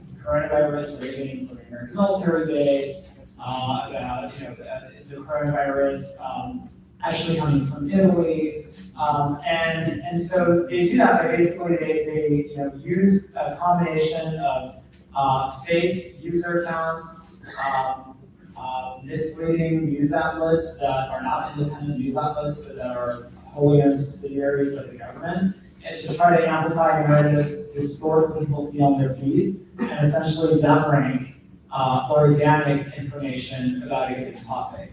And overwhelmingly, the reason that sometimes can work, not always, but sometimes it works, is because most internet users interact and engage with whatever content brings to the top, and very few take the time to actually scroll down their feeds to get information. A final question, I'm going to turn it over to all of you. On page 147 in the book, you write, "What makes Beijing's regime so fearsome is its weaponization of dual-use commercial and civilian technologies. Much of it conceived by unsuspecting Silicon Valley engineers. Chinese authorities use a universe of backdoor access and surveillance technology, spies, cameras, DNA swabs, smartphone scanners, vehicle trackers, and voice analysis to compile massive stockpiles of commercial and personal data." This was a big takeaway of Seth Goldman and I's Future Defense Task Force report, was the way, especially China, is compiling all of this information, layering it, storing it, and keeping it for a wartime use application that is beyond our wildest imagination. Can you talk for a minute about that, and how can we ensure that dual-use technologies, whether coming from Silicon Valley or coming from Northeast Indiana, can be protected from our adversaries of the Chinese Communist Party? Absolutely, and actually, so in the book, I describe the current Cold War between the US and China as a Great War. It's a build-off of the conflict. I talk about how the Great War has two fronts. There's a software front and there's a hardware front. And the software front is the piece about information warfare that we just talked about. The hardware front is really the determining front of the war, where the outcome of the war, I think, is going to get decided. Because if you control the internet at the hardware level, you can compromise and manipulate any information that sits on top of it. And so the hardware piece is what you were referring to, the ability to basically connect information that people are storing on their cell phones, conversations that people are having through cellular connections. There is a 2012 study that showed by a Dutch telecom called KPN of Huawei that showed that Huawei actually is able to access anything that flows through its network. And the results of that study weren't actually public until a few years ago. But the reason that the Chinese Communist Party has subsidized Huawei to the tune of $75 billion isn't out of philanthropy, and it's not even out of just commercial interest. It's because they see real long-term strategic benefits to having other countries run their entire economy off of Chinese internet infrastructure. And so, stepping back a little bit, you have to ask yourself the question, what do you call a country when China is able to access all the data of all of its journalists, judges, and politicians? Is that country a sovereign country, or is it a de facto satellite state? When you have a foreign government, a foreign autocratic government that is able to pull the strings, the information strings of another country to that extent, that is tantamount to recreating 20th century style spheres of influence using 21st century technologies. And I think that's the reason why China has fought so hard against efforts led by the US government to ban and restrict the usage of companies like Huawei and ZTE. It's a scary book, but you gotta read it, and it does give us hope at the end, a lot of recommendations for policymakers and others to take that I've taken to heart. I know Mr. Rogers and others are focused on advocating for many of the recommendations you make in the next round of National Defense Authorization Act. So Tanner's got the microphone. I don't see any hands. While you're thinking, maybe start with that. I mean, give us more ideas of what we can do about it. I'm a member of Congress, so I can pass laws, but what can people in the room do about things? I've been a big proponent of an outbound cities framework, which I know you and I have talked about. The idea that currently we have a framework that allows the U.S. government to review and restrict on the grounds of national security foreign investments into the United States, particularly in areas pertaining to sensitive technologies.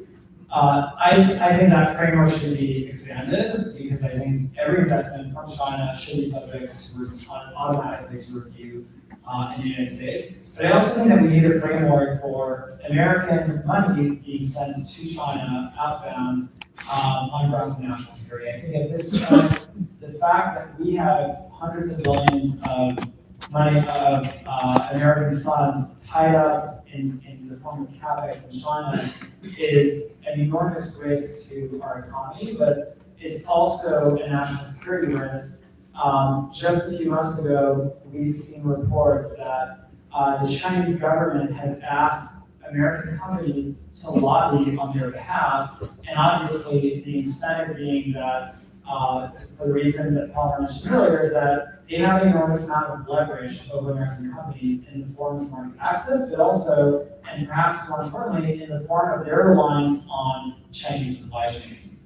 And that is not a situation that I think we should feel comfortable with as a country, just like what happened with Ukraine. Russia invaded. We were very fortunate, actually, because we don't have that much trade with Russia, that we were able to put in very, very stiff sanctions on Russia, but we don't have the ability to do these types of sanctions with China. And we know that Xi Jinping has irrevocably committed himself to reunifying with Taiwan, and in his own words has said that he's willing to use force if necessary. The thought that we could potentially lose our access to semiconductors would be so perilous to our economy that I don't think we can let it happen. And if the corollary to that, the logical implication of that, is that we would involve ourselves in a war with China, is an incredibly scary thought. And so the two solutions that we have are, on the one hand, to deter China from invading in the first place, and on the other hand, reducing our reliance on these overseas manufacturing plants that are at risk of falling under control of the CCP. Great presentation here. I've got a question. And I know that the Trump administration is trying to actually get us to onshore more of chip manufacturing back in the United States. And many of them, like Ambassador Alliance, are working very hard at that. But I wanted to move to the threat level that you spelled out, which is really scary. There are many senior voices like retired Admiral James Everest has called for us to stand up a cyber force, much as we stood up the Space Force, to sort of compete in this environment of information warfare, cyber warfare, and so on. There's a lot of people that say that's not necessary to get to that level. My question to you is that level of threat rise to that sort of standing up specific DoD entity, or can we take a more commercial cooperative approach like we did in World War II, as detailed by our government in Freedom's Forge, where we work very closely with the industry to confront this, or as already was discussed earlier, is the West Coast and Silicon Valley already sort of turned over and gone so far that they really are not a cooperative partner with U.S. national security interests? So before I answer that question, I also just want to add one more policy recommendation to that was actually included in the bill that Congressman Banks introduced last year. So I just want to give a shout out on a bill that I think is really good, which is that we should suspend software download applications from China, which also means banning TikTok. And I think we should have done that yesterday. India banned it, and the sky didn't fall. They banned it because they were afraid that if soldiers have Chinese applications on their phones, the CCP is able to basically pinpoint the location of enemy soldiers. I think it makes absolutely no sense to have these types of Trojan horses on our devices. To answer the question that you just raised about public-private collaboration, I'm actually a big fan of Freedom's Forge. I think it's a great book. If you remember, one of the anecdotes in that book is that General Motors, during the rearmament effort of World War II, their motto was "Victory is our business." And that's the kind of patriotism that I think is really lacking in too many places today. I think one of the beauties of our system is we're a democracy and we have private enterprise, and we're not top-down or centrally planned, and that's a great thing. But one of the things that we also have to deal with is that because of that, we rely on voluntary partnerships, and so therefore the onus is on the parties involved, the government, to be a friendly partner to work with, as well as for entrepreneurs to understand and appreciate the importance of working with the U.S. government. I'm encouraged that there is a whole new generation of companies out there, of venture-backed companies out there that get it and that want to work with the DoD. A lot of them are earlier stage than Anduril, so it's probably going to take a few years before they're able to ramp up production at the scale of the DoD. But it's encouraging to know that it's in the pipeline, and to echo some of the comments that were made earlier, one of the points of feedback that I get all the time talking with founders in space is the value of death and just how incredibly difficult it is to build a profitable business model doing business with the U.S. government. And I think that if we solve that, I think that will actually go an incredibly long way in terms of doing what our country does best, which is let entrepreneurs innovate and solve problems incredibly quickly and in a nimble way, and let the government be the recipient of that and define what it is that we need. We need hypersonic weapons. Let the entrepreneurs figure out how to develop them in the most cost-effective, in the fastest way possible. In the book that you mentioned in Freedom's Forge, another anecdote that was mentioned was that during the rearmament effort, there were trainings of business people on the Amtrak to Washington. And during that time, it felt like everyone going to Washington had a contract, with the Department of Defense. which is just such a world away from where we are today, considering how hard it is to get a contract with the DoD. And I think if we change that, that's a very big part of the battle. Anybody else up here? Real quick, in something a little different, you had a comment regarding centralization, both of hardware and software, and I'm wondering if you have any observations on decentralization technology, Web 3.0, and whether blockchain plays a role in the integrity of that. So blockchain technology is an incredibly new technology that I find kind of fascinating, and I think the intersections with national security are still kind of being uncovered. One of the under-discussed areas of blockchain technology, though, that stands out to me is that for us, a lot of the qualms that the government has with cryptocurrencies like Bitcoin are basically about sanctions evasion and money laundering in one form or another. And there are some concerns with the primacy of the dollar, but it's really the short-term qualms are about sanctions evasion and money laundering. For us, that's an inconvenience. I mean, we don't want people to launder money and we don't want them to evade sanctions. But fundamentally, if people do that, we can kind of live with it. I mean, our lives aren't directly going to be disrupted by it. For autocratic governments like China that rely on total centralized control, blockchain technology poses an existential threat, which is partly why they banned it. And if you see how their entire objectives in terms of why they put in place CCTV cameras everywhere, why they're trying to move people to digital payment system, why they're using a social score, they are trying to de-anonymize the internet because they're trying to use it as a form of control.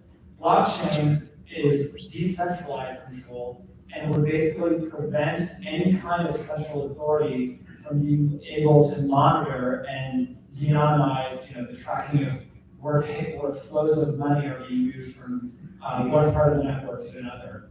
And so, to answer your question, I think that there is a lot of potential in seeing how blockchain technology, if it's used in other parts of the world, could actually be used as an anti-authoritarian technology to fight authoritarians and to weaken, to take the fight to the enemy and destabilize some of these authoritarian regimes.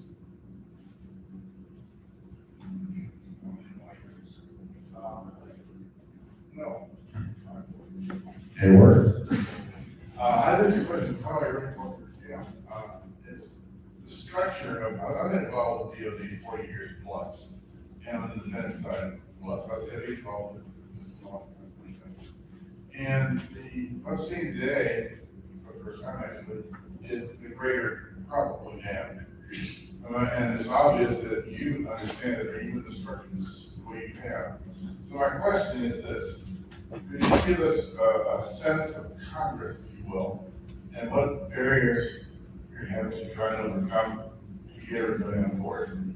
Now you want to get into politics. No, I want to get everybody out. I'm watching you I'm just amazed that you don't have troops over there to take the troops. So Lindsay in the back of the room is my deputy chief of staff. She also handles all of our defense-related work, especially related to the NDAA. So many of you in the room know her. Lindsay used to work for the chairman of the Senate Armed Services Committee, John McCain. And when John McCain would have meetings with his staff on SASC, I'm told he would, like Chris Rose, who works for Palmer, Chris told us that he would leave the room and he would pump his fist. Every time he left a staff meeting with SASC, he would say, reform, reform, reform. Then he would leave the room, almost a mic drop moment, leave the room, but he did it consistently. The reason I bring that up is this is about priorities, this is about attitude, and for too long we haven't had an attitude of not just reform, but of innovation. So if I don't do this to my staff, but the modern example that John McCain, which wasn't that long ago, would be every meeting that we have in the House Armed Services Committee or SASC or anywhere to pump our fists and say innovate, innovate, innovate, because that's what we desperately need now more than ever. So the Future Defense Task Force, what we learned, what Seth and I learned, and it was about fully bipartisan task force, 4 Republicans, 4 Democrats. We traveled the world, and we spent a lot of time with officials from the Pentagon. But what we heard repeatedly was the upside down cost, lack of incentive for the Pentagon to reward innovation, to reward investment. It's why programs like, it's why I become a big believer in the Defense Innovation Unit and what they do. And we're trying to give them more authorities, give them more resources to invest in innovation. All the branches have Naval X and AFWorks and Army Futures Command. You're seeing within the Pentagon, within the bureaucracy, you're seeing investments in innovation that haven't occurred before in bigger ways. So that's the good part. The bad part is it takes a commander-in-chief, it takes Secretary of Defense. Maybe the last one that we really had was that interested in innovation was Ash Carter. So we go back to this. He created a lot of these programs on his watch. But it really takes that attitude by the top tier of leadership to push more investment in innovation. I hope as we get nearer to 2024 that we will have a presidential contest with candidates running for president who will make the election all about how America competes with China. I hope that will be the conversation of the 2024 presidential election. I don't know if that'll happen or not, but I can tell you it's not happening with the current commander-in-chief and his team. If that sounds like a partisan comment, it's just my point of view from the seat that I sit in, that we don't have that attitude, we don't have that urgency. And it's why I think Jacob wrote the book on it. I recommended this to every member of the cyber subcommittee that I'm the ranking member of, every member of the resources committee, all of my colleagues in Congress, who kind of pissed me off a little bit. We did the Future Defense Task Force report, put all the work into it, and Jacob came out with the book, and it was like, why didn't we just make the book our task force? It's a lot more articulate. So, anybody else?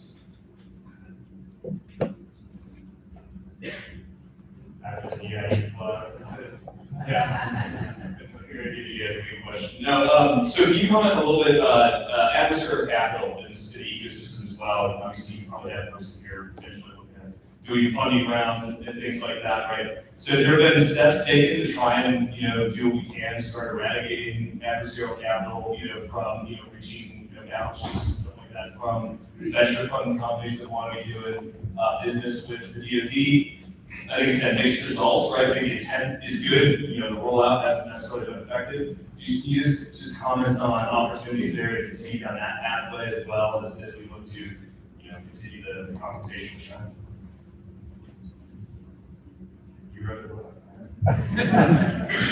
So just to make sure I understand the question, your question, you're asking how companies can avoid taking money from entities that are Chinese linked, or? Yeah.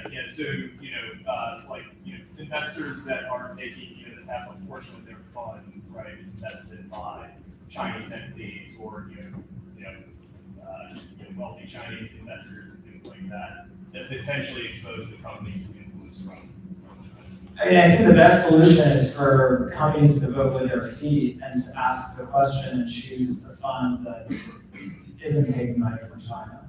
I think that's I moved from San Francisco to Miami, and the impact of, in a slightly different context, a lot of people voted with their feet during the pandemic and left San Francisco, and that's had some real tangible market impact on housing and on just about every part of San Francisco's economy.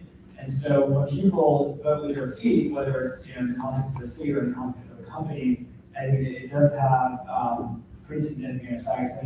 I also think that at this point, it would make sense for the SEC to change its rules to require these types of disclosures, because right now the SEC, companies are expected to disclose material risks to the company, and a lot of companies just elect to not consider that to be a risk. But obviously, as the last 2 or 3 years have shown with the tech crackdown and everything else, it actually is a significant risk. And I would argue it's almost negligent at this point for funds not to, not to disclose that as a risk, considering that a lot of the, LPs and funds could actually be at risk of losing all their money, not just the returns, but the principal as well. Representative Judy. Yes, thank you, Congressman.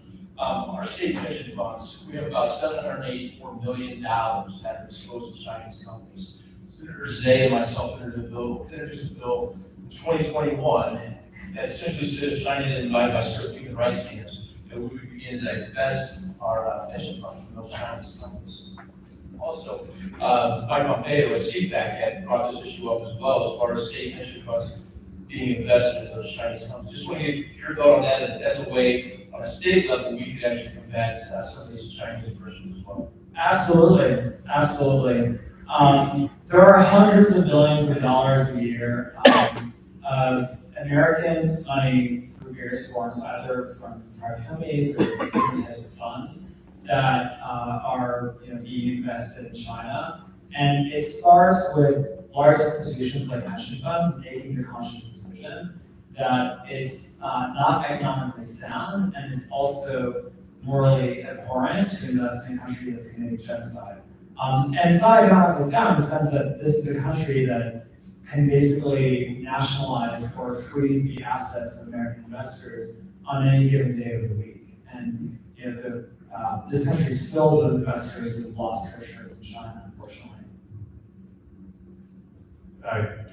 Kudos to you, Chris and Andy, and I fully support that effort. And we've tried at the federal level to pass laws to stop our savings plan, federal pension plan for investing in adversarial companies that build up China's military industry, investing in night vision that makes cameras that they use to surveil the Uyghur Muslims, and our state pension in India invested in. I mean, that's, to me, that's unfathomable. So there are ways that we can untangle those investments and unplug your work at the state level to do it. With that, he didn't come here for me to pitch his book.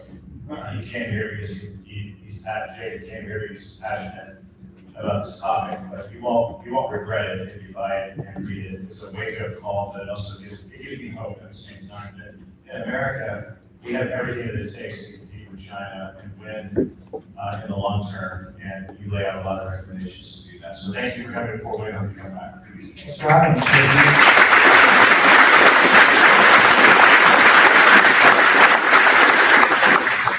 So clean off your table, grab your coffee, and hear from my brothers.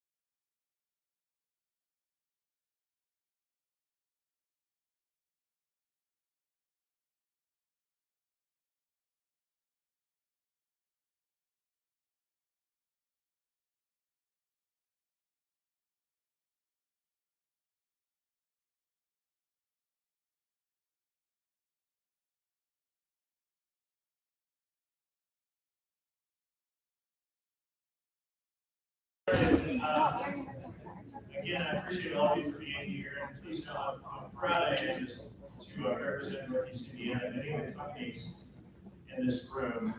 But I'm very proud to represent the 122nd Fighter Wing, and Colonel Mike Stoller is here to stand up and thank you for your service.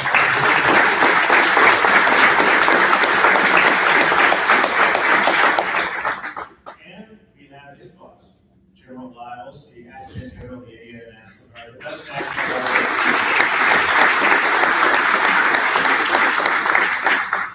So really great to have both of you here, as well as the rest of you in this room. We have our next special guest with us, who's become more than a colleague, truly a mentor to me in the United States House of Representatives, Mike Rogers from Alabama.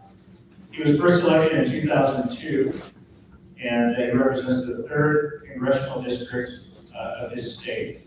He currently serves as the ranking member of the House Armed Services Committee. And again, I don't want to make this political, and I'm not here to be partisan, but I've bet my Starbucks card today that the Republicans are going to win the majority in the fall's midterm election. Which will put Pelosi and the Democrats in the minority and Republicans in the majority. And when that happens, Mike Rogers goes from ranking member of the House Armed Services Committee, even though he's been called chairman a number of times today. He's going to become chairman of the House Armed Services Committee. I served on the committee with him all 3 terms that I've been in the Congress. He may be the ranking member of the Cyber and Innovation Subcommittee this Congress. I'm very excited about what we're going to do together with the majority next term. So with that, Mike, one of the big takeaways I want all of our guests to walk away with today is a better understanding of the National Defense Authorization Act. What is it? How does it work? I can't think of anybody better than you. You've been working on it for 20 years now in Congress. What does it mean, and what does it mean to a community like this? The NDAA is an authorization bill. When you think about Congress, you got to remember there's two wings to it. There's the authorization process and there's the appropriation process. I describe it like this. In my family, I cannot get my wife to handle a check. Been married to her for 40 years, she won't touch it. I have to one of those things when you get married, I tell people don't start any chore around the house. Your first month married, if you don't want to have your entire marriage. You get stuck with it. And I made a mistake handling the checkbook when we got married, so I still have to do it. Having said that, I'm an appropriator. She, as everybody knows, the wife, has a say so. So she's an authorizer. So let's say I have one of my boys want to get a motorcycle. You have to read this, and Dad, get a motorcycle. I'm going to tell him, son, I'm not buying you a motorcycle, because your mom said it's okay. So he goes to her. If she says it's okay, she's authorized it. Then she's going to say, you got to go see Jay and see what we can afford. He's going to come to me and I'll say, what kind of motorcycle do you want? I want this note here that costs $14,000. I'm going to tell her, you got 10,000, that's fine. That's the appropriation process. That's exactly the way it works in Congress. Our committee is the authorizing committee. We tell the Pentagon what they can and can't do for the next year. And then it's up to them to go to the appropriations committee to see if they can get everything we authorized funded. And they can never get it all funded, but they oftentimes can get close to it. That's the basic process. We will start at the beginning of the year, we have waiting on the president's budget. And the only reason we wait on the president's budget is because the law says we have to. Because you know what happens when we get the president's budget? We ignore it. And it doesn't matter if it's a Democrat or Republican president. We ignore it because it's a proposed budget. We write the budget. But boy, it scares everybody every year when the budget comes out. Not just in the defense department, but all over. Because residents have weird ideas about the virus. Usually it involves cuts and keeping money off. It gets stirred up. But we wait on it because the law says we have to. We get the presidency, we got to change the law by the way.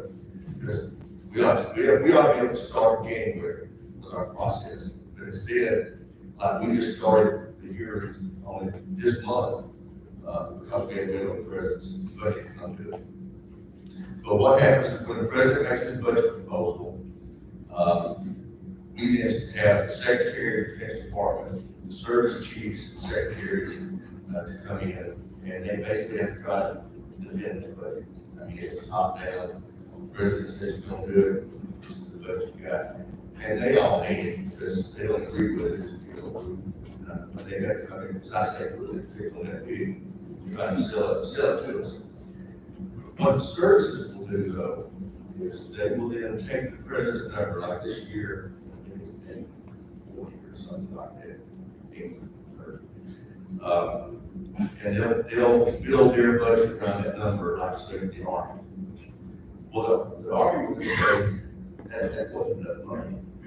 So what they'll do is they'll give us what's called an unfunded requirements list. That's the other stuff that couldn't fit in the budget, but they really need it. We pay a lot of attention to the unfunded requirement list. And so back they come in, they make their process. We'll do our markup. And what we did this past year, because the president's budget was so inadequate, we basically took the UFR list, the unfunded requirement list, and we authorized it. It was a $25 billion increase. And we did it on a bipartisan basis. Our committee is very bipartisan. And sent it up to the floor. We did a lot of amendments on the floor, crazy stuff, because the other things that we started. And they get some crazy stuff, the president added on. And then we had to wait for the Senate to pass their version, and then we go into the conference committee where we have members of the House, members of the Senate, kind of work out the differences. And then in the end, there's always a few differences that can't be worked out, and that's when the chairman and ranking member of the House Armed Services Committee, the chairman and ranking member of the Senate Armed Services Committee get room to settle those last few issues. Then the bill comes back to each chamber around their vote. We don't get it come out of Congress, but we know we vote to pass it. So that's kind of in a brief how the NDA works. It is a huge piece of legislation. It authorizes basically 20% of discretionary spending. And it's the only piece of legislation that's passed in Congress every year in 61 years, no matter who's in charge. We have demonstrated that regardless of political, partisan positions or whatever, what's going on in the country, we will find a way to make sure our military is authorized and funded and take care of their families. So something I'm very proud of that we get it done. It's one of the things I hate right now is we're the only community that's conversation with places that are just toxic. But it does make, for people like me and Jim, makes our jobs a lot more rewarding than we're able to see. We put make something happen in the world. So Alabama has become the epicenter of defense industry. And I don't imagine that was by accident. That's not Richard Shield. So tell us about that. How does the Alabama delegation work together to bring more defense investment in Alabama? What can you get on Sitting up there for a long time, seniority is a big deal. You know, I mentioned I knew Richard Shield years. He's our senior senator in Alabama, who was recently the chairman of the appropriations committee. He is a force to be reckoned with when it comes to appropriations. And if you go to the city of Huntsville, it's one big earmark. The whole city is just, over the last 40 years, just been consistently working and doing the same thing we're business today. And we're very focused. National security is a big deal in our state. We have a lot of installations, a lot of defense industry there. And we work real hard to nourish that ecosystem, take care of it. Our delegation is unusual in that we are very friendly with one another.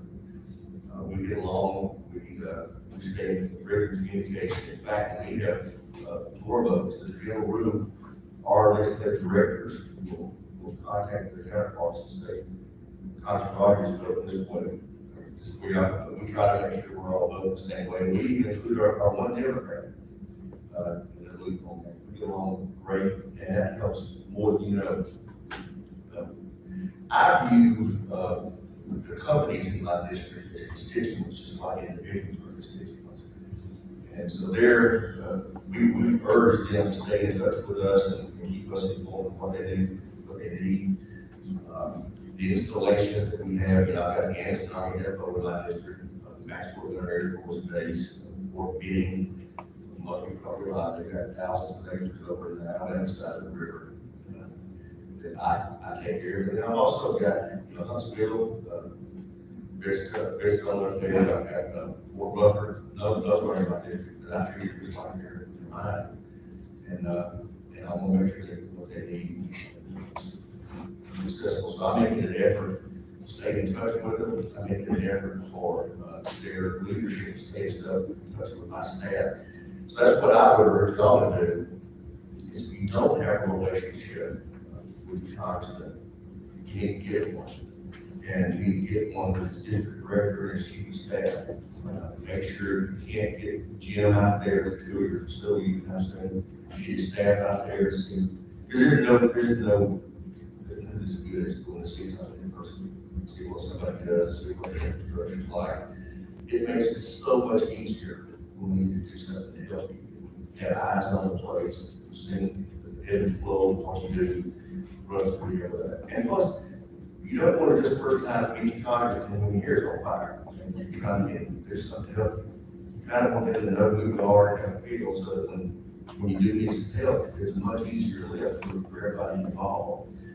And I know that sometimes the aggravation have to bring in staff and do it, but it's working when you need something.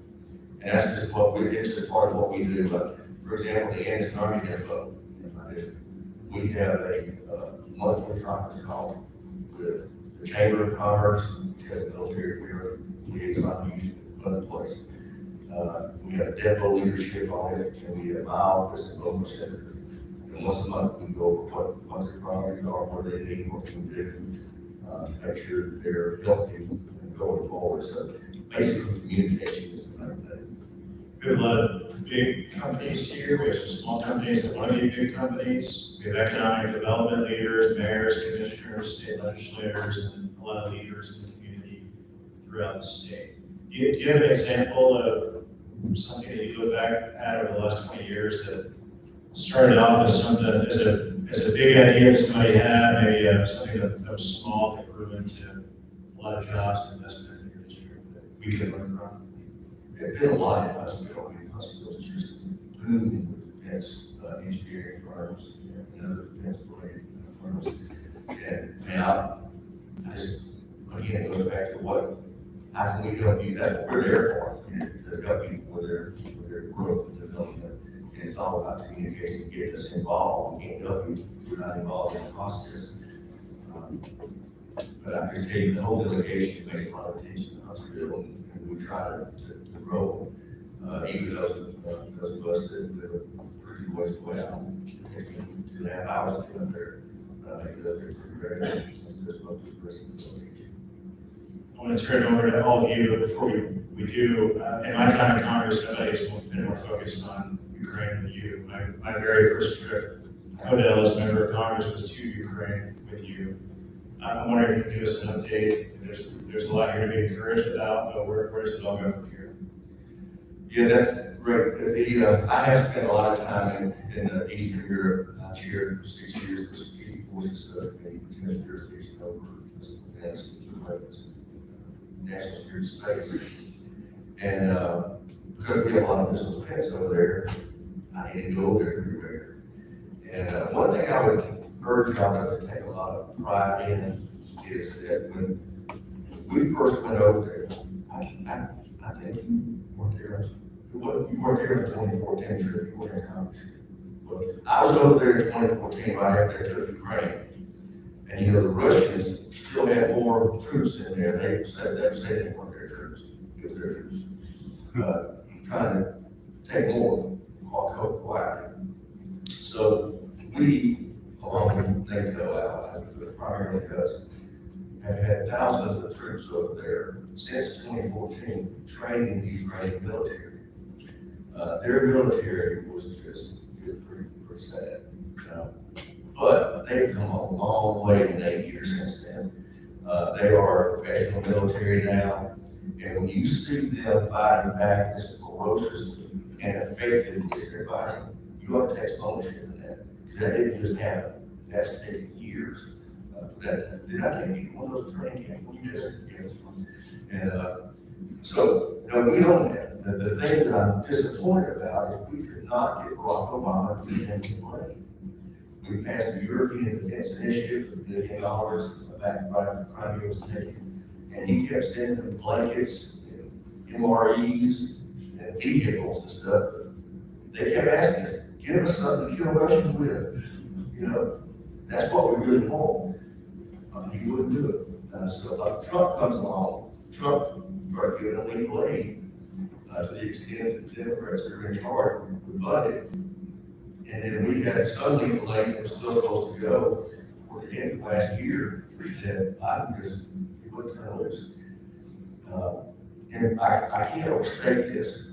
We had incredibly good intelligence about what the Russians were going to do, starting last fall. By the first year, we knew exactly the day they were going to invade, how they were going to invade, and where. I'm convinced, I don't know this for a fact, but I'm convinced somebody in this circle was speaking to us because it was such good intelligence. But so me and my counterpart on the Senate Armed Services Committee here now were pressuring the president in writing, we wanted proof to send him some lethal aid now so they can get better prepared to use this stuff. And I just philosophically had a different view of this than we did. Our position was that the best way to deter people from coming in is to make sure they got the stuff to fight back with. And Biden just had a position, no, that's going to escalate. If we start sending lethal aid, it's going to make Putin mad, he's going to go and say. So it was just a fundamental difference of opinion. Sure enough, they did invade, and now they're trying to send lethal aid, but it's too late, for a lot of that stuff to be as helpful as it would have been. I couldn't believe it could deter invasion. But he wouldn't do it. We're trying to get it over to them now. We're still having some problems now with NATO. The president, unfortunately, wants to do everything through NATO. And you can't get those rascals to agree on everything. They've got all kind of other political problems over there, dealing with energy and how they feel about each other. And they have this kind of rule that if they're going to do something, it needs to be unanimous. Trying to get 29 countries over there to agree on a day of the week is next to impossible. So that's caused us a problem, and we have to be mindful that we're concerned about our international strategic national security interests. So what I'm working on right now,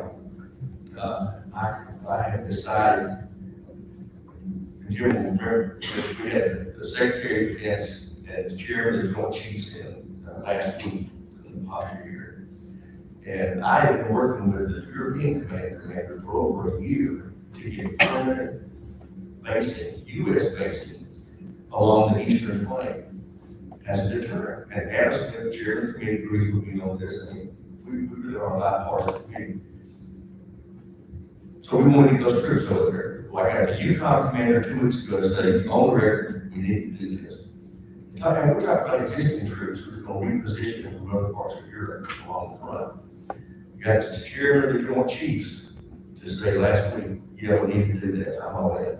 I can't get the Secretary to say because the Secretary is afraid about the President, man. So he just says, well, we're waiting on NATO to invite us.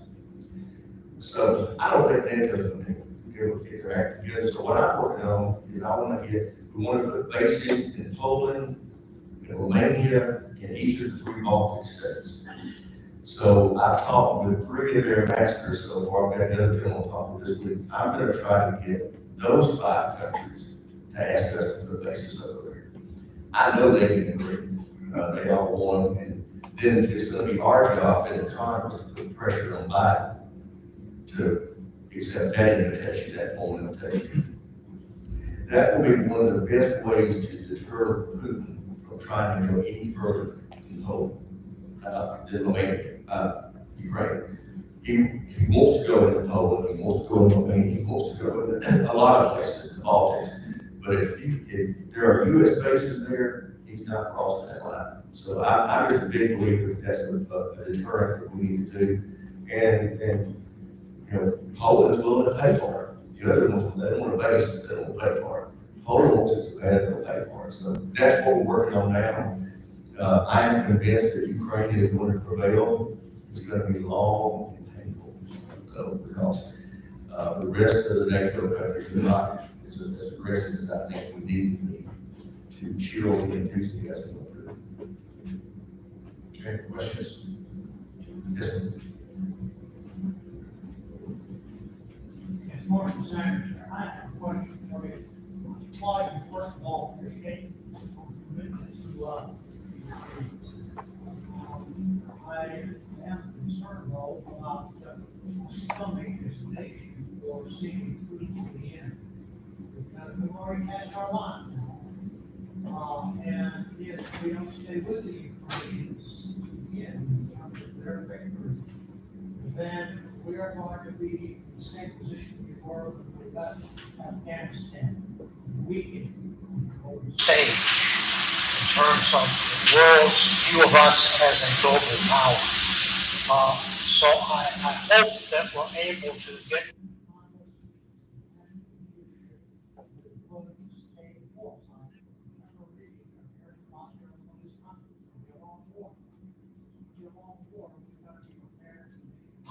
my humble suggestion is to fight that war to the end until we win, because there's no other option for us. We cast our line. I agree.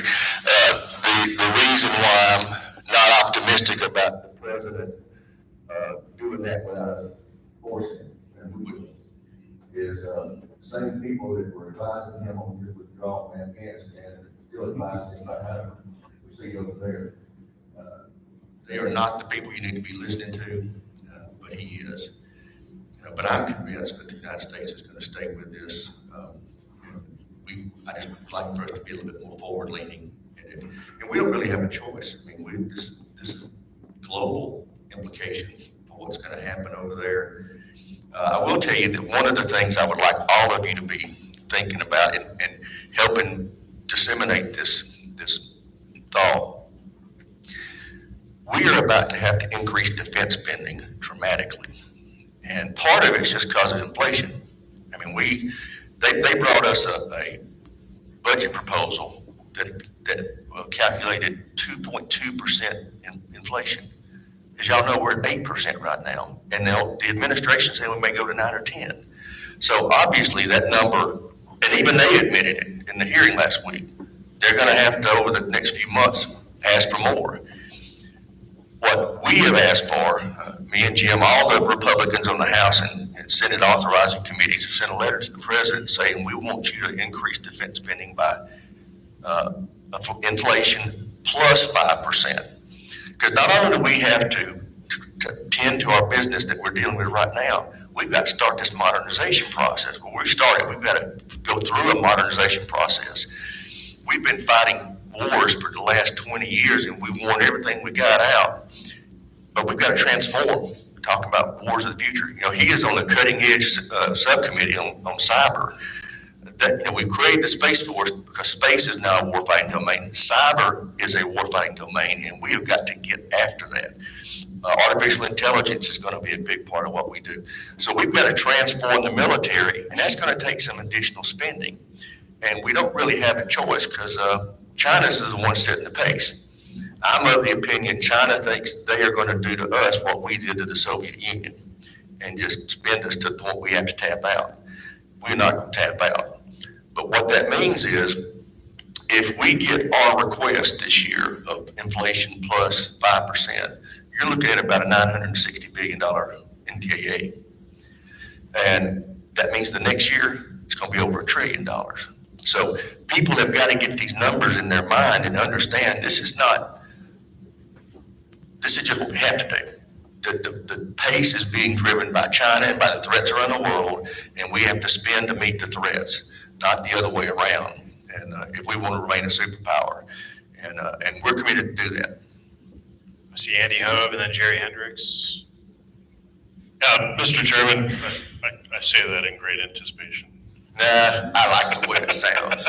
I tell people being the ranking member is like sitting in the front seat of the bus. It's still better to be driving the bus. We all look forward to when you're driving the bus. Thank you. The 2004 base realignment and closure commission that Carson Banks had asked you about, what had the Alabama delegation learned? It was working, the Alabama delegation as a whole was looking at that well before it happened. Moved major depot missions to Anniston, moved the Army Material Command from Fort Belvoir to Huntsville. One, do you expect there to be another BRAC? And two, what should the state of Indiana be doing now to get ready for it? That's a great question. First, I don't think there's going to be a BRAC in the foreseeable future. And the reason is we can't afford it. It costs a lot of money to close these places. And it's upfront money. And they'll say, well, eventually it'll start paying for itself. Not for at least 30 to 40 years. So we just can't afford it. Plus, I'm very reluctant to have another BRAC because we never know when we're going to need those things again. I don't know if y'all are familiar with Fort Greeley up in Alaska. That was BRAC'd. Guess what? We had to open the place back up. Now we got interceptors up there. And we still don't know how much money it cost us to close that place and then open it back up. I am much more of the mind that if the Defense Department wants to shutter some places, just take them down and just kind of keep the roof where it won't leak in case we need it down the road. I'd rather do that and keep them in our inventory and kind of see what the future looks like before we close them. But I would say, and I would urge your installations always do, look at what's happening in the rest of the ecosystem. Who is weak and who's not, and what would fit better in your world, and start having those discussions with your delegation. So what? Yeah. But that's literally, what I'm doing with the Anniston Army Depot right now. We're looking, and also look at what the future needs are going to be, and as we transform. How can you get in front of that and be a part of that ecosystem to support that? And I remind everybody all the time, the federal government doesn't make anything. We pay people like you to make stuff for us. So whatever we transform our military to do next, and we cut loose other stuff, you're going to be the same people that do the next thing for us. Because we just buy stuff. We pay people to do our missions for us. Sir, got a question. First of all, I want to foot stomp on that BRAC point that you just made. Most of the BRAC decisions we made in the 1990s and early 2000s now look increasingly foolish. Correct. So, we went from 9 public shipyards for the United States Navy down to 4.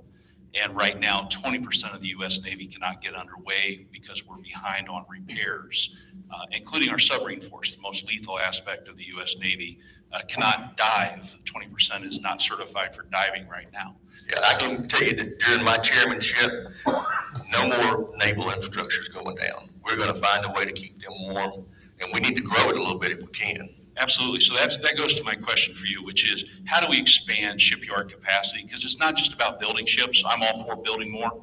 We're only going to build 9 in the Biden budget while he's decommissioning 23 ships out of the United States Navy. That's a losing proposition. But to keep ships like we already have, like the Ticonderoga class cruisers, we have to do repair in our Virginia class and our Los Angeles class submarines. So the last budget actually came out with a Shipyard Repair Act, but that focused on the public yards. Yeah. How do we get to the private yards and increase capacity within private industry to do additional ship repair to keep what we've got in better shape, sir? Well, first of all, we got to recognize what has to be done, and the budgets like he just tendered us don't recognize that. The private sector just needs certainty. They just need to know that we're committed to what we are going to need for an extended period of time, that we're going to fund it. And that's what we're pushing to do. And I told you that we're asking for inflation plus 5%. I've been saying this for the last several years, and I'm going to keep saying it. It's going to take 3 to 5% increases over inflation for the foreseeable future for us to be able to do what we need to do. That's, I love Donald Trump, but it got under my nerves when he was campaigning for president the second time and kept saying, and I rebuilt the military. No, you didn't. You started it. You did a pretty good job starting it. But it takes a long time to do that. And that's what I want people to understand. We are going to make a commitment to our naval needs, and we're going to fund it regularly. And if we send those signals to the private sector, they'll make the investments. And anyway, that's what I'm determined to do. So you won't see, the president's budget is not going to be the budget. I keep reminding y'all that we'll write the budget, and we won't be decommissioning 24 ships and just building 9. So the UK government is committed to supply harpoons now to the Ukrainians, lethal aid. What are your thoughts on that, permanent basing in the Black Sea, and how that might relate future technologies to the problems with the Straits of Taiwan? Yeah, the harpoons are exactly what I would like for us to have given them last fall. And in fairness, Ukraine wasn't asking for them, but we knew that we would need them to defend against the Black Sea. And I told you a little while ago, I've been working with the EUCOM commander, General Walters, for over a year about this permanent basing. And that's exactly where he wants the Romanian base to be, is on the Black Sea. So yeah, we're thinking exactly the same way. It would have a chilling effect on a lot of Russia's aggressive behavior if we had that base there.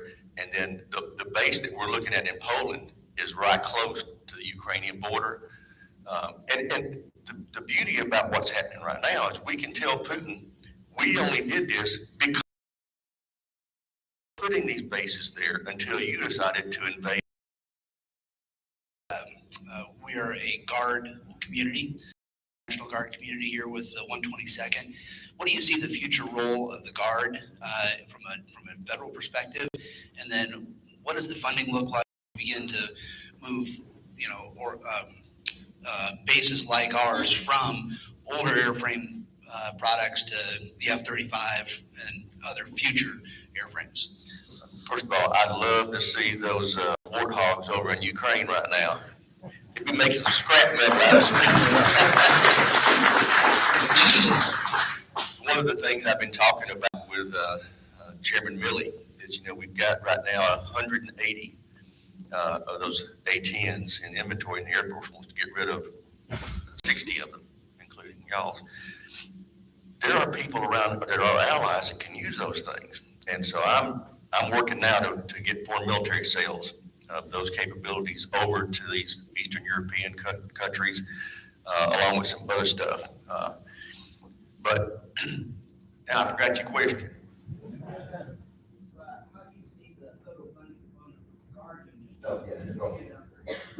Yeah, the Guard is essential, and the fact is they're never going to adequately fund that in their budget.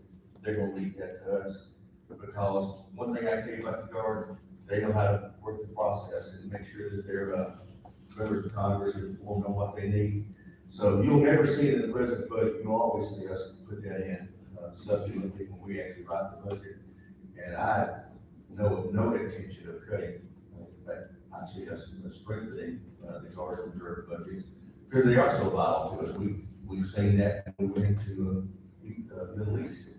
And we just wore the Guard and Reserve out. We had that kind of pace. I will tell you that the Space Force, that was a project that I had initiated, and really proud that it became a reality. But this year, we're finally putting the Guard and Reserve into the Space Force.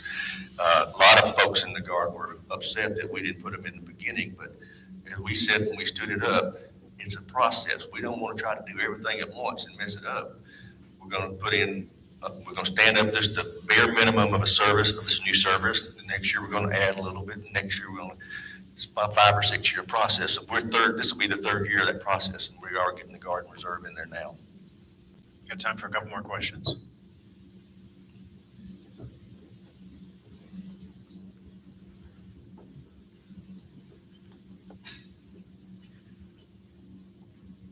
Gentlemen, thanks for putting this on, and thanks for being here today. Dion Ayen with Cummins Inc., diesel engines, generators. There's a lot of military programs going on for the vehicles. Operator fighting vehicle, common tactical truck, infantry squad vehicle, as we look forward. The Marine Corps is even looking at switching out for the MTVR truck. Modernization, we look at the Army climate survey come out, and for 2035, they want to have hybrid vehicles, 2050 electric vehicles. But to advance that technology, there's a lot of research development, especially to beef up the commercial what's available today to make it robust enough for the military. Any comments on the future for vehicle platforms for combat vehicles and tactical vehicles for the future? Yeah, that's a great question, and I'm glad you asked it. Before I talk about the vehicle in particular, I want to talk generically about this. You can help yourself and help us a lot by coming to us and letting us know about problems you're having interacting with the services. They have a terrible habit of writing these extravagant requirements for whatever they're trying to do that become impossible for the private sector to meet with, when what they need to be saying is, this is what I need to shoot down, or this is what I'm trying to accomplish. Do you have some way of helping me do that? And the private sector will be very innovative and creative in coming with those solutions. That's one of the things that Palmer's trying to do right now. So the more that you can communicate with us about obstacles that you're having, the easier it is for us to get rid of them. Because let me tell you, they are not going to change at the Pentagon until we make them. They're just not. It's, I tell people I'm a member of an independent fundamentalist Baptist church. And at my church, if you try to change the hymnal or the color of the carpet, half the congregation breaks off and start a new church. So we got about 300 half-empty churches in Calhoun County where I live. But it's human nature. People just don't like change. Well, the Pentagon is the world's biggest independent Baptist church over there because they don't change anything until we make them. Best example I can give you is the Goldwater Nichols, which changed the truck. They fought it like the Dickens. 5 years later, it's the best thing we ever did. Space Force, they fought it like you wouldn't believe. I got knives all in my back for years. Now everybody's just praising it. They don't do it unless you make them. So you will know about obstacles that you will encounter in trying to interact with the Defense Department before we will. But you got to come and tell Jim, or got to come and tell me what just happened with specifics so we can do something about it. Because I am determined to make those people go faster. And it's going to make a lot of them mad, but I want to. And these vehicles, we're wanting them to simplify their specs and try to use more off-the-shelf kind of technology, or just tell somebody that currently has a vehicle, if you can make these modifications, we'll buy a specific quantity. But it's not their nature. It's just not their nature to do it. And that's going to be our job to change. And that's one of the things that I'm going to talk a lot about with my side of the aisle as we go into next year, is this to me is one of our top priorities that we all have to be focused on, is forcing them to go faster. Adam Smith, the current chairman, has an example of, he got the specs to paint a floor on one of our ships, and it was several thousand pages of specs to paint a floor. And it should have been one line, paint the floor. But that's the Pentagon. And, so we are determined to make them stop that stuff. And what I would love to see you in about 3 or 4 years and see how we progress to dead release, if I got assassinated or not. Last question. So you just said a perfect softball. What are you doing and working with members and your ranking members like Congressman Banks to get ready to be active on January 3rd, next year? Yeah, we have started meetings. The first one I had, I took Jim and the other ranking members out to dinner, and I told them what my priorities were going into this year. I told them to be looking at their subcommittees and what they want their priorities to be. And I'm doing that. I've done now 3 of those where I've gotten 4 or 5 of my members together. That way we can interact and they're not just listening. And I'm going to continue to do those between now and the time that we go in, so that when we do get the gavels, we already have our agenda of items that we expect to get accomplished that we think are realistic in the next Congress. And putting some, and we also got, shine some light on some things of what the Biden administration, the Democrats are covering for them and won't put pressure on them. I'm real careful, and I emphasize it all of them. I don't want everyone to lose our bipartisan flavor of our committee, because when you want to do big things, if it's really big, it's got to be bipartisan. But that's not going to be a heavy lift for our committee. I just want to make sure that we treat them the way we want to be treated when we're in charge. But we are going to have a full menu of things that I intend to get done. I'll tell you one thing that is a priority for me is, I don't know if y'all are familiar with the Defense Innovation Commission. But they came up with an idea for a digital service academy to train our military personnel and our federal employees that support the military in cyber and artificial intelligence. The fact is, we just don't have enough people out there that can do this stuff. And so we're going to get that stood up. And in the meantime, we're going to be interacting with some more universities to use their services. But we intend to stand up a digital service academy that you will go to. You may only need a 6-month certificate. You may need a 2-year degree. You may need a 4, whatever. For every year we send you there and we pay for it, you got to work for us for that same amount of time, just like our current military service academies. That is going to be very critical as we try to go into this future world of warfighting that's going to look so much different than what we've got right now. Thank you very much.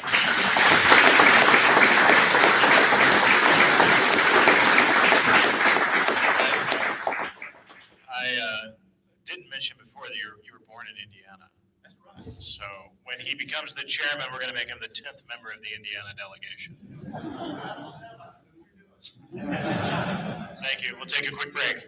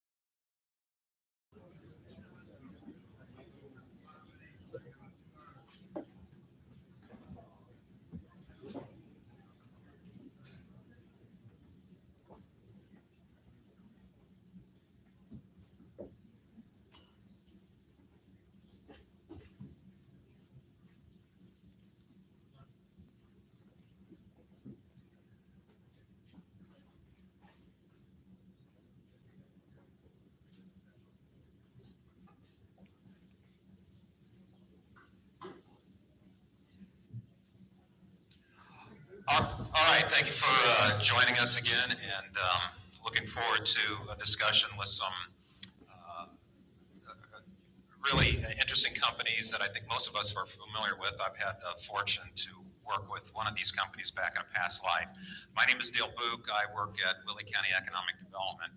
And, you saw John Myers and myself being invited to be a panel here, and it wasn't by accident. When Congressman Rogers was telling, us in the audience, make sure we're staying connected to Jim, make sure we're using our legislators and reaching out to them. Congressman Banks is he's a good legislator, but he also buys local. So I was with him at Edwin Co. one time, and for those of you who don't know, it's a distillery in Willie County, and we were having this discussion. It's like, he's saying, Dale and John, I'm getting in front of all these new technologies. I'm in a position. I need somebody to take advantage of that. And so we started something called Defense Innovation Group, and it's not that we need another entity, but it was something that we had used. And through that relationship, I was recently out in Palmer's favorite place, Silicon Valley, and meeting with the Silicon Valley Defense Innovation Group, and then a few other folks out there. I've had the opportunity to meet with somebody called Renegade Defense, some pretty cool patriots who are coming out of California. There's so many of us, are you. And so that's why I'm here today.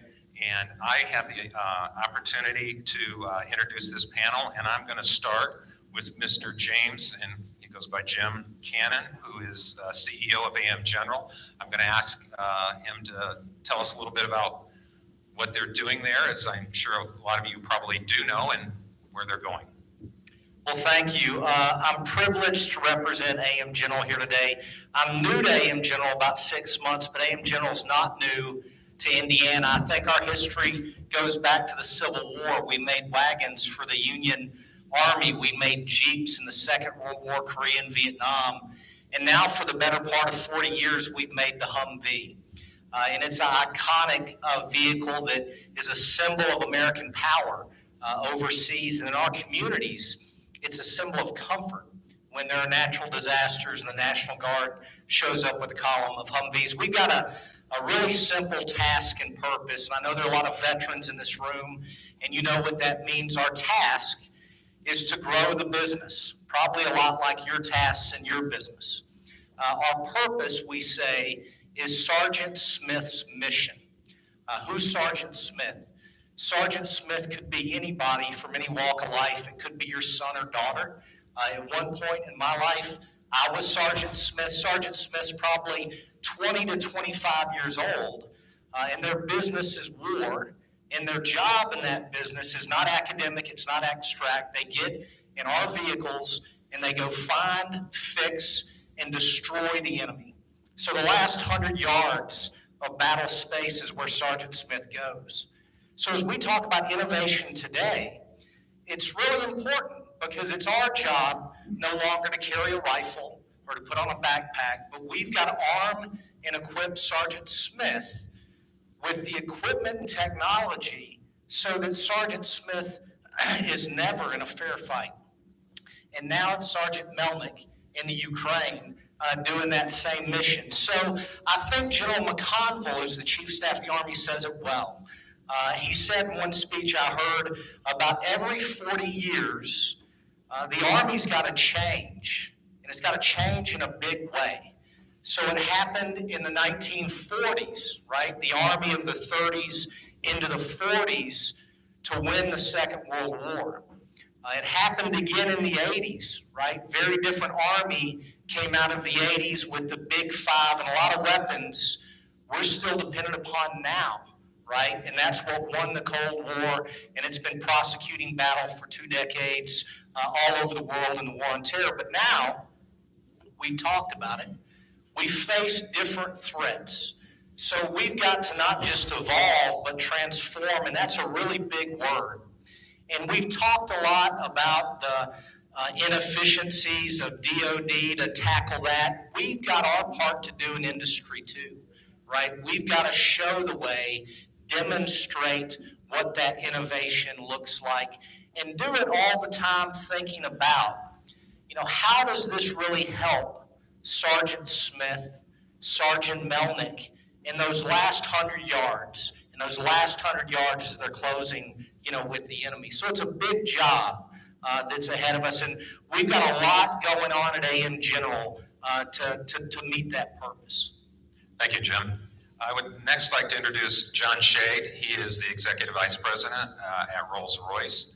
And please tell us a little bit about what you're doing and for those who don't know, the products and services Rolls-Royce provides. Thank you, Dale. Yeah, so first, I might start and just say we do not make cars. Just to get that record straight. It's been a long time since Rolls-Royce has made automobiles.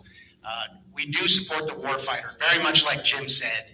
We wake up every day, we come into the office or into the plant or into the factory and look for how we can help the warfighter be more effective and get the job done that they need to do every day, day in and day out. In the United States, we have about 6,000 employees. 4,000 of those are right here in Indiana. We're on a number of products. I'll go through a little bit of some of those products that we offer, not a comprehensive list, but some of them in supporting the warfighter are our AE product family line. AE stands for Allison Engines. So our history also goes deep back in history. And Allison was supporting the Army Air Corps back in the late 20s and produced the V1710 engine. Almost 70,000 of those engines produced through the war. Incredible feat. They actually built the factory to build those engines in Indianapolis in 90 days. One end of the building was still open while they were pumping production engines out to support the war. That facility lasted until about the last 3 or 4 years when we started a modernization effort in Indianapolis to completely modernize and revamp our manufacturing and production facilities. That AE product family, though, today, it still supports the C-130J Super Hercules. It's on the V-22 Osprey. It's on the Global Hawk and Triton unmanned platforms, as well as the MQ-25 unmanned tanker. Additionally, we have the lift system, which supports and provides the vertical lift for the F-35B Stovall variant of the Joint Strike Fighter. All of those products out of Indianapolis. One of our most recent success, last fall, we were awarded by the U.S. Air Force to re-engine the iconic B-52 bomber. We're extremely proud to support that, and again, we are supporting that program, manufacturing, assembly, and test right out of Indiana with Hoosier pride, Hoosier innovation, and Hoosier just hard work. I live in DC now, or the DC area, just since last summer. But before that, I spent a little over 30 years down in Indianapolis, out of the plant at Rolls-Royce, and it's been the best career. I stayed here that long, moved here from the East Coast, and I'll say, when I came to Indiana, I did not know what to expect. But the innovative nature, the loyalty, the hard work that the people of Indiana put in every single day, you can trust them, you know what you're gonna get. They never give up, they never say die. I stayed 32 years. So I hated to leave, but I get back at least once a month, and I'm proud to carry the Rolls-Royce banner, and I think I've earned a Hoosier status in the 32 years I was here. Since all those great products, we also do support a number of naval platforms, although in a couple other locations around the U.S. We're on the Littoral Combat Ship, the DDG-1000. Actually, with our AE product family in Indianapolis, we support the Ship-to-Shore Connector. And we provide power and propulsion for all of those platforms, as well as the Virginia-class submarines. So with that, I'm going to go ahead and pass on to the next, and I think we'll hit some of the new innovation and innovative areas that we're reaching into in subsequent questions. Thank you, John. And now I'd like to introduce Eric Webster, and in particular pride that he has a Columbia City address at a Willie County company. He is the president of the Sonobuoy Systems with Ultra, and welcome. Thanks. Very passionate speech, John, by the way. That was very good. I'm Eric Webster with Ultra. So we make Sada buoys in Columbia City, and we've done it for more than 60 years. So some of you have known, this was talked about earlier, between Magnavox and Raytheon, and the company's had different names over the years. Some of you know it as USSI, and then it's been Ultra from a corporate perspective for a long time. But, what is a sonobuoy, right? Some people don't really know. So think of a tube about 3 feet long, about 6 inches wide, with a whole bunch of electronics and floats and mechanical transducers and other types of things that go packed into the tube that get shot out of airplanes and helicopters, right, into the ocean, and they listen and ping for submarines. So really important, critical mission. If you've ever seen Hunt for Red October or some movie like that, that's still how it works, right? We also make the anti-submarine warfare receivers that go into the helicopters and airplanes that actually get the signals from the buoys as well. We make about 200,000 a year, or about 1,000 a day, depending on our supply chain and what the customer's needs are. We have 750 people in Columbia City. We've grown significantly over the last couple of years, right? From 300 to 500 to now 750. I hope to be 850 towards the end of the year. Yeah, I can vouch for that because I get the calls. Hey, Dale. Yeah, there you go. People. So we continue to grow, which is a good thing from that standpoint. Our customers are mainly the U.S. Navy. We do work closely with Crane, who helps on the technology front and to oversee our qualifications and other things. But we actually sell to the rest of the world. So the navies around the world buy our sonobuoys as well. So we're the number 1 world supplier of sonobuoys. So we do have a joint venture partner in Florida that we work closely with, but together we I don't like to use the word dominate, right, when it comes, but we dominate the world in sonobuoys. So it's a great place to be. The customer can't get enough of our product right now, which is a good thing. We're actually negotiating for above what our current contract levels are. So that's a good thing from a business standpoint. From an innovation aspect to it, the anti-submarine warfare mission is really ripe for innovation. I was talking to Palmer a little bit about that earlier. A lot of the infrastructure between the airplanes, the helicopters, the ships, the sonobuoys has been similar, right, that it's been for a number of years. And I think now some of the things we're looking at is how do you integrate sonobuoys or other similar sensors onto UAVs, unmanned aerial vehicles, subsurface vehicles, surface vehicles. How do you interconnect those types of things? And things we can talk about, and we talk a little bit more about innovation. But from a business standpoint, we're driving to make Ultra and in particular Columbus City a world headquarters for the anti-submarine warfare mission. So that's my goal, right? Not just to make sonobuoys, but to actually innovate and create more of a stronger presence for how we solve that mission, which is to find more and quieter subs from that standpoint. Terrific, thank you. I think I'll come back to Jim. You've got an iconic vehicle, but where is it in its life cycle, and what is AM General looking at for the next chapter? Yeah, everybody knows the Humvee, but the Humvee that you may have ridden in the 90s, early 2000s is not the same at all. We should have really changed the hood every time updates were made. So you see in the motor pool, those are the old Humvees, these are the new ones. So we continue to work to make the Humvee relevant. It's got a real mission. Now, a lot of its mission is being taken over by the Joint Light Tactical Vehicle, and we can talk about that later. But there are a lot of things that the Humvee does very, very well. We think about missions in the National Guard, other just utility operations on the battlefield, et cetera. It's hard to get MREs out of the back of a JLTV without using a ladder, for example. So continued automotive enhancements of the Humvee, more and better travel in the suspension, and importantly, safety features. Emmy's here, that's an Indiana company as well that we've been working with on a restraint to protect soldiers in case of rollover. And we want to continue to make the Humvee very, very cost effective. DOD is trying to put 10 pounds in a 5-pound bag.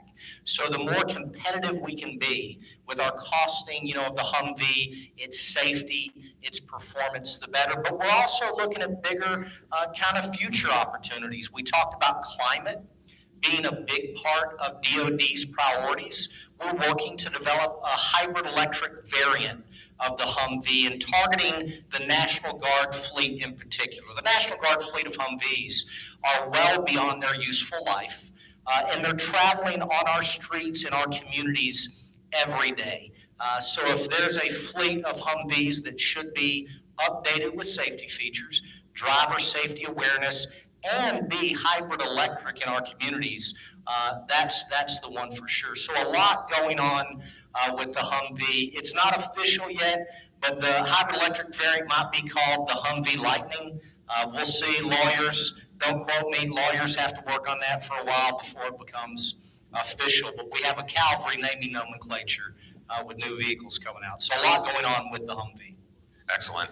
And John, with your actual role and your title of technology, could you just explain a little bit what you're looking to do? It seems like the products you described there's a lot of opportunity there for innovation or new technologies, and just talk a little bit more about that. Yeah, sure. So I'll start with some of our facilities and manufacturing capabilities. Actually, if you go back to 2015, and it's been discussed a lot today around some of the threats, the acute threat from Russia, the pacing threat from China, and we've certainly been engaged with the warfighter, with the services, looking at the Army's 6 modernization priorities, looking at the Air Force's operational imperatives, looking at the Navy's plans. And in 2015, we actually, looked at, I talked about that factory that was built during the war in 90 days. Well, it was certainly long in the tooth. And in 2015, we realized we really had to modernize those facilities. And it started with our manufacturing and assembly facilities and really instituting cyber and digital capabilities and enablers with kind of a clean palette, if you will. So we started over, we actually tore down half of the facility. We were 3 million square feet. We gutted the other half, 1.5 million square feet, and completely rebuilt it from the inside out. Again, fully digitally inspired. So this is digital twin, model-based systems engineering, and put in new machines, new processes. One of the smartest things I think we did was build a dedicated development center. So back in the day, when I came to Rolls-Royce, when it was Allison the first time, we would have to break into the production line to actually figure out how to make new parts or try new processes that would be more cost effective or quicker. Of course, you can only stay on the production line for a short period of time and you get thrown out. So we actually built a small factory within the factory that had all of the machines and processes and digital enablers that we were putting in our production facility. And so then we could take the time with the manufacturing engineers and the designers to actually optimize those processes, use the digital tools the way they could be used. And then when we were ready, you literally just lift up the programs and the tooling, you move them a couple hundred yards out into the production factory, you drop them in, the next day they're making production parts. So in 2015, we started that. It was the start of over a $1 billion investment in Indianapolis. Had great support and help from the city and state all the way through that. We wrapped that up last year. We had a ribbon cutting.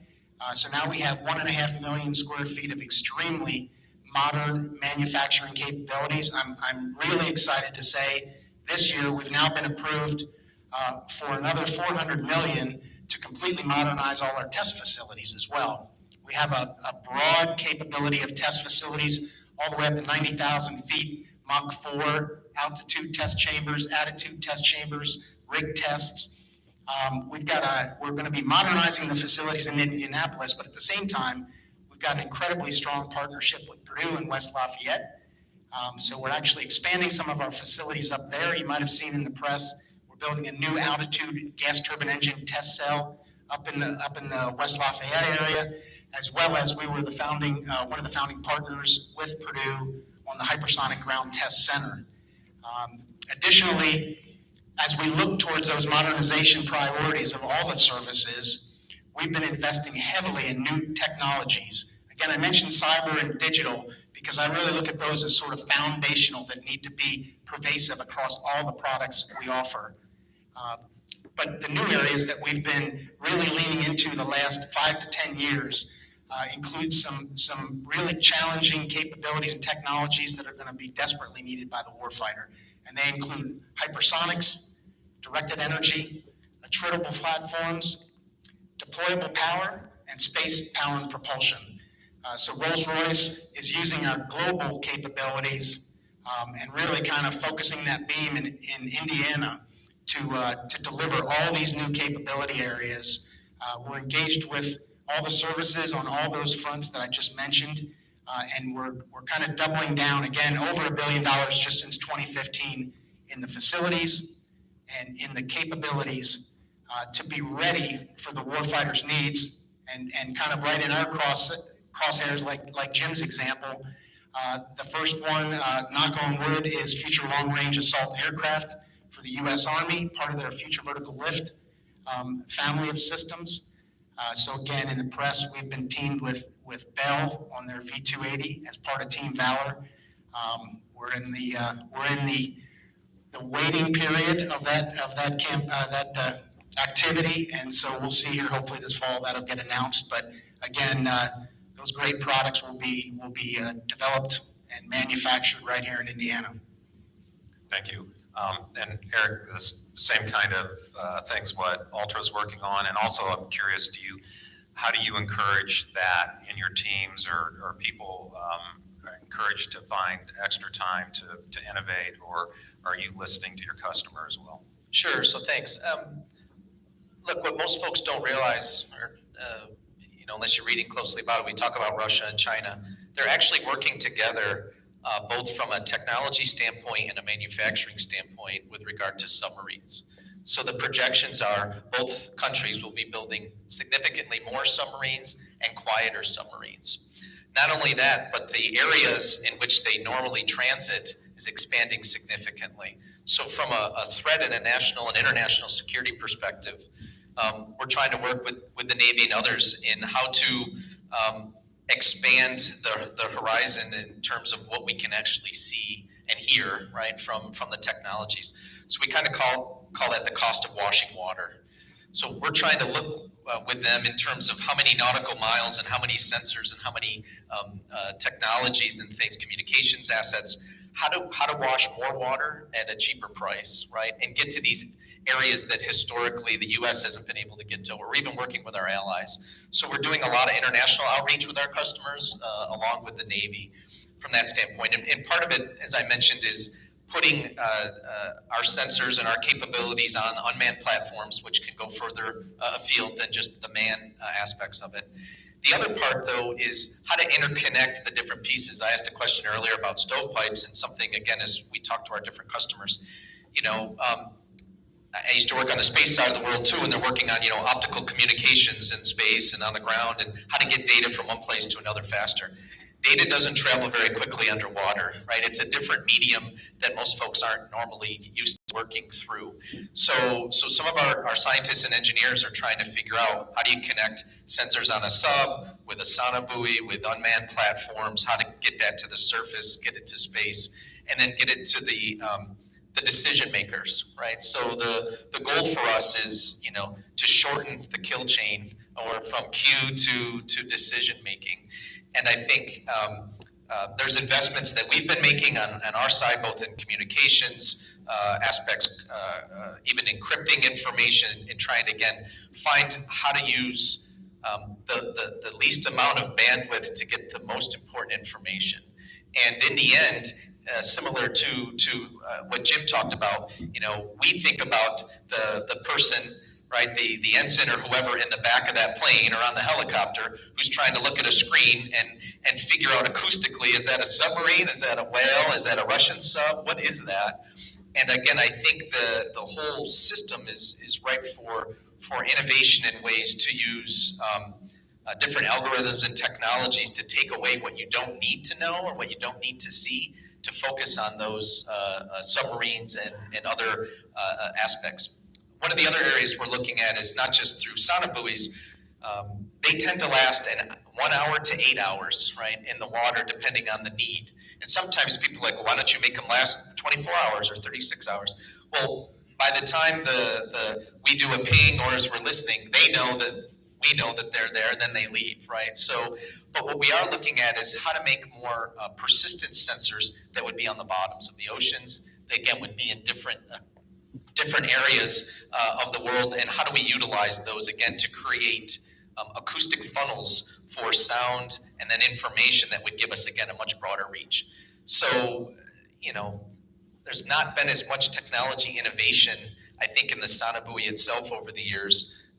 But I think now there's a sea change that's coming because the subs are actually getting a lot quieter. And if we want to maintain our capability, not only are we improving the sonobuoys, but all the pieces, all the nodes of the interconnected networks all have to now start playing together and provide that data and information in a way that an ensign doesn't have to have a PhD in acoustic engineering to be able to know whether it's a sub or not. So that's really what we've been focused on now, as well as going into the future. So hardware, yes, we're trying to improve battery life and microelectronics and things like that, but also software detection algorithms. We talked about AI and machine learning. Those types of things will be more critical to the anti-submarine warfare mission than ever before. And again, we hope that we're in the center of that effort. So thanks. Thank you. So Jim, I have a question for you. As I drove by 2 car lots and saw very few vehicles on them, you're making a complete vehicle, many of them every day. How has that been for you, supply chain, chip shortage, and all that? It started with a dark beard, lots of hair, flowing hair. 6 months ago, our COO is in the back of the room. He's much closer to this than me, but it's a constant problem, and it doesn't seem to be getting much worse, or it's getting much worse. And when we talk about innovation, there are lots of types of innovation. Often we just think about product innovation. How can we make that product operate better? We've got to figure out how we innovate our processes and how we work with our suppliers, many of which are in this room, and innovate different ways that we communicate. We plan for shortages, where we stock inventory, where we source inventories from. So there's been a tremendous amount of energy and effort among our operations team and many suppliers in this room and lots that aren't in this room to make that happen. Right now, that's our number one, let's say, near-term issue. It's just material shortage of supply. Also, though, when you look at the resiliency of the industrial base, it's frail. There aren't a lot of people that want to support the defense industry with bespoke defense products. We've had examples where very big public companies have said, look, if you want this product, you have to go with a common product that's also being used in a bus or a truck or something else. We don't want to make something that's just for military purposes. Maybe it's because their corporate ESG doesn't appreciate that. Don't know. I do question the patriotism of those kind of companies. But it means we have to make a change, and we have to work with our customer, PDLTV, to validate that change, verify that change, make sure that the vehicle then still operates as it's required. That takes a lot of time. It doesn't happen in a day or two. So there's a lot of innovation collectively we've got to drive here in Indiana outside of just new products and technology. And if I can continue a little bit with the supply chain, you're in a very rich part of Indiana, manufacturing RVs and all those type of vehicles.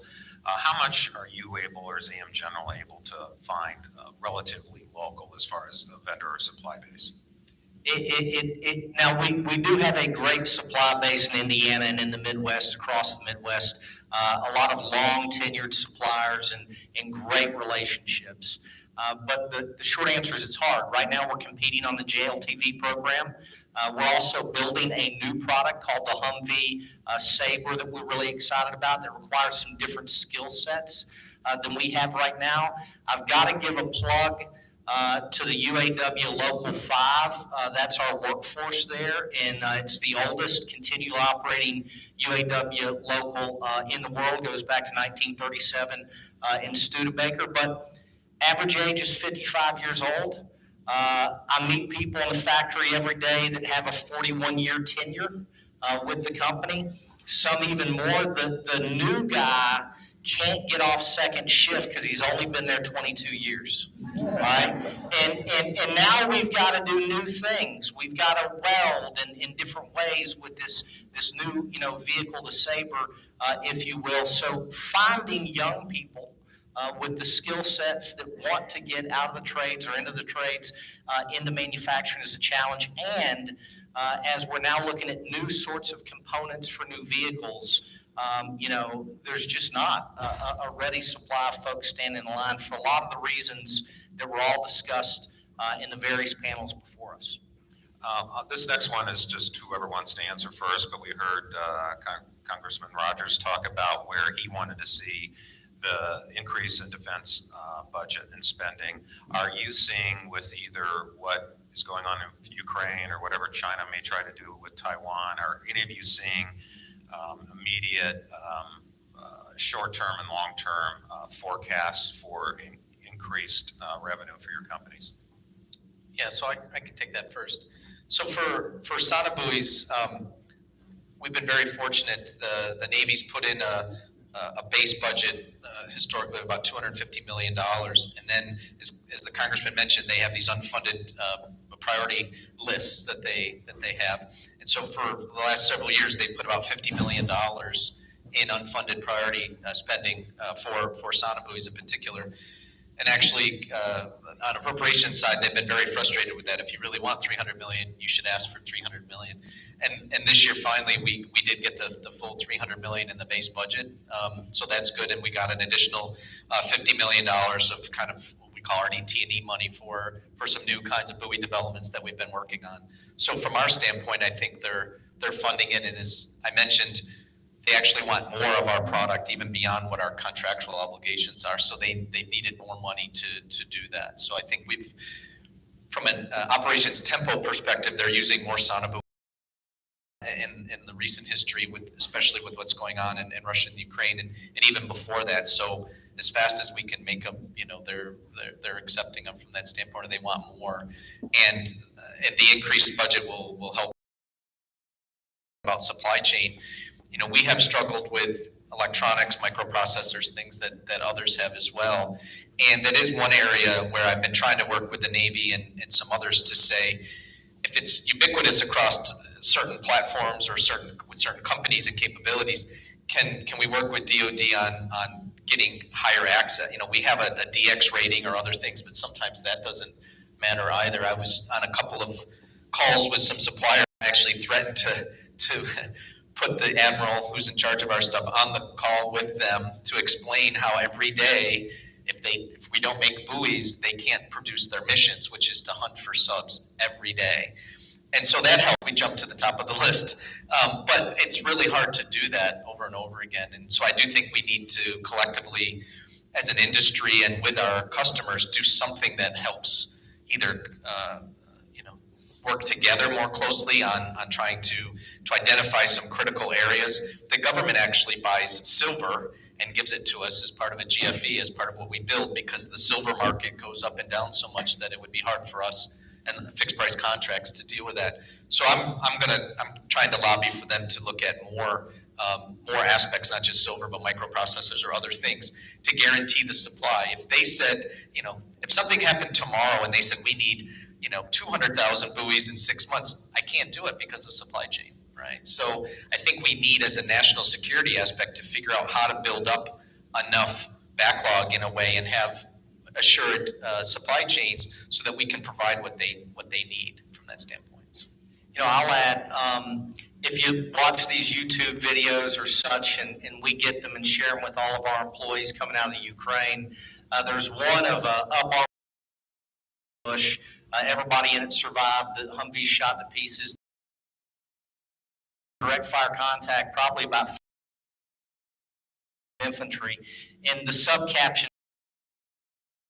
So we've gotten a request from the Ukraine for a significant amount of more Humvees. They have about 300 now. They'd like to more than double that number. There has been funding now that the Biden administration's put forward that will get them some Humvees as well as other weapons and such. We're doing all we can to support them in the near term. Excellent. Yeah, and I think I'll just add, given all the environment that folks talked about earlier throughout the day, we talk about, is the defense budget going to be more or is it going to be a lot more? And obviously we got to wait and see how things go through the appropriations and where the money gets applied. But we certainly see opportunity both in the existing fleets to make sure that the warfighter has the right readiness and the right capabilities. We see opportunities for improvements to the existing fleets, for example, with additional survivability features, be that an IR infrared suppressor, or things that give them much greater range or speed or reach, which is becoming ever more important, as well as then some of those modernization priorities that again, given the threats coming, are driving very extreme increases in capabilities. And that's where things, again, I mentioned a few before, but like hypersonics and directed energy, and things that can allow the warfighter to operate with freedom and in these A2AD type environments.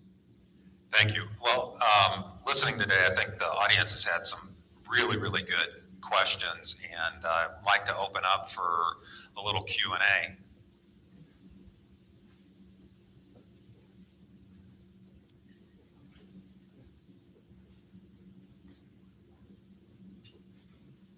From an economic development perspective for your companies, I work in economic development here in the region.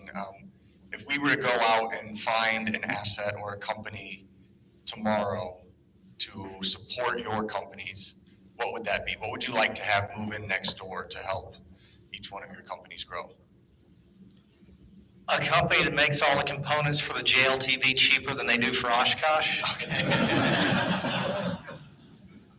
That would be one of the biggest things we could do to grow the business in India. I think the JLTV program is, if not the biggest, one of the biggest programs to be awarded this year that could impact Indiana. It's $10 billion over 10 years. Oshkosh is the incumbent. The government owns the print. It's not a fair competition. We're fighting uphill against Oshkosh to unseat an incumbent. So we need innovation with a supply base in Indiana, with a workforce in Indiana, that can build it better and smarter than Oshkosh can in Wisconsin. Yeah, I might add, and struck by something Palmer said earlier. We do a lot of things well, but there's a lot of things that we can do, but we don't necessarily do it as fast or as well as other people could. And so I mentioned a couple times things like cyber, the whole digital landscape, which is massive in and of itself.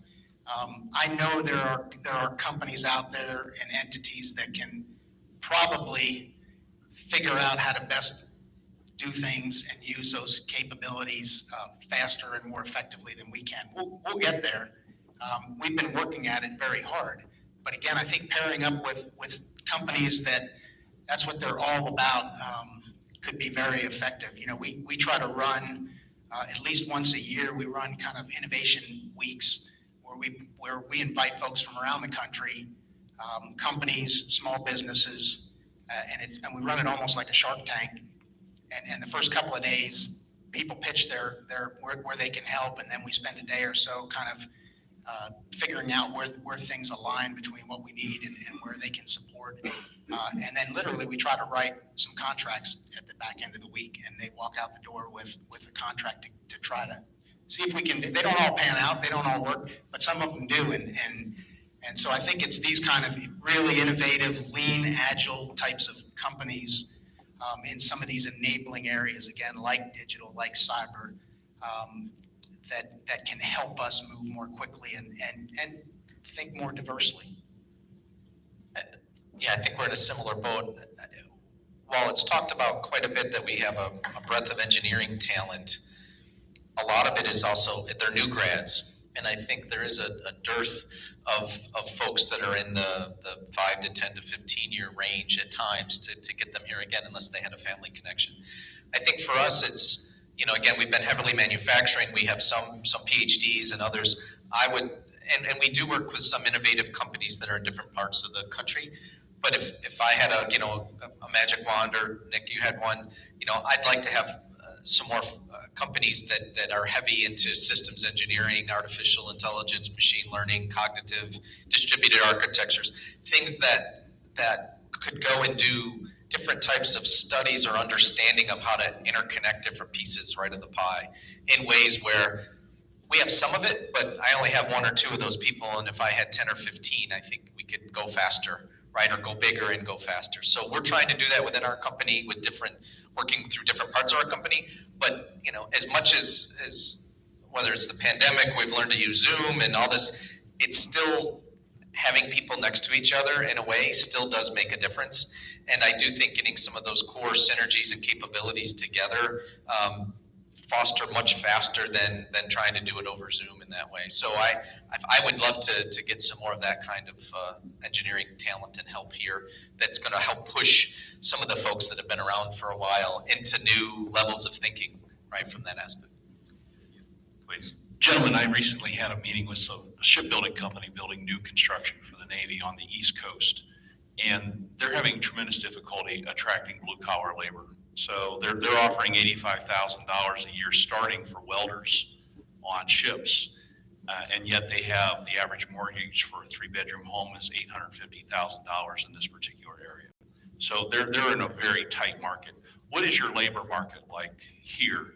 AM General, you're in Mishawaka, you're right next to the RV factories up there. How hard is it to find well-qualified blue-collar labor to do the work that you're doing in your factory? Well, it's different in general, but the competition you mentioned, the RV industry, as you know, is booming. So they're able to pay a considerable amount more than we can pay for those kind of skills. Now, we have an advantage in our purpose. I mean, people really are proud that we serve Sergeant Smith. We ride with Sergeant Smith. But when you got to pay the bills, right, you got to look at the economics. So it is a real struggle for us to do and to find people skilled in some of the new trades that we need. And is it a problem today that's dire? No, but with an average age of the workforce at 55 in the tenure we've got, in the next 5-year horizon, it's going to be an extraordinary problem that we're going to have to solve. I want to just maybe take the last one selfishly because of my Willie County roots and my Magnavox roots way back in the day. Ask Eric where things stand with Ultra. Like we were saying before, you've had many name changes, and it looks like there'll be another one. Yeah, so so Ultra is actually a UK-based company, and over the years it was a holding company, right? They bought lots of businesses throughout the United States and throughout the world. In 2018-19, a new CEO came in with a new leadership, tried to make one Ultra, right? Make it less, make it one more a country like, or a company like more of an operational company, not a holding company. Last year, a company called Advent, which is a U.S. private equity company, offered to buy out Ultra. It's currently going through UK approval from that standpoint. Ultra does some highly specialized submarine work in the UK. That the country's debating whether they want someone else to own it or what they're going to do. So they're still working through that. If we're purchased by Advent, again, I don't, it depends, right? I've been through the game too a couple of different times. We are a significant part of Ultra. Our Sonobui business is about 1/4 of the revenue and 20% of the profit as well from that standpoint. So I think we're a pretty big chunk. So I don't foresee any changes in the immediate future. But if you're purchased by private equity, in the end, their job is to make money, right? And maybe they'll invest even more than what we've been able to do recently.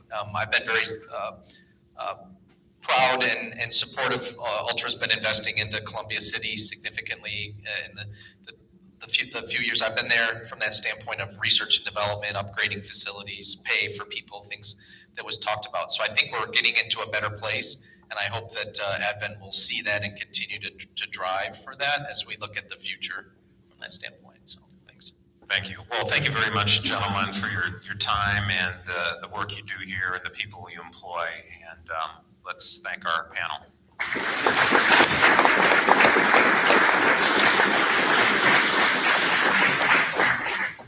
Thank you, our panelists. Our final discussion of the day is set for 2:30, so please join us for one more discussion.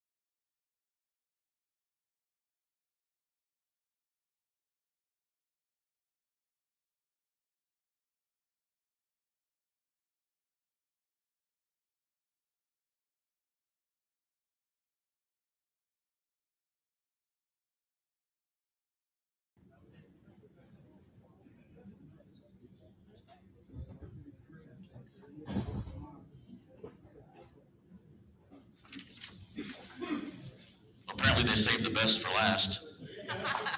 That's the way I look at it. The important people are here now.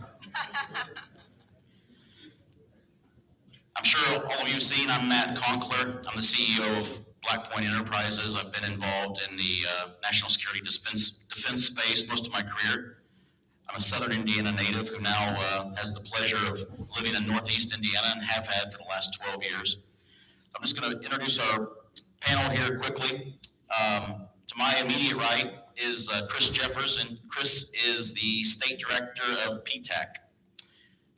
To her right is Gene Jones, and Gene is a Senior Services Manager with the Purdue Manufacturing Extension Partnership. And last but not least, Adam Eichelberger, and Adam is with IN3. So if you don't mind, let's kick off. Chris, tell us a little bit about who you are and what you do. My name is Chris Jeffers. I'm the PTAC State Director. I'm also housed at the Indiana Economic Development Corporation, or IEDC is the state agency. PTAC is a program funded by the Department of Defense to help businesses do government contracting. And so that's a lot, right? We've heard today it's a lot. And I think that the most interesting thing I've heard today is we've gone back and forth between innovation and supply chain. And they're both important. We need both, right? But each one of those has different paths and different ways of doing business with the government. And we have all of that here in Indiana. We have all of that. We have the innovative companies with hypersonics. We have Trek 10 sitting over there. I mean, we have, I know, I called you out, Jim. And then we have supply chain. We have those companies too. And then we have academia. Notre Dame and Purdue are doing amazing things in hypersonics, and we have all that here in Indiana. So we're in a good spot.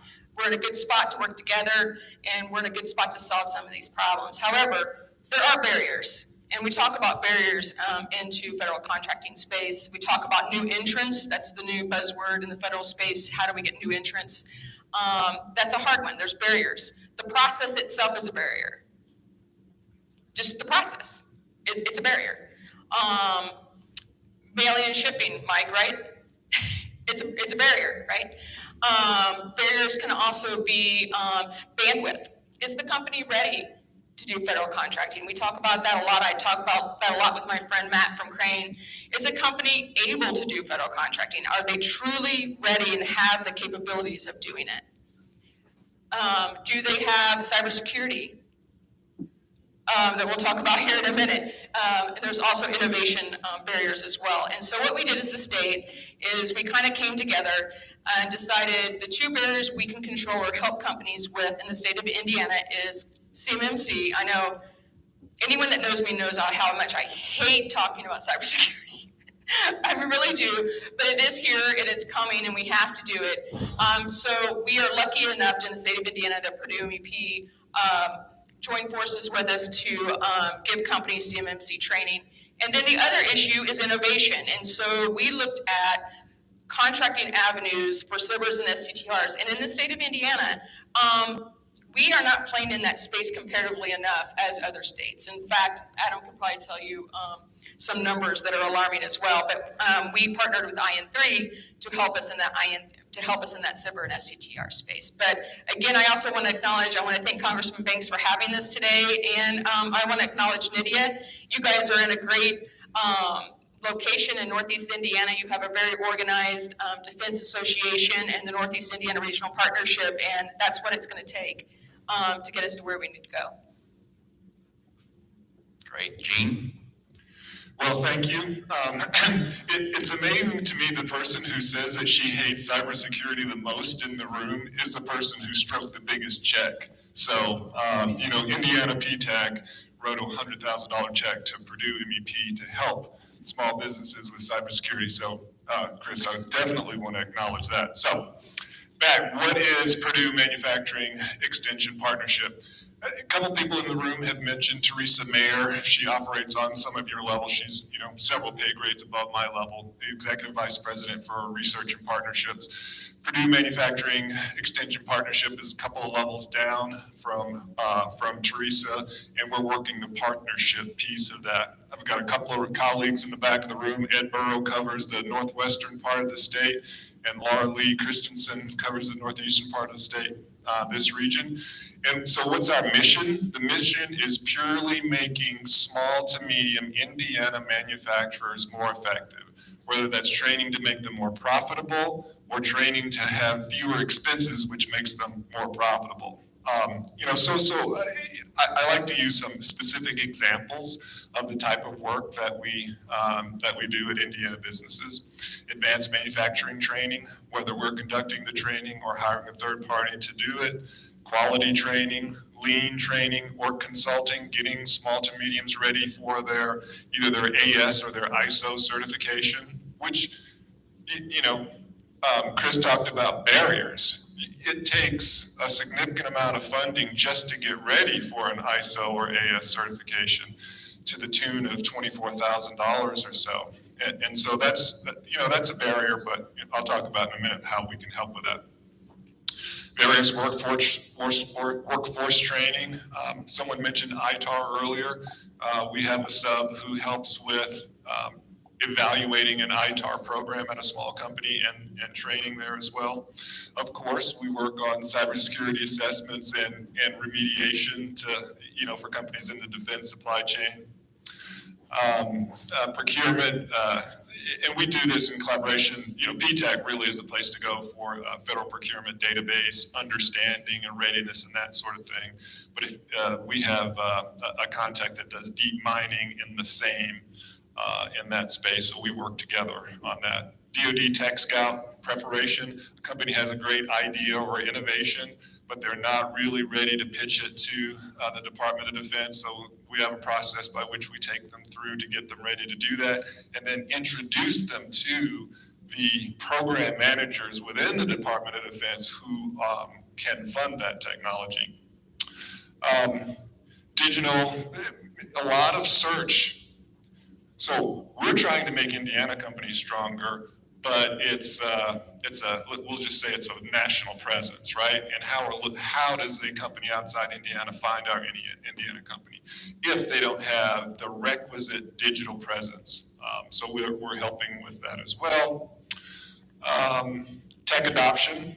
We talked in the hallway about some of the challenges to tech adoption, and I'll grudgingly admit that IU did quite a nice study associated with what are the barriers for small business and tech adoption. Money, time, expertise, all those sorts of things. So we have a tech adoption specialist that actually helps companies assess and provide a report and return on investment with tech adoption to make them more efficient, drive down their price, and make them better partners for the primes in the room. Which leads me to the Purdue MEP Digital Manufacturing Technology Center that we host with Telamon in the Carmel area. Palmer's not in the room currently, but we've got a set of Oculus goggles there to demonstrate how you can train an employee in virtual reality such that they are ready to work on the line faster and with fewer mistakes. Collaborative robots, how collaborative robots there are workforce issues, another challenge in the state of Indiana, there are workforce issues, how a collaborative robot can do things to free up personnel to work on other things. Let's see, there's wearables, personal wearables for specific individuals so that if there is a casualty or a safety situation with a person in the company, the wearables will alert management to the issue. And all of those things that I mentioned, I'm currently the program manager for funding from the Department of Defense. There was some conversation earlier from the gentleman in the back right of the room about BRAC. BRAC was under the Office of Economic Adjustment, an office within the Department of Defense. That office is now the Office of Local Defense Community Cooperation. And they funded Purdue with $1.5 million, not quite a year ago, about 9 months ago. And we're currently using that funding to buy down the cost of all of the things that list I just rattled through, of the various things that Purdue MEP can help with defense manufacturers. We can fund, 75% of that up to about, $20,000 to $30,000. So there's DOD helping the state of Indiana that, we really appreciate. So I can't give up the microphone to Adam until I talk about cybersecurity maturity model certification. Is there anyone in the room who's not familiar with CMMC? Aaron, we know that you know what it is, Aaron. So when I ask this, so here's the thing, and this is not, Kristen's, when I ask this question, everybody knows what CMMC is, but the knowledge goes about a millimeter deep. I'm sorry. That's the next question. What's the next question? Have they uploaded their? Oh, have you uploaded your supplier performance risk score, your SPURS score to the DoD website? And then, you start to get some blank stares. What's that? We're using some of that DoD money to help with cyber assessments and remediation. We're using the Indiana PTAC money to help with the same. It's a big problem. There's a lot of conversation this morning and early afternoon about from a global perspective, the issues associated with, I'll just call it information security, not just cyber security. Not only from a defense and national security perspective, but from a commercialization perspective. Well, we're attacking the problem in Indiana from the exact opposite direction. How is it that 50-person and 20-person or smaller machine shop has the basic cybersecurity in place in order to be a credible, from an information security standpoint, supplier in the defense industrial base? And oh, by the way, I think many of you know in the room know this, but I'll emphasize the point. There is no defense industrial base without small to medium businesses. But small to medium businesses, 50 or less, make up like 90% of the defense industrial base. It's a huge number. There's no DoD defense industrial base without small to mediums. And that's where we focus. CMMC, I was in the Navy for 30 years. I ran away from a few of those sonobuoys in my time in tactical readiness evaluations. Thank you very much for making them. Just keep them on the other side of the layer. And I lost my train of thought there when I started thinking back about the sonobuoys. But back to cybersecurity for a moment. And I'll finish on this before I hand off to Adam. There's a lot of thought that, well, because the rules back in November with the administration changed, cybersecurity, CMMC is on pause. No. The only thing that happened at a practical level, the only change that happened with CMMC is that the Department of Defense CIO is not going to apply CMMC specifically to a contract until they write the new rules. All of the other regulations are, I call them, they're in law and they exist today. The fact that you have to have, the cybersecurity controls required by the DoD contract are still there. The fact that you have to have the ability to report an incident within 72 hours, still there. The fact that you have to have your score uploaded, still there. Do you want a JCP? Do you want to look at DLA prints? You can't have it unless your score is uploaded. These are all of the practical things that are in place today for cybersecurity, CMMC, and they're not, as I said, I spent 30 years in DoD, so I think I have a pretty good sense of what's got legs, what's sustaining, and the rules associated with cyber are not going anywhere. And happy to drill down on any of those questions, but I feel like I'm starting to dominate the microphone here, Adam, so over to you. Never, Gene. You would never dominate the microphone for too long. So good afternoon, everyone. My name is Adam Eichelberger. I'm with IN3, or the Indiana Innovation Institute. We are a nonprofit that was basically brought together by some heads of defense, by the governor, and by Purdue to work on making Indiana into a national security innovation hub. So that's part of why Chris brought us on board here to help work out how does Indiana continue to grow its defense ecosystem, how does Indiana continue to grow its innovation economy, and how does Indiana work with the federal government through various non-traditional contracting means, such as SBIRs, STTRs, which are small business innovation research and tech transfer activities.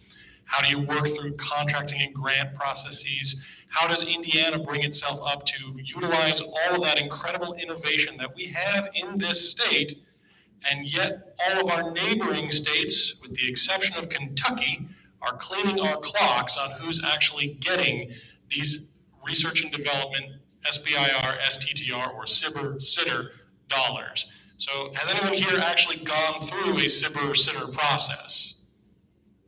All right, we got a couple people in the audience. That's great, because you're the types of folks that we really, really, really want to encourage to continue working with other partners in this ecosystem and to continue pushing for Indiana innovation to get out there into the Department of Defense, because what's good for Indiana is good for the Midwest and is good for the nation when it comes to defense. So I'm the guy they basically brought on board because I used to work in the Pentagon, was part of the acquisition corps, was a program manager for the Department of the Army there, worked on a lot of policy that had to do with basic level R&D. So after coming back to Indiana, the Indiana Innovation Institute said, hey, we need folks like that to help work Hoosiers into this whole process, since the federal government, I don't know if you know this, is a little big.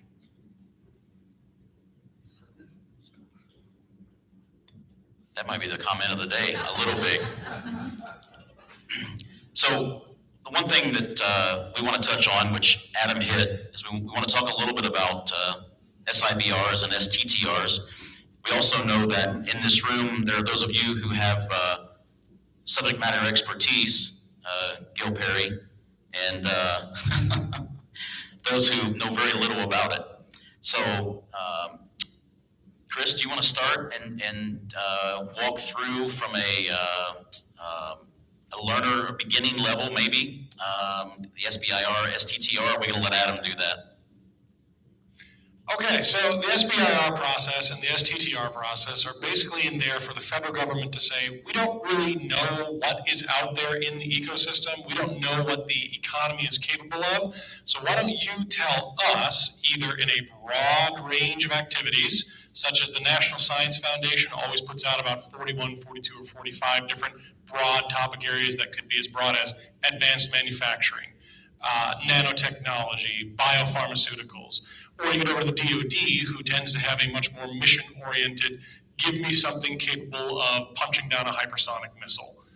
Something that they just don't know what's an innovative way of doing this thing. So you can go from any of these broad topics where it's just the government saying, if you can squint at it and fit it into one of these topics, we want to know what it is, to something where they say, we want a very specific, give me a new technology in tires. Show me what's new in tires or treaded and non-treaded vehicles for the Army, for instance. But there's websites out there for the National Science Foundation. I believe it's sbirstttr.gov, although I'll have to go back and check that. There's a DoD SITR, STTR portal for the entire DoD, where these things come out on a fairly regular basis. But one of the things most folks don't know is that the government not only has ideas they are aware of that they put out there 2 or 3 times a year, they also have ways for when a program manager within the government, so say a PM down at Crane, hears from a small business, I have a new tech that fits into your portfolio, that program manager can turn around and go to their SBIR office and say, hey, there's a new need that I have here. I want to try out this new technology. Can you put it on the market? I've got the money, you've got the contracting vehicle. But not a lot of folks in small business actually know, who do I talk to in the government to do that? And that's where folks like PTAC, IN3, and Purdue can help you, because we have those contacts. That's part of what we're here to do, is to bridge that gap between industry, academia, and the government, because all 3 of these entities have needs and ideas, but none of them really know how to communicate directly with each other at times. Very well said. Chris, can we talk just a minute about some of the challenges in Indiana, AKA threats? Cyber challenges. That's your funding. So in Indiana, we recognize that we have a lot of businesses in the rural areas of the state, maybe not in the more urbanized areas, that are very vital to our economy. I mean, I'm part of IEDC, so all these businesses are thriving in their community. They've been around for a long time, they employ a lot of people, but maybe they haven't had the time or the expense or the knowledge to keep themselves modernized. to keep themselves safe from technology. And so we are finding those are the companies that really have the challenges of getting to where they could get CMMC certified when that comes, or uploading their score, because they don't have firewalls. Their laptops are out of date. The machines aren't compatible, just things like that. So we're seeing the barrier just being that they weren't ready for the cybersecurity initiatives. However, I do have to say, so the state of Indiana is looking at that, not just from a CMMC defense contracting point of view, but I work closely with IoT and the Governor's Council on Cybersecurity, and we want all of our businesses in the state of Indiana to stay safe. So it doesn't really matter if you're going to do defense contracting or not. A lot of the things that CMMC require a business to do are probably things most businesses should do and just a best practice in today. We hear people all the time saying, well, no one from China is going to come all the way to Brownstown, Indiana and steal my stuff. And we're like, no, they never were. They're going to be in their living room in China and they're going to steal it. They're not coming here. Never were going to come here. And then, we also work closely. I'm going to call her out just a little bit. We have other partners. And I think hopefully you realize you leave today that we all have partners. But the US SBA is in the back room. Lindsay, but they work with the Indiana Small Business Development Centers throughout the state, and they have cybersecurity classes for companies to, as they start now. As you start a business, as you're an entrepreneur, you need to develop your business in a way that you can be cyber secure. Gene, from a CMMC standpoint, is there anything that you can add to that, or add as far as challenges, threats, et cetera? So many small to medium companies, a big challenge is they see it as really expensive. Well, not necessarily. The first start is 60% of all DoD contracts are anticipated to be at what's called a CMMC level 1. Level 1 is certainly achievable. It's only like 15 controls. And that's what PTAC is helping to fund. That's considerably different than if you hold controlled and classified information, right? You're making a product that's unique to DoD. Ultra, the Sonobuoy is unique to DoD, and components of that are certainly classified, but other components of that I would imagine are controlled and classified material for their subcontractors. That could be expensive because that's 110 controls, and it takes a considerable amount of time and a lot of admin, that kind of time within a company to get there. That's a challenge for a small to medium company. So here's what I tell smalls. First of all, let's understand what information that you receive, because we may be able to walk you back from the ledge. Maybe it's not so expensive because you're in that 60% that only needs level 1. What type of information do you get? So that's where we start. And then we migrate to, all right, well, there is being compliant. And I understand, small to medium business, I have a subcontract with this prime, I have to be compliant, I have to do X, Y, and Z. Okay, well, let's start with getting those things done, getting the assessment done, getting your score uploaded, so now you're currently compliant. Now let's change our focus to, rather than continuing on this checklist mentality, let's change the focus to being effective. What is it that I can do to prevent that stray malware that was intended for the Ukrainians, that now I'm a target of opportunity? I think the people in this room know that the Russians have had an information warfare against the Ukrainian for many, many years, right? They've shut down their banking system, they've shut down their power systems and heating systems during the middle of the winter, all kinds of things like that. Not WannaCry was, shut down. Actually, it was one of the biggest cyber attacks in the entire world. It was aimed at the Ukrainians. So those targets of opportunity, that stray malware that drifts into a small to medium company, as Chris says, they're not the target, but someone clicks on the wrong thing or goes to the wrong website, and instantaneously it's now downloaded to their network, and it's a problem. Well, the dirty little secret is that in most of those cases, they weren't the target of the attack. It's a problem. It's malware for which a solution has existed for many, many months, maybe 6 months, maybe 2 years. And a routine is not technological.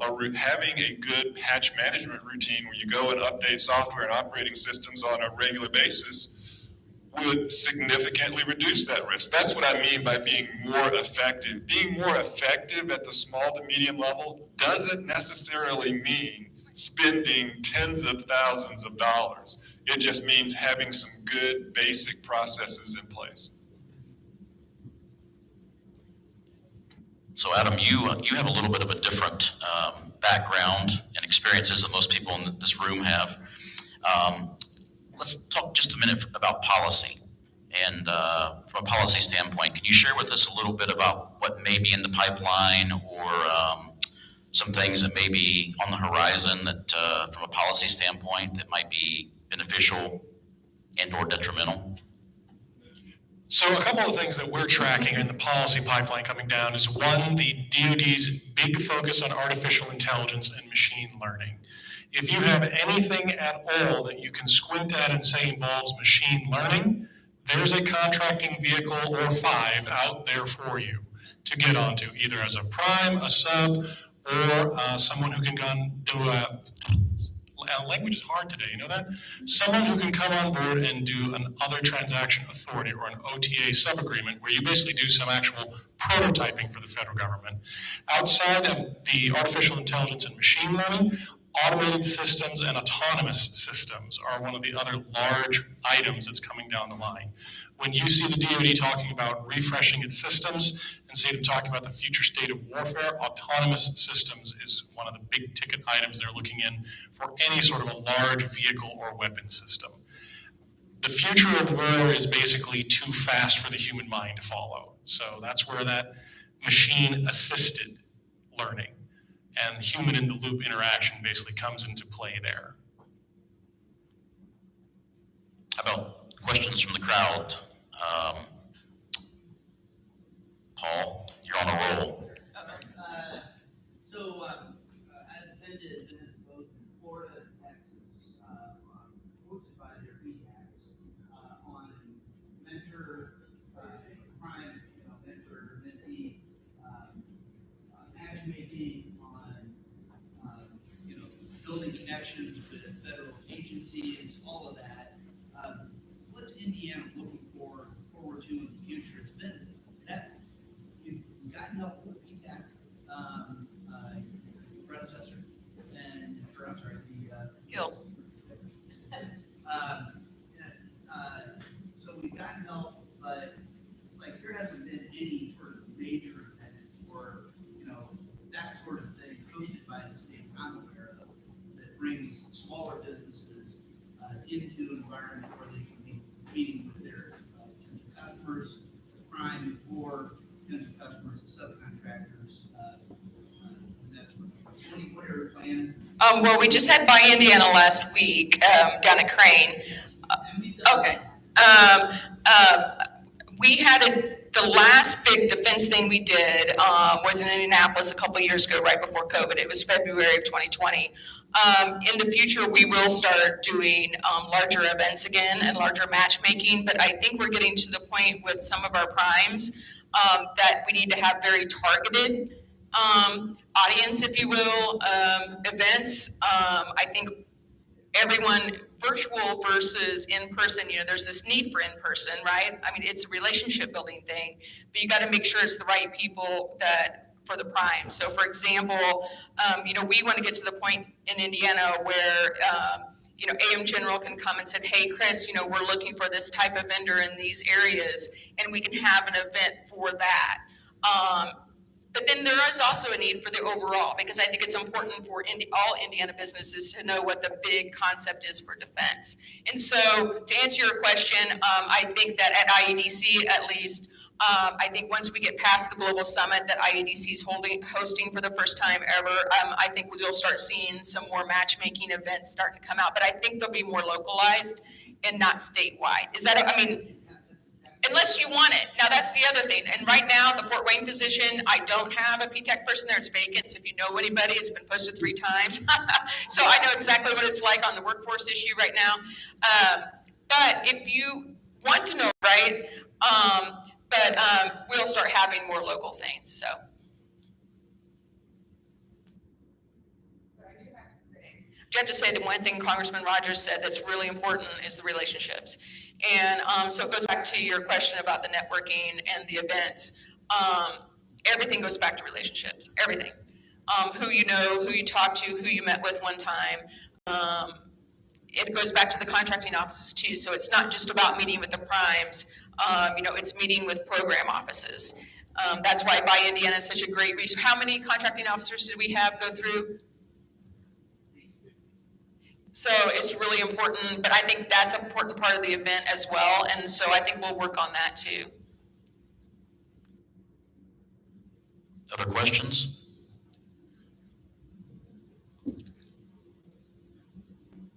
Uh-oh, Gil. We all said that.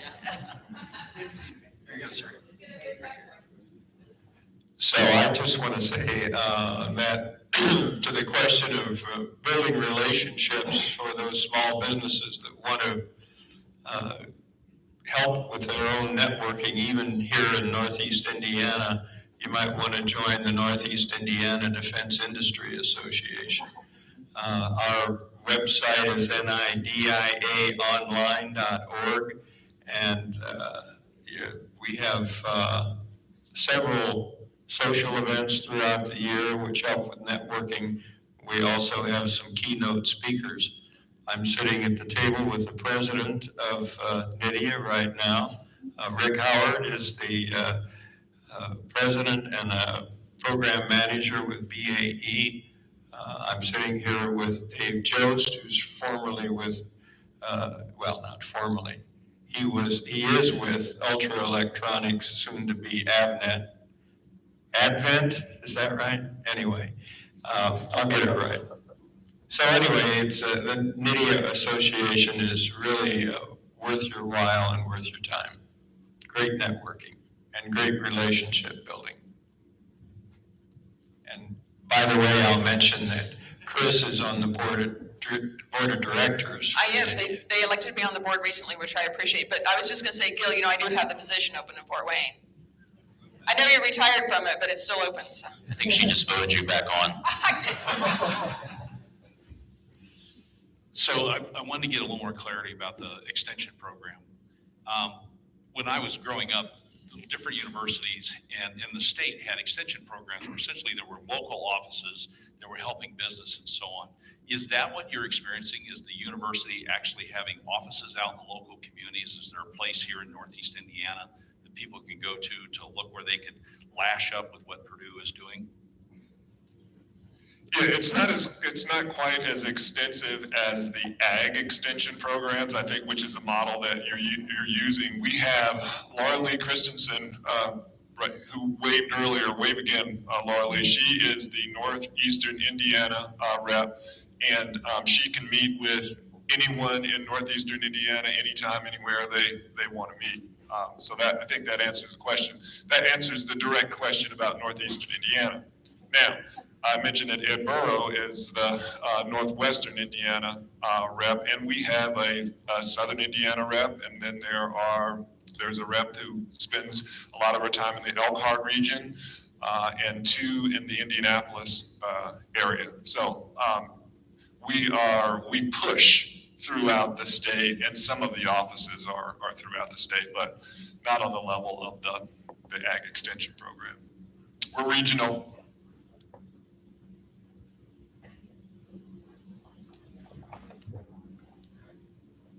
Anybody else? Well, I do have the microphone. I guess I see Representative Banks just walked back in the room. So I do really want to thank you for having us. Really a great event.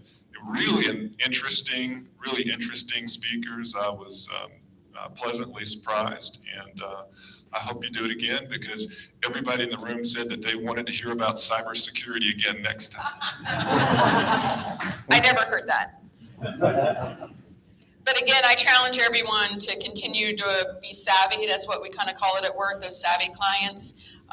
Work your relationships, follow up at least. I hope everyone leaves here today with at least making 3 or 5 follow-up emails from someone that you met or someone that you want to meet, someone to thank, because that's how the relationships are built throughout the state.